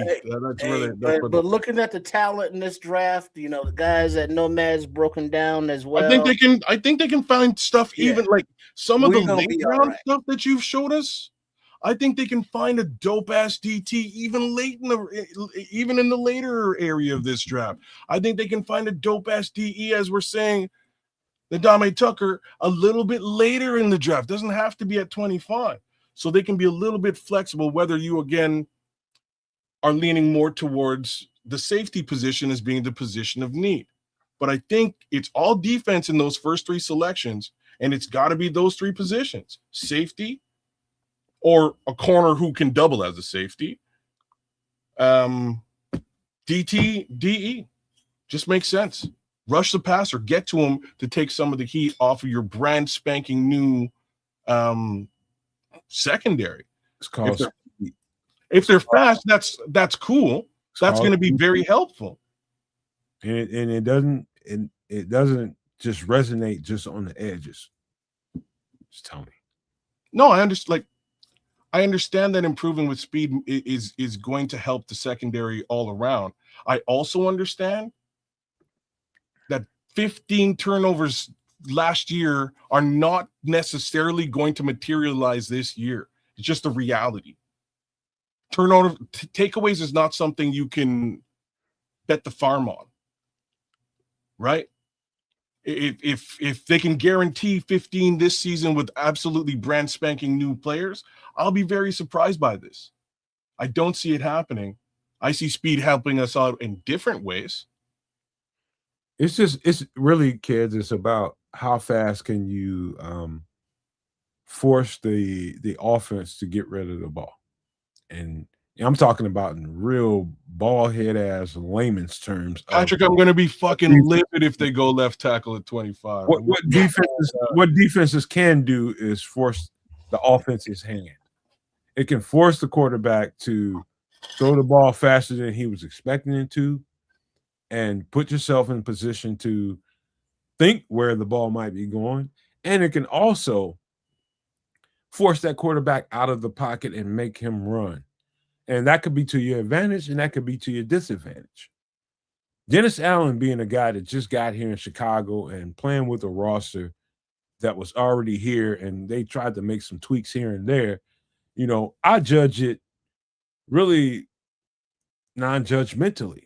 I really can't judge that because he just got here, and they decided that they wasn't going to stray too far away from what they already had on the roster.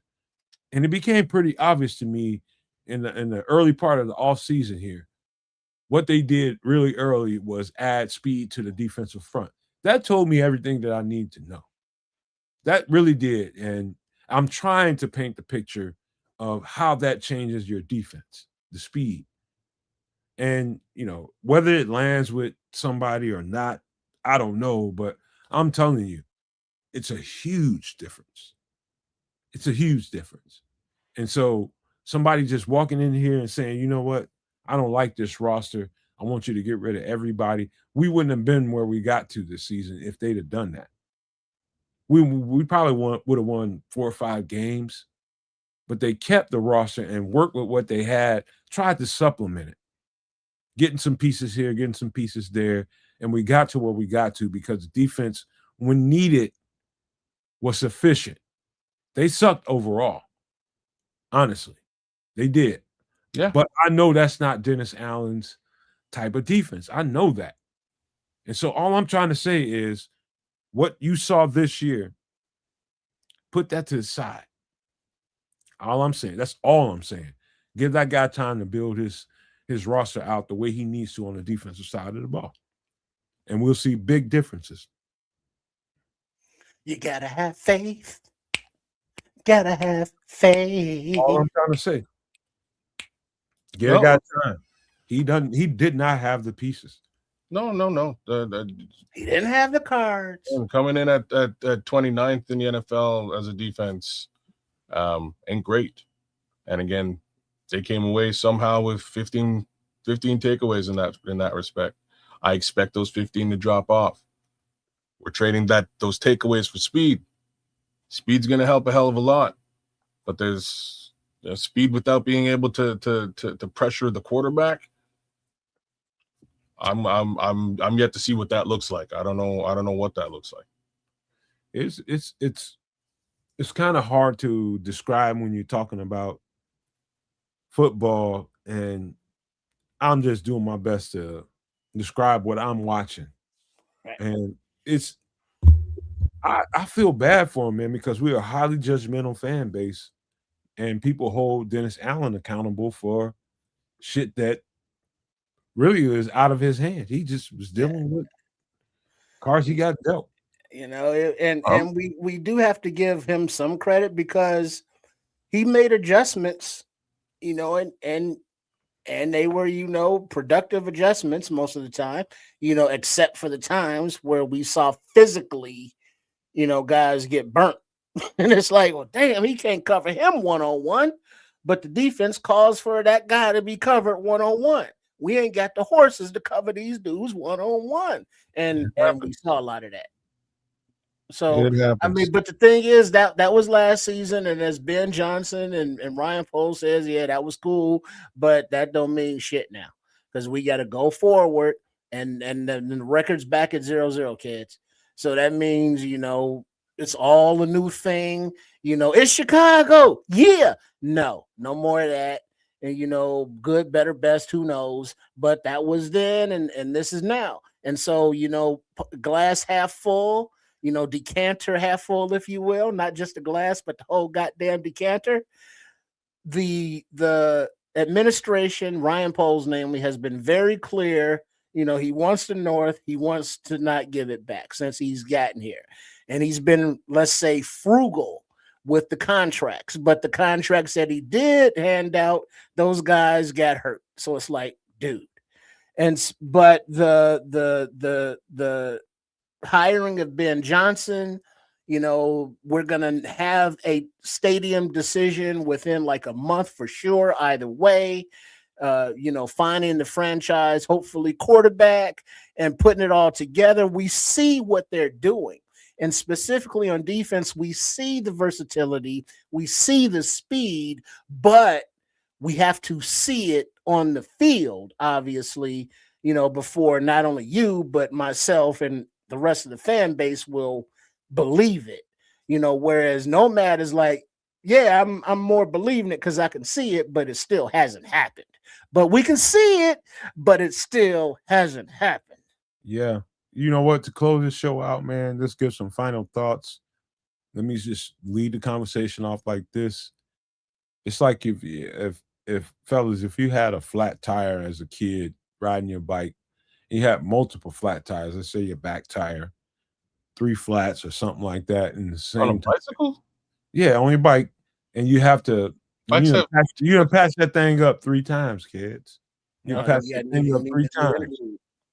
Yeah, at some point you got to get a new inner tube, bro. And that's where we are with this. We got a few patches in a bad inner tube is what we have, and given that, I understand the moves that have been made thus far. But let's close this out. Let's give some final thoughts. And if part of what I just said has something to do with the final thoughts, go ahead. But we got to close it out. Oh, yeah, since I'm up here, I'll do it. Shout out to everybody there in the chat. Thanks for participating, with Samuel Rothstein, the GM that he is. Samuel, dude, send your resume up to Minnie, and we got you. You know what I'm saying? You be the face of it all. You be the Jew, if you will. And we'll be the behind the scenes guys and girls, because Minnesota got some nice thick ladies. You know how we like them thick with those dirty feet. So make sure you are subscribed to make sure you keep up with the news when we all move up there and become the front office staff at Sports Chicago Style, also known as Triple R SCS. And then you got the Canadian down there. He is the brains behind Kids the Canuck. And as a baby, and I tell you this as a grown-ass man, when we finally meet Kids in person, I'm giving that grown-ass man some Zerberts. Oh, Lord. And ain't shit you're going to be able to do about it, Kids, because you will get these Zerberts. Oh, shit. Where's baby Kids? Where's my baby Kids Zerberts? I'll make sure I won't be there for that one. I feel slightly violated. Hold on, Kids. Before you say something, he said, the women with the dirty feet, he don't care nothing about her. She's a drunk and peed on herself, and it's all running down her leg. And all three of us have had nights like that. So we'll just ignore that. Let's leave that alone. Anyway, we just don't skinny dip real fast. Just put her legs in the water. But yeah, make sure you are subscribed to all three, as well as the Nomad Network. And remember, in a couple weeks, we got the draft, and we will be live and direct with each one of the picks as they come out. Will we be excited? Will we be upset? We don't know. But the case may be we won't know shit until these young picks hit the field and see what's up. So a shout out to everybody. Thanks for spending your Sunday night with us. And wherever you're at in the world, y'all be safe out there and do what you got to do. And don't eat biscuits like Young Trip. Is Dry that what that is? I thought it was a potato. It's a potato. potato, it's a biscuit, it's all that shit. It's everything. Okay. Yeah, but the suspenders and the bow tie, it don't matter what he eats. And that's true. And you get the little floor shines where you got the Gucci's, the 40s. What's on his feet? Where is he even wearing shoes? What's going on there? You see those roach killers? How come his feet are so small? Are you Well, because he's little. Well, he's little, but his feet is even okay. Hey! Are we body shaming now? Is that no? what But we're doing, remember what we talked about before about with the feet. Hey, just because he got little feet doesn't mean he got a little pecker. Settle down. Oh no, let's go, kids. Get it going. Now we've definitely gone in the wrong direction. All right, y'all. It's Sunday night. Thanks again for coming through. Hey, look at that guy, man. Give that guy a like, share, subscribe over at Kids and Canuck. Do the same for my brother above me here at Sports Chicago Style, and my brother above him at the Nomad Network. We would appreciate that. Leave us a comment. We will get back. You gonna get this? Feel free to Zerbert baby kids. My stomach is off limits at 52. That shit gonna go viral. It'll go something. You know what I'm saying? But in any event, I just want these kids I just want these Bears to destroy friggin' quarterbacks in the NFC North. That's it. I want to see quarterbacks on their ass. I don't want to see upright friggin' Jared Goff picking people apart. I don't want to see Jordan Love doing that either. That's it. That's all I got to say about the thing. However they do it, by hook or by crook, just do it. Put these guys on their ass. Put them in the dirt. And if it takes speed to do it, run it off of speed. I don't care how they do it. I do have faith in Dennis Allen. Hopefully Dennis Allen figures his way through all this because, again, I'm not one to hold last season against him. But clearly the idea is season's over. We got to improve. So however they decide to improve, we're going to find out here in just about 2 weeks' time. That being said, come check us out on Wednesday. Possible I may also not be here this Wednesday. Might be back on the road again, so I'll keep you guys posted and let y'all know. But you going to Mount Everest with your boy? I might be traveling to Mount Everest. We climbing this. We climbing on Wednesday. We taking it to the top. But I don't ski, so it'll be a long trip down. Anyways, leaving that for y'all. Thanks for coming through, Crimson, Samo. Slimbo Boogie, take it easy on the quarterback, bro. Just to be real about it. Again, this is year 2.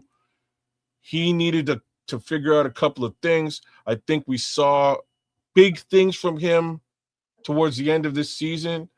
I do liken Caleb Williams to Joe Burrow out of all the quarterbacks that are out there. I think at some point he kind of figured out that, you got 3 downs. And as long as you can get that hit that receiver and one of them 3 before you got to kick it away, it'll work. Might not be the first down, might not be the second, but maybe it's on the third. And unfortunately, 3 downs in, your passer rating goes down and your percentage goes down, and things might not be as statistically awesome as they could be.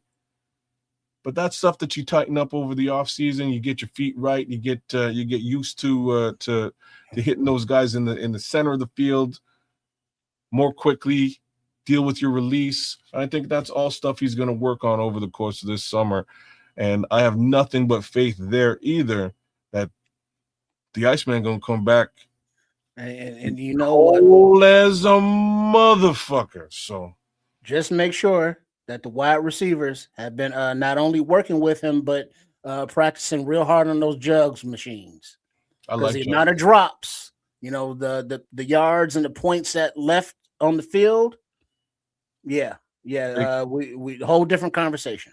Big fan of jugs. But that being said, yeah. Hey.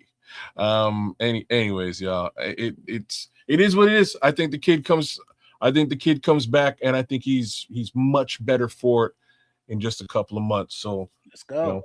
Fingers crossed there. We just need to have a defense to support him. Let's go Bears. Amen to all of that. Respect to both of you guys and everything we talked about tonight in all 3 channels, man. Kids Canuck, Sports Chicago Style. Make sure you stop and hit those subscribe buttons. Make sure you hit the like button on all 3 streams. Of course, this one as well. But that costs you nothing. Let's do that, man. Please stop for a second and hit the like at least on all 3 channels. And if you want, hit the share button, man. Share the content with people. That helps too. But also, man, I just wanted to end with this. We had a hell of a Bears conversation tonight, man. We got really into detail about some of the draft picks that are out there, which we've been doing steadily for weeks, probably months here now. And I'm convicted about a lot of these football players, a lot of them. And also, part of the conversation went to what the Bears are, what they aren't, what we need, what we don't need.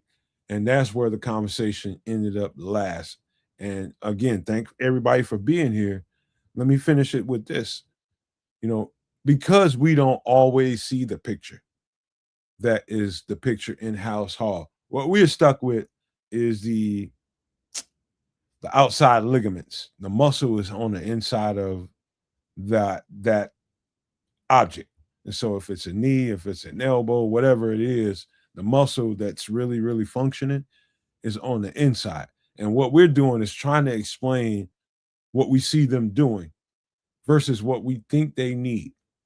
And, after a few years of doing this, I've learned that I do myself no good guessing. You know what I mean? All I do is pick up breadcrumbs and I take them from there.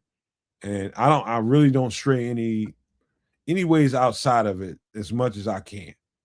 I see the breadcrumbs, and that's not only with what they say in press conferences and things like that, whatever Ben Johnson says, Ryan Poles, Dennis Allen, anybody.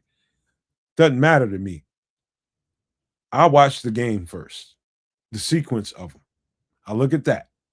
And then when I get back to those statements that they have at the end of the season, postseason, when they're starting to talk about draft picks and what they do in free agency and all that kind of stuff, you put all those things together and you start to come up with a picture. And as we do these podcasts and as we start breaking down these players like we do on this channel, it's easy to see where this thing is going to me. It ain't easy to find out who they're going to draft and what sequence. That's impossible. We're not looking at their draft board. What we can do is what I just told you. Watch the season in sequence and the postseason conversation that's been happening since then. The moves they made in free agency. It's telling us something. It's whether or not we want to accept what it's telling us. I see it for what it is. And, I accept it. I just want to see how it plays out. And I think everybody is at that point. We want to see how this thing plays out. There's a lot of people not satisfied with the moves that were not made this offseason so far. But I'm okay with it. I'm very okay with it because I can kind of see where this is going. So stay tuned to the Nomad Network. Stay tuned to Keds of Canuck, his channel, and stay tuned to Sports Chicago Style. Because we're going to break it down even further because we're going to find out even more and we'll be able to put the mesh together a little bit better moving forward. So I'm telling you guys, it's going to be fun, man. We just got a team that came out of the doghouse and right to the doggone Kings of the North. And so where we can go from here, it seems like we have a coach that's doggedly determined to keep us there. And I'm trusting what they're doing inside that building. I'm not pointing no fingers. I'm just trusting what they're doing so far. Because if you can take us from where we were to where we are now, you've earned my trust. I can tell you that. So I'll just end it with that, man. Trust what they're doing. Trust what their vision is. And let's see what the outcome is. We'll cook it up the best we can out here on the outside while we're in the parking lot tailgate. We're cooking it up, but we're doing the best we can with what we know. So that's what you can stay tuned to the Nomad Network for. We're going to break it down. So I just want to leave you guys with these famous words. Love, peace, and hair grease, y'all.